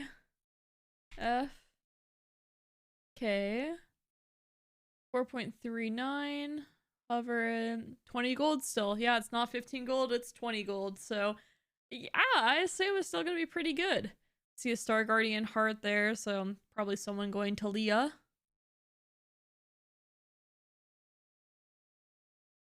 I mean, for N9 and Seasons, I mean, they both have to still be looking, because they're so close, they both have to be looking to win or get second in this lobby because of how close it is. I mean, Seasons is or you just so gotta many. hope. You have to hope that one of the other players just clicks on Samira by accident. I clicked on Samira. Or, you know, sometimes you just put your last whisper on a Leona. These things just happen sometimes, okay? So Saint is at 34 points. In9 is also at 34 points. So they're really battling against each other. Botrex has 30, so it's still in the running as well if Saint and In9 were to fall off. And then Calflow has 27 along with Mug. So at that point, they're kind of battling for fourth and third in most cases, unless In9 or Saint just, dies at eighth. Just hard eighth, then most cases here, In9 and Saint will be at least, generally one of them will be looking for the win here. They don't necessarily have to fully win either. They just need to beat the other person and get top 3.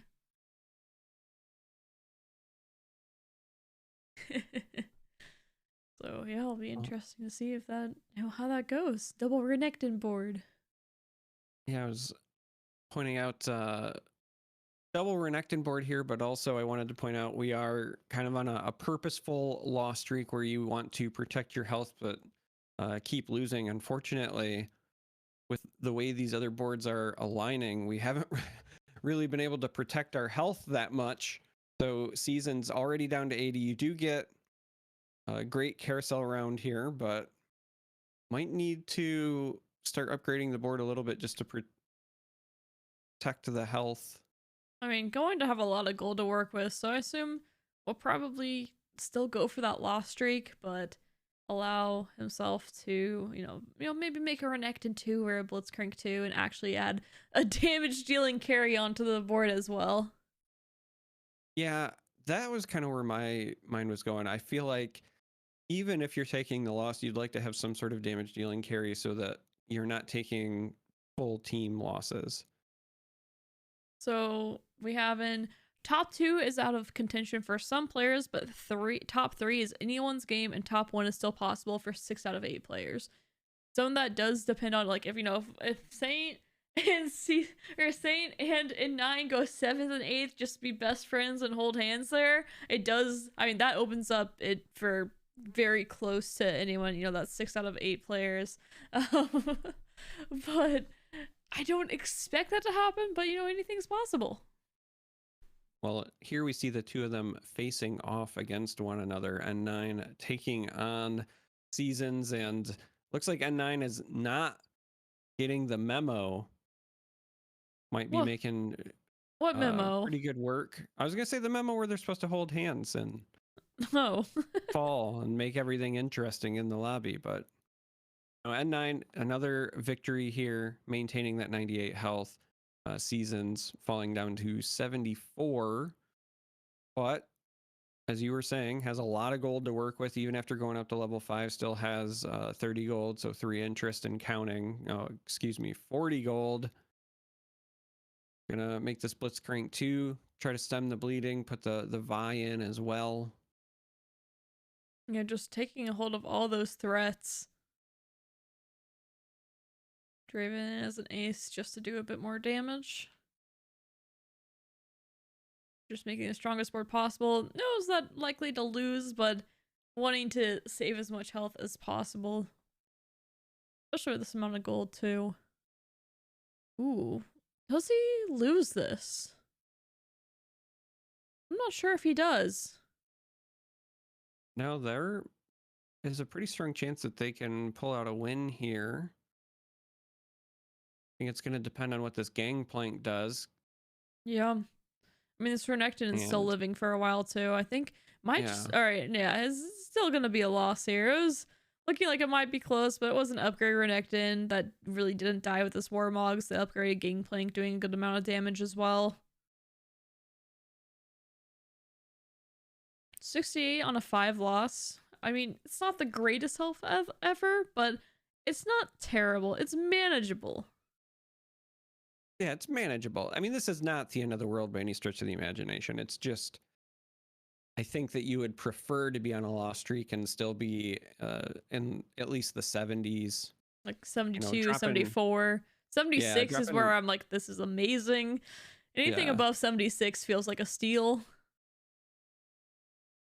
Oh, yeah, if you could somehow get a loss streak going and be high 70s, that's insane. But I think just being above 70 in general, right? Like, you don't want to be sub 70 if you can help it, but there were a couple of losses that you took where the opposing squad had, 4 or 5 units, and It's pretty rough early on, but picked up some quality offensive items there. Now Looking we just have to very find a carry to AD put them on. heavy. Yeah. We have a Giant Slayer, we have Infinity Edge, we have a GA and Eon as well. I mean, hey, I assume we see the slams here just because this game is very much telling you you're AD. There's no AP available this time around. Yeah, so we do see the Infinity Edge and the Giant Slayer go down. On to the Senna. Gonna hope that this can help, but we already see a 3-star Ashe with a Giant Slayer. I can't imagine that this is gonna end up being a victory, though the Ashe did take a lot of damage there. Still up, though. That was not a 3-star Ashe. Maybe you had a shot, but Yeah, just proving to be too much here. Making some good use out of this Pandora's Bench is one off of Renekton 3 as well, and then we'll just continue to get those Laser Core 3-starred. And there it is, the champions. I came back, the champions came back. What can I say? Oh, and not really the greatest choices for the current setup anyway. He goes for the Rel. Wondering what the late game plan is for this. Maybe you'll figure it out when you get there. I think that we probably just weren't very happy with the choices in general. We basically saw the snap reroll, and then even after that, it wasn't the best. So I think currently the plan is make it to late game, and then we'll worry about the late game plan. Yeah, this board's not really upgraded. It does add a defender. It's just trying to give Senna a bit more time, but yeah, with no upgrades, things are looking a little tough here. We got the underground team. Oh, partial underground. No longer in underground. Was in underground earlier. Might have just taken the 10 gold cash out just for a bit of tempo. Yeah, I think that probably makes sense. But this is going to be a really rough loss. Look at all of these units still up. So close. Wow. You almost knocked out 3 of them. Instead, you take all that extra damage. Oh, I missed one. Never mind. Now you're Underground is sub still up 50. there. The Vi and the Kale and the Ezreal were all there. Finds a Vel'Koz 2 to hopefully chip away, but it's gonna have to get to 7 and just kind of roll down and pray to find something. Ideally, you know, don't click on Samira. I'm gonna see a click on Samira again, aren't we? We're gonna see a Samira click. I can feel it. I mean, with these items, there's only so many units you can do at level 7. Maybe you high roll an Aphelios. Yeah, maybe you get something extra clutch off the carousel here. You're for sure gonna have, you know, your choice off of this carousel. Really, you're just hoping this Vel'Koz will get enough damage in that even if you do lose, you don't necessarily take a ton of damage, because that's been the real bane. The losing streak, not that big of an issue, but some of these losses have been near full team, and yeah, this one's still again, brutal. This is still brutal. You might, I was gonna say, you might get one more cast off, but already down to 41. 33. Then after the big hit, 33. Yeah. We're gonna see a level 7 roll down here. We're gonna have to see what Saint tries to pull. It's the Rammus 2. That's a Sunfire as well. So that'll help a bit. That helps with the immediate board.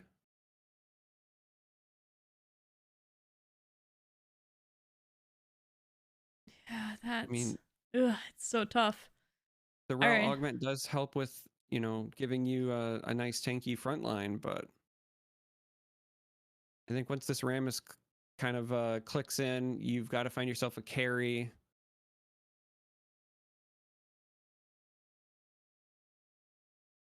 No Bel'Veth gets the Senna 2. Finds the Sivir for the sure shot with the Senna. Still needs to find a couple more upgrades here. Could have 2 Vel'Koz 2s potentially. Not holding on to the Echo. Finds a Senna as well. There is another Vel'Koz. Okay. I mean we have the Vel'Koz with the sword, right? You got another one. If you maybe get a tier to throw a spear on it. It's obviously not as good as like a Misfortune or whatever in the background, but you could 3-star that Vel'Koz and maybe turn things around. Yeah, I mean, Saint's a great player, so I'll expect him to do something. Hopefully is able to find a win streak from here on out. Spent a lot of gold to upgrade this board. I think that we're going to see at least a short-term win streak for sure. This is actually a really strong board for this point in the game. Pre-Wolves anyway. No, it should be because you just took that roll down, and obviously hitting the rel here helps as well. Click Samira. Yeah, click Samira. But your back's against the wall, right? 33 health. You really need this to turn around. Yeah, and could be going against Calflo, who's win streaking here. Calflo is in contention here, especially if Seasons and N9 get knocked out early. Calflo could take this tournament. Yeah, N9 was doing very well earlier, but also seems to have hit a handful of struggles, dropping down to 69 at the moment. But as we're watching Seasons here try to turn things around, this should be a nice win. Yes, there's the Misfortune in the back, but a lot of these are still 1-star units for the opposing squad. So the tables have turned. Instead of taking these full team losses, now suddenly Season is the one who's dishing out big damage. And another upgrade here too. I mean, the board's looking pretty strong for Seasons now. At least for the meantime, I feel like stage 4 are going to be fine. Stage 5, this board's not going to quite be able to hold up, but maybe coasting through stage 4 will be able to, I don't know if he'll push levels here. Probably will, unless he goes for rerolling for Vel'Koz, which I don't expect. This Vel'Koz doesn't feel like it's doing a lot, doesn't have the items for it. We're not far enough on Cinna to say Cinna 3 is the way to go. So looking like we'll probably just be going to level 8 most likely. Yeah, I think maintaining your current strength and trying to push for 8 makes the most sense, if only because Vel'Koz isn't the strongest carry option at the moment, right? Like if you 3-star it, great, it's a nice to have, and they kind of fell into your lap, but I don't think that you focus on that. You have the option for a Thieves Gloves. We've seen that be a pretty popular pick just because of the raw value. Don't know necessarily where you would toss it at this point. I mean, you frontline wise, like you've got the Rel and the Cho'Gath up there, so that's a consideration. Yeah, I was thinking about the TG, but going to hold off, maybe wanting to find like Hajj and something else instead. And we'll be taking down the Calflo here. Can't actually see, I think it was the River Sprite, so yes, it is Calflo there who is up. Season's still able to find a win streak here. Yeah, and this is the right time to be streaking because you, one, don't have much of a choice, but also you re-rolled your board, spent all your gold, you kind of have to rebuild it. You finally get the prismatic choice here. Some interesting choices. Decides to just go with the 2 items, or tomes, excuse me, but still 2 items, trying to make the most. Bit awkward there. Defender's really the only usable one. We have Mascot, we have Sure Shot. Could go for 4 Sure Shot here. Yeah, this one's I think a better set. That first one was pretty awful. You were right. Defender, really the only pickable one. Here, Mascot, I think is fine. Sure Shot also could have been an option, like you were pointing out, but given the current state of the board, just ensuring that you turn on Mascot versus the Sure Shot you might get to 4. With such low health, I think you got to just take the immediate upgrade. So I like the Mascot pick. Also, it's just a nice item to toss on the Rammus at the moment. Yeah, Rammus is incredibly tanky with that Defender, as well as the Mascot, and he just got obliterated there. Yeah, he's incredibly tanky until he's not. That was a pretty big spike. Interesting to see a Vel'Koz on the opposing board as well. You know, early on we'd mentioned we hadn't really seen him at all in our first few lobbies, but now seeing him show up for a couple of folks. Don't know if this is just because of the kind of like awkward builds we've been seeing, but that's also good information for seasons because that means you're less likely to 3-star the Vel. Yeah, you see it hovering there, maybe thinking about Yeah. selling and trying to go to 8 instead. Has to figure out how is the way that I actually spike my board here. And at least for me, I don't have a clear vision of what does that. I mean, of course, you know, getting a different mascot instead of Galio would be a little bit helpful, but that's not really a spike. I don't really know what the spike is here. Yeah, I mean, there's ways that you can kind of like incrementally make improvements, but as you said, you're kind of looking for a spike. There's a couple of folks in the lobby that have established some 3-star units at this point. This time it was a Renekton, but it does fall. However, we still have that Ashe in the background with the Bloodthirster, not good enough by herself. It's actually a pretty strong win for Seasons because that was against a player that has a decent board. Yeah, and really this carousel could be really meaningful for Seasons. A good 5-cost unit with a decent item. There's a Philios with a glove. This is actually going to tell us a Possibility. lot about what Season's plan is, in my opinion, just because Mhm. we've had the option for Thieves' Gloves for so long. And while that makes sense from a sheer value standpoint, it wasn't a decision that was made. So if you're holding out for something, having first pick on the carousel means this is likely whatever it was you were holding out for. We Yeah, did see, I think it was a belt that was picked up. So maybe this is going to be tossed on the yeah, I was just going to say the guard breaker onto the Senna. Okay.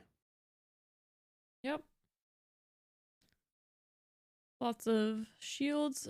Is getting closer to the Senna 3. That would be a pretty big spike here. Going for Yeah, especially now that Cho'Gath. we have the guard breaker. Yeah, saying that, you know, level 8, not really going to spike me. Trying to make a Vel'Koz 3, trying to make a Cho'Gath 3, trying to make a Senna 3 or a Rammus 3. I gotta hit one of these at 21 health. If he were to lose here, I assume he would be rolling it down fully, but for now, just staying at 20, trying to win as many matches as possible before he is forced to spend more gold trying to find these 3 stars. So this is a very important round, not just because you're trying to preserve the health, but also this is N9, who we know that Season is in direct contention with. So the more you can chip away at them, the better. Going to fall down to 11.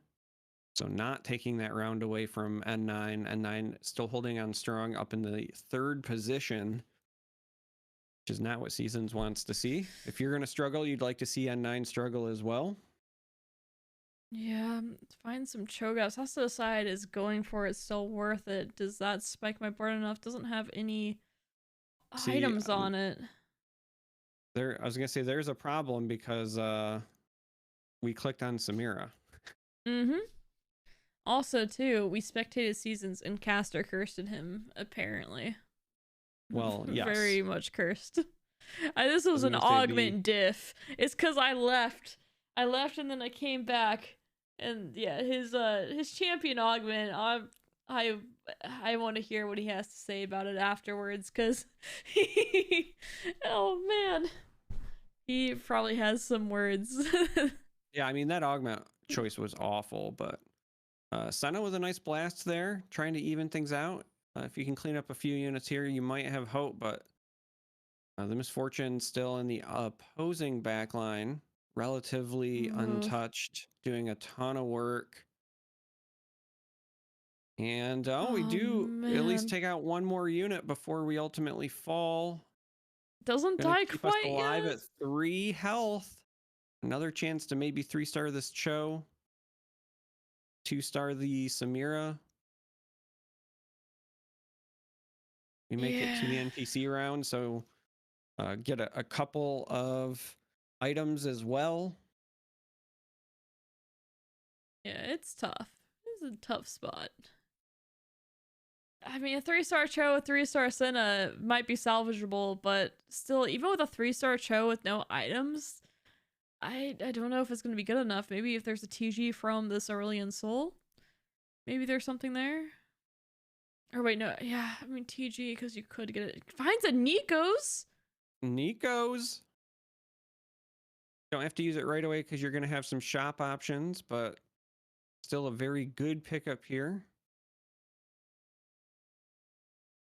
All right, we'll have to see what's found.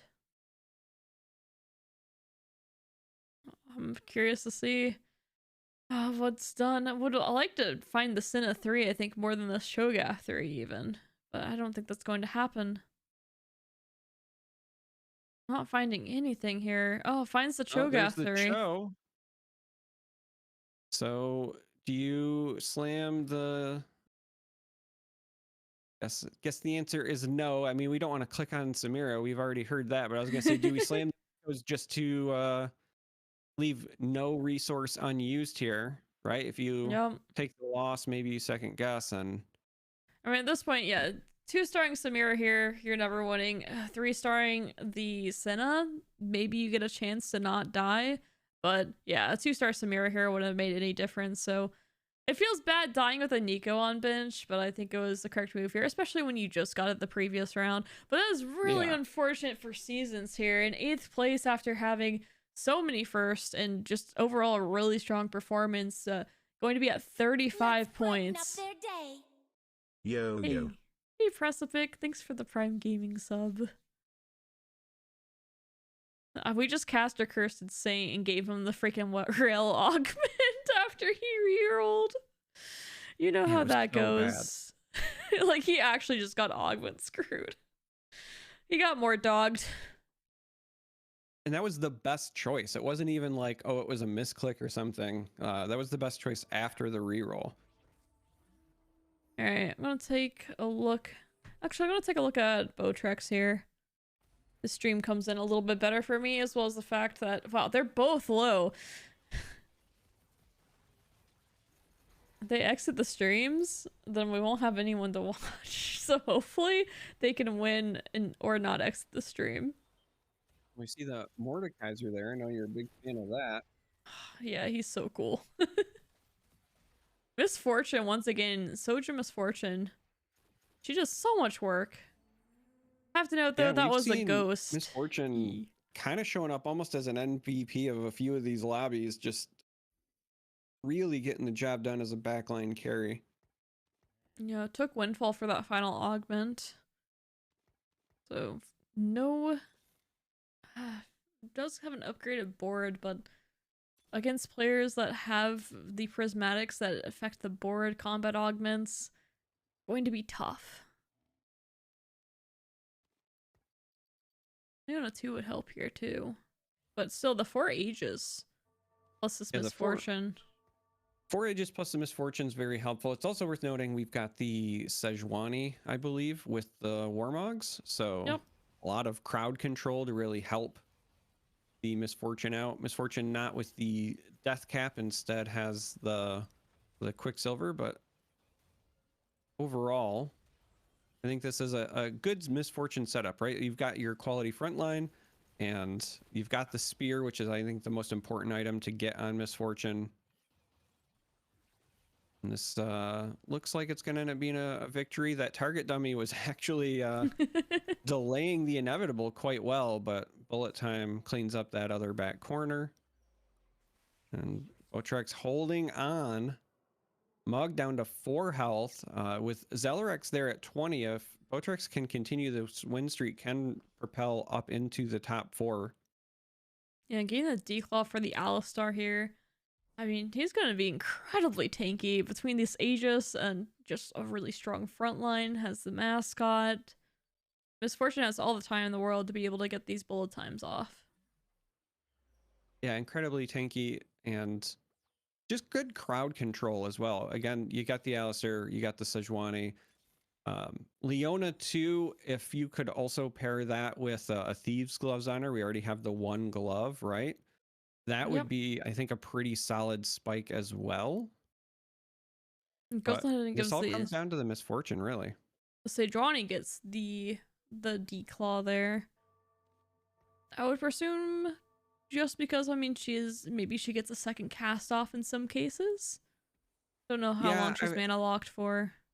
I would say it's potentially for the second cast, but also just because of the Warmogs, right? So A I lot of guess value. theoretically you get effective health value that much more because of the Warmogs, but Alright, she's not mana locked at all. Yeah, she might get a second cast. But I yeah, think she she's will. not dying. Yeah, there's a second cast there. And that just buys Misfortune so much time. But Yeah, it's not gonna be dueling- enough. I was gonna say it's dueling Misfortunes, and I think that the problem was the opposing Misfortune had, I believe it was the Archangel instead, so a couple more bullet time casts went their way, but you hold on with 8 health. Mug also holds on with 4 health. Nobody eliminated that time around. Likely gonna see one more elimination before the next NPC round, but maybe I'm wrong. Maybe both Mug and Botrex can hold on. Yeah, and seeing the way this is going, N9 might just have this because the other person in contention was Saint, and then of course Botrex here. So if Botrex here dies, or Bot Rex, whichever one it is, then I mean this might be wrapped up for N9. Yeah, N9 just holding on, has that 39 health. It's interesting because every time N9's board has popped up, it's not something that I would say is necessarily like overpowered or overtly strong. It just seems like playing quality stuff, playing kind of good conservative tournament teamfight tactics to maintain the health, knowing that they were so neck and neck. And especially with seasons falling early, like it's just even more incentive to just play good fundamentals and lock it up. But Mug does fall before the Zac NPC round, so Yeah. So yeah, Mug was at 27 points. There was a world where they could get, you know, first or second. Most likely not going to be able to get there now after falling into 6th place. Botrex still could be fighting for top 3 though. yeah, the longer that they hold on, the more likely they are to leapfrog seasons, and ultimately I think that's what you're trying to do. N9 though, you can very likely to get a win if they can just hold on to this position. Even if they don't win this lobby, get a tournament win, you know, if they finish in the top 3 or so. Yeah, so Seasons is at 35 points. Botrex is at 30 without adding the current points. So if they were to die out now, they'd be at 34 and hardly just not be able to edge out Seasons, I believe. Yeah, because they would be at 4. Yeah, plus 4. Yeah, so they'd be gotta hold 34 on versus 35. essentially to top 3 to avoid any sort of tiebreakers, right? And that is possible. Both Zellerex and Flo there at 20 and 21. That is, you know, 1 to 2 losses depending on the severity of them at this stage of the game. And so if you can just get there, this is a lot of 3-star units that Blaznovac has, though. This is probably not who you wanted to run into if you're trying to keep yourself afloat. No, that is definitely not who you want to run into. With the Pandora's Bench and the supers, everything gets 3-starred. And this is going to be, unfortunately, all she wrote or Botrex or Botrex. I'd love to find out officially which it is, but it's going to be a 5th place, and that's going to be just shy of unseating Seasons. Say keep watching, please. Or Saints watching? Yeah, Saint For sure. was Okay. still watching the last time that I had clicked on them. So All right, it's more fuzzy for me, so I'm gonna see if keep watching for Botrex. If not, we'll be going to Saint stream. Hey, Mecca. McKay? Is it McKay?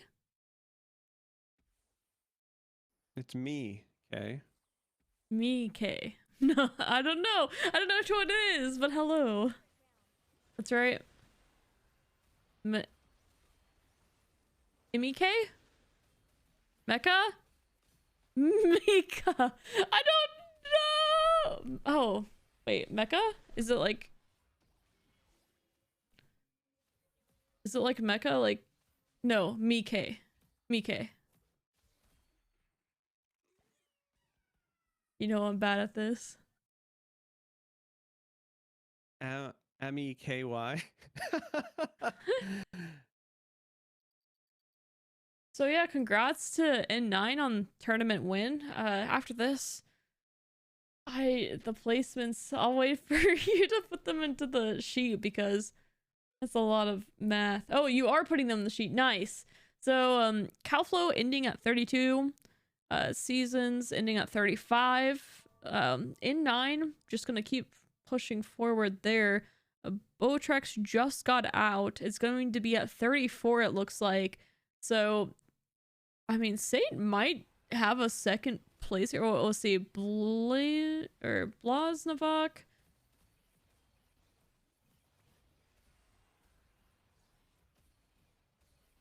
6, 7, or 8.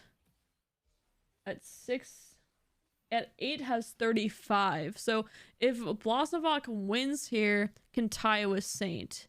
But if gets second or third, will still be below Saint.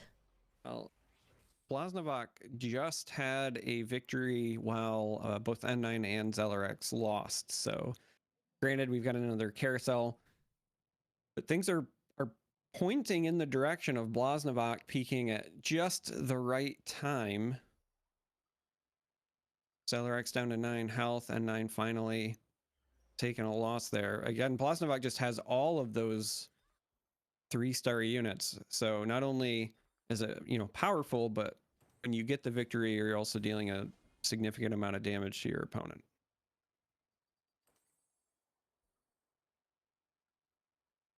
Oh, it depends on which person's screen I'm on, Precipic. But yeah, it's tough. Because There's 3 left. It's 22, 21, and 9 respectively. You can kind of see them on silver screen at the moment, but yeah, I got so you, Precipic. yeah, I can move back. But yeah, if different people, I don't know why it works this way, but for different people, it has different screen sizes. Yeah, we're restreaming on Discord. I can try to make it show here. One sec. And Zellerex falls. Both N9 and Blaznavok get the victory. So now it's just the heads up, 22 and 21 health respectively. And this is a pretty big deal because N9 likely locked up the tournament, but Blaznavok could propel all the way up to second place if they can just take down the tournament leader here. Yeah, it's pretty scuffed, Precipic. Because, like I said, for some reason, Discord shows it differently, resolution-wise. If I go too far out, then it starts showing the names. Yeah. You know what? It's a bit scuffed. We'll just leave it there. And so Blaznavok with a big victory, but not eliminating N9. So we're going to go into Mudcrab Urgot, get another round of items before going head to head once again. So the damage is going to scale up after this as well. So even though N9 took a loss and still survived, there's a strong chance that if Blaznavok loses, they could potentially be eliminated. Not guaranteed, but potentially. Yeah. So Blaz here, as I said earlier, if gets first, we'll go into tiebreakers with Saint, but I believe Blaz will be winning the tiebreakers as Saint's last performance. I think the average out won't be as good for that reason, assuming that's still the same tiebreaker. So Saint might be third in that regards. But it depends if there's a win here or not. I mean, in 9, 1 life to give. I'll have to see if he is able to make it through.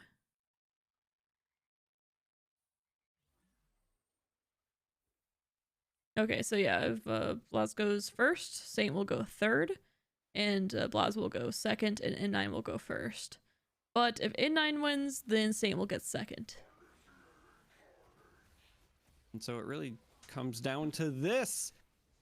We see a lot of crowd control going out, but right now this 3-star brigade just melting the opponents. Multiple 3-stars still up there at the end. Easy victory for Blaznovac, who holds on and moves all the way up to second place for the tournament. So congratulations, obviously still in order for N9. Strong performance all day long, but Blaznovac really capitalizing there at the end. Yep, so $50 to first place, which will be N9. Congratulations. Second place, Blaznovac at $30, and then third place to Saint at $20. And then fourth place, I actually need to find, but they will get a little legend egg. Let's see. Let me go take a look and see who got it. So that will be Switch. Botrex. Botrex. Is it Botrex or Botrex? Do you know, Pacific? Has fourth place though. Whoops. I want to ask Saint to here, 1 second. Unmute. I have a question for you.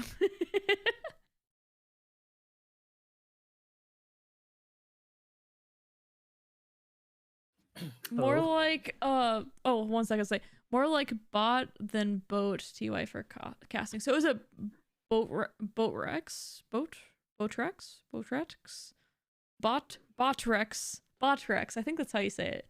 Botrex. Oh, hey Saint, what did you think about that augment that you got? Botrex. What do you think about that augment you got? Your hero augment.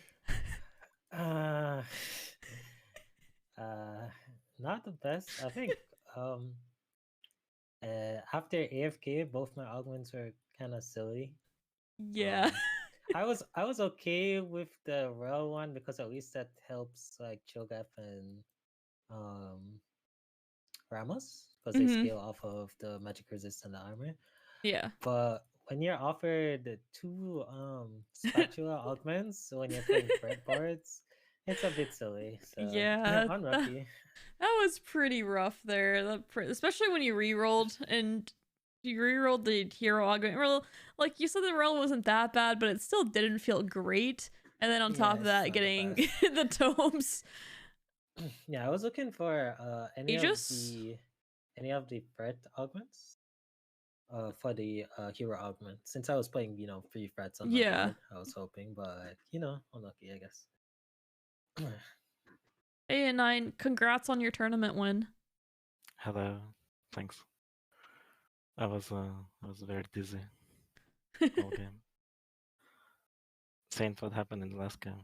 I was just talking to him about it. He got more dogged on augments so hard.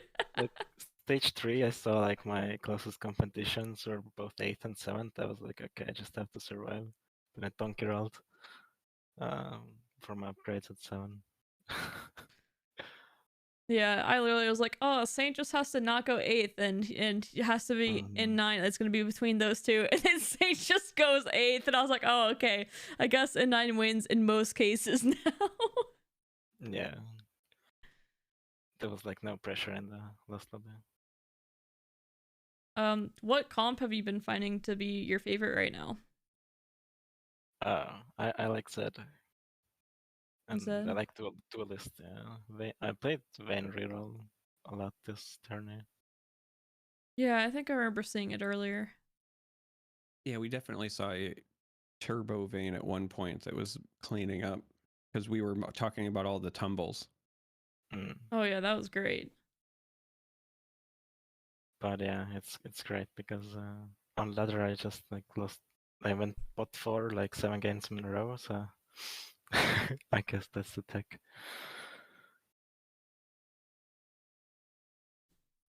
I mean, yeah, sometimes you just have to get all your bad RNG out of the way and then go on a streak in the tournament. Loses improve. Yep, good time to go for sure. In the tournament.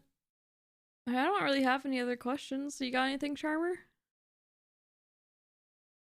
I want to know what they're going to spend the money on. It's not every day you win money playing games, so what is the target of your $50? No clue right now. I don't know. It's the holiday season. Are you going to buy somebody a gift? Gonna get something for yourself? Sure. I don't know. I probably won't spend it on TFT though. Like with Legends and stuff, I already have what I want. So I don't know. Amen, We'll amen, see. amen.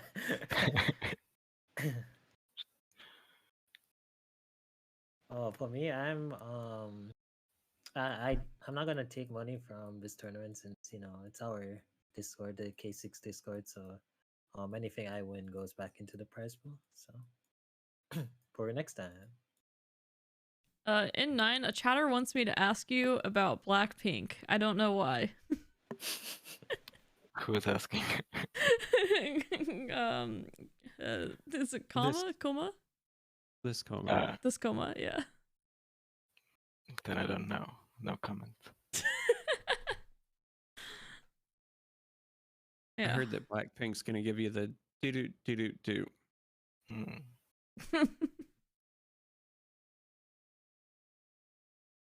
All right. Well, I think that's it from us.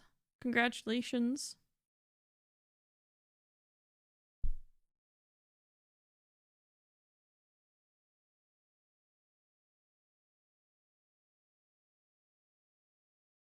All right, Charm3r. All right. Good tournament. Under 5 hours too for 6 games of TFT.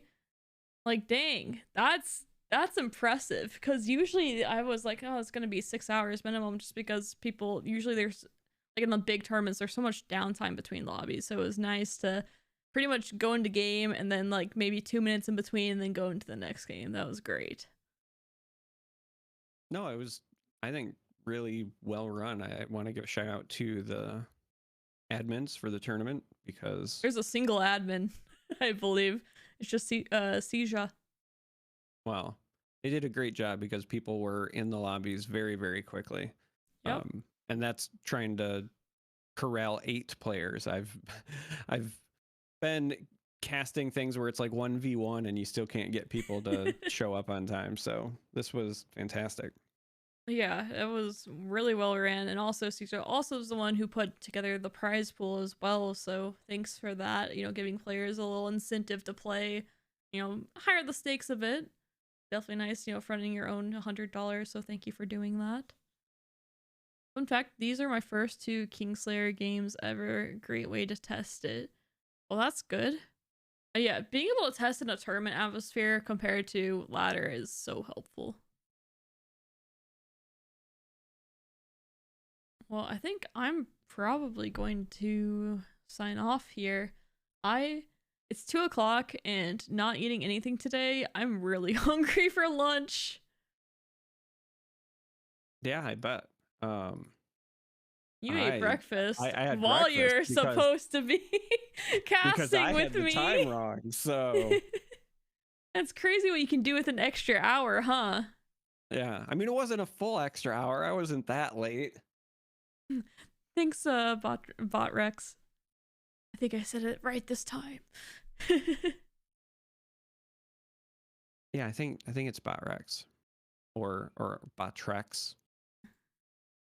Thank you, Silver and Charm3r. It was a great stream. Thanks for doing such a great job running the tournament too. Like, it's Charm3r. I don't know if you heard earlier, but he was like, it's great how you're able to get players, into their lobbies and into games so quickly.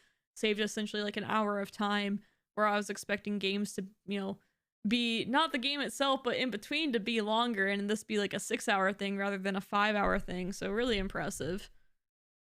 And also thanks for putting on the tournament as a whole. Yeah, no, this was a great tournament. A lot of fun to watch. Again, just repeat it. It was very well ran. I've been very impressed with how quickly you could corral 8 players. And it was more than 8 players for the first few lobbies as well. But just like in general, things were moving very quickly. So this was a ton of fun. Yeah, of course.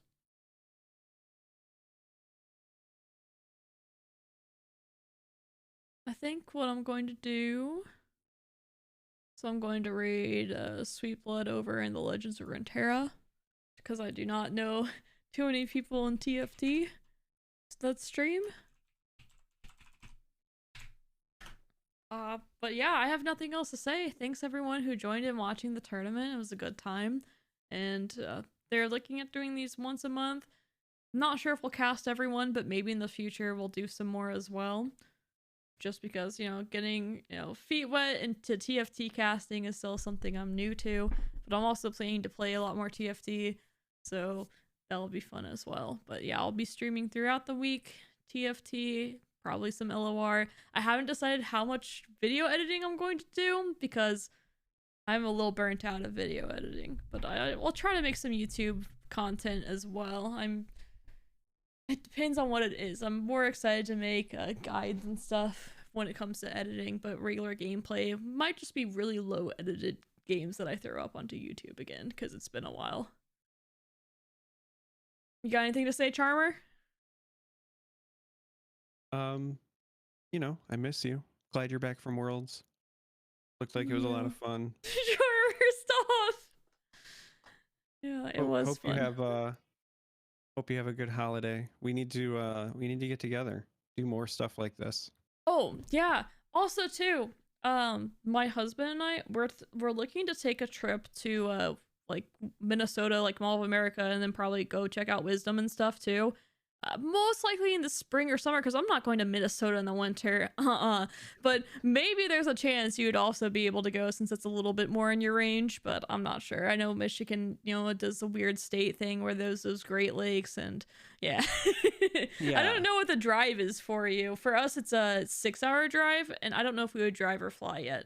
But it would actually be a longer drive for me because I have to go around the lakes. Great Lakes so messing it up. Yeah, anytime I go to Minneapolis, I always just fly there.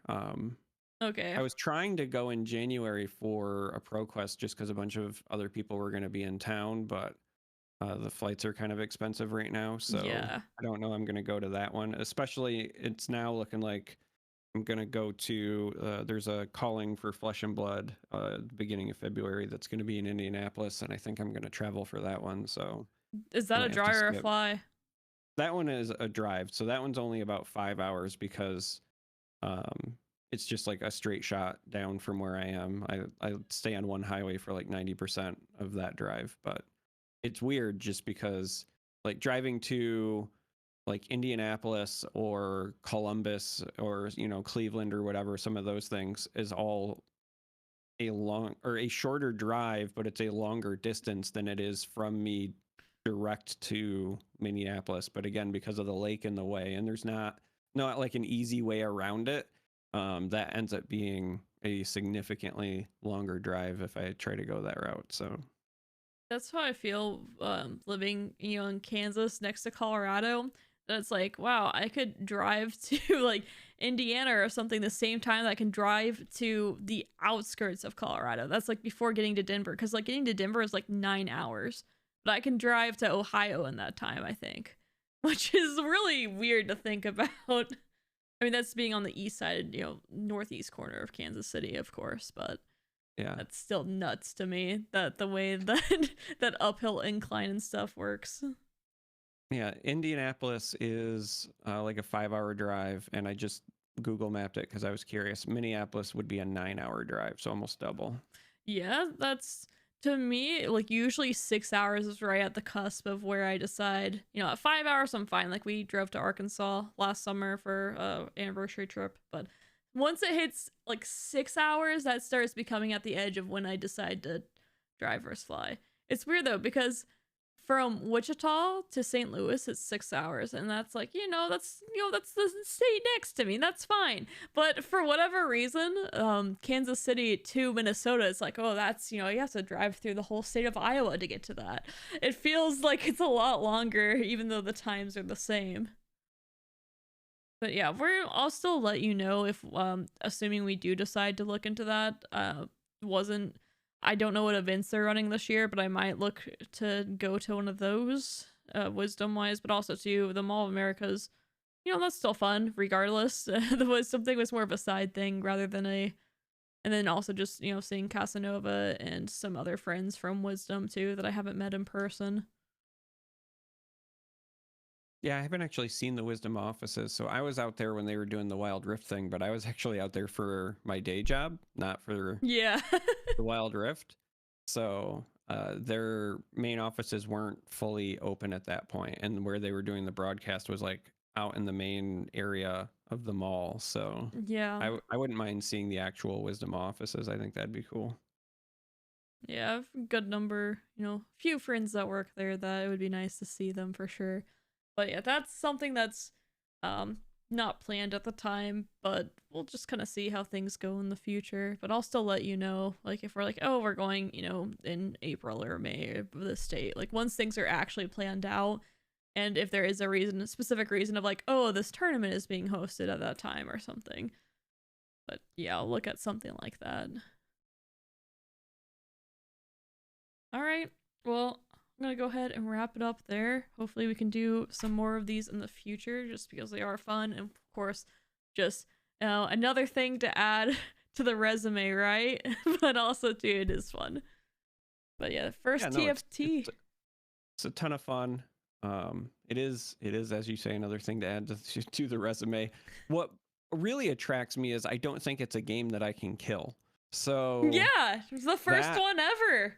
That is a nice feeling.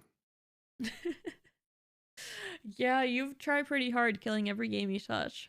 Also too, very recently I kind of felt like playing Tessel. I might end up playing it. I don't know if I'll stream it or not. I've thought about streaming just Tessel and Overwatch before going hard into what do you call it? Into TFT. But I haven't decided yet. But Overwatch was like my first like small community that I built on Twitch, where I had like a community that would always come watch my Overwatch, and I know that a few of them would come back and be really happy to see me playing Overwatch again. And I've been enjoying it a lot. I was gonna say hit me up because I reinstalled it. I've been playing it sometimes solo, and then also with some of the Flesh and Blood crew. So like Flake and Uber and Tannen and those guys. Oh yeah, I didn't even know they played. Yeah, I'll have to add you on BattleNet. Uber plays, like he casts it, but yeah, I didn't know. I was thinking like Flake. Yeah, I didn't know he played. Also, Raid is going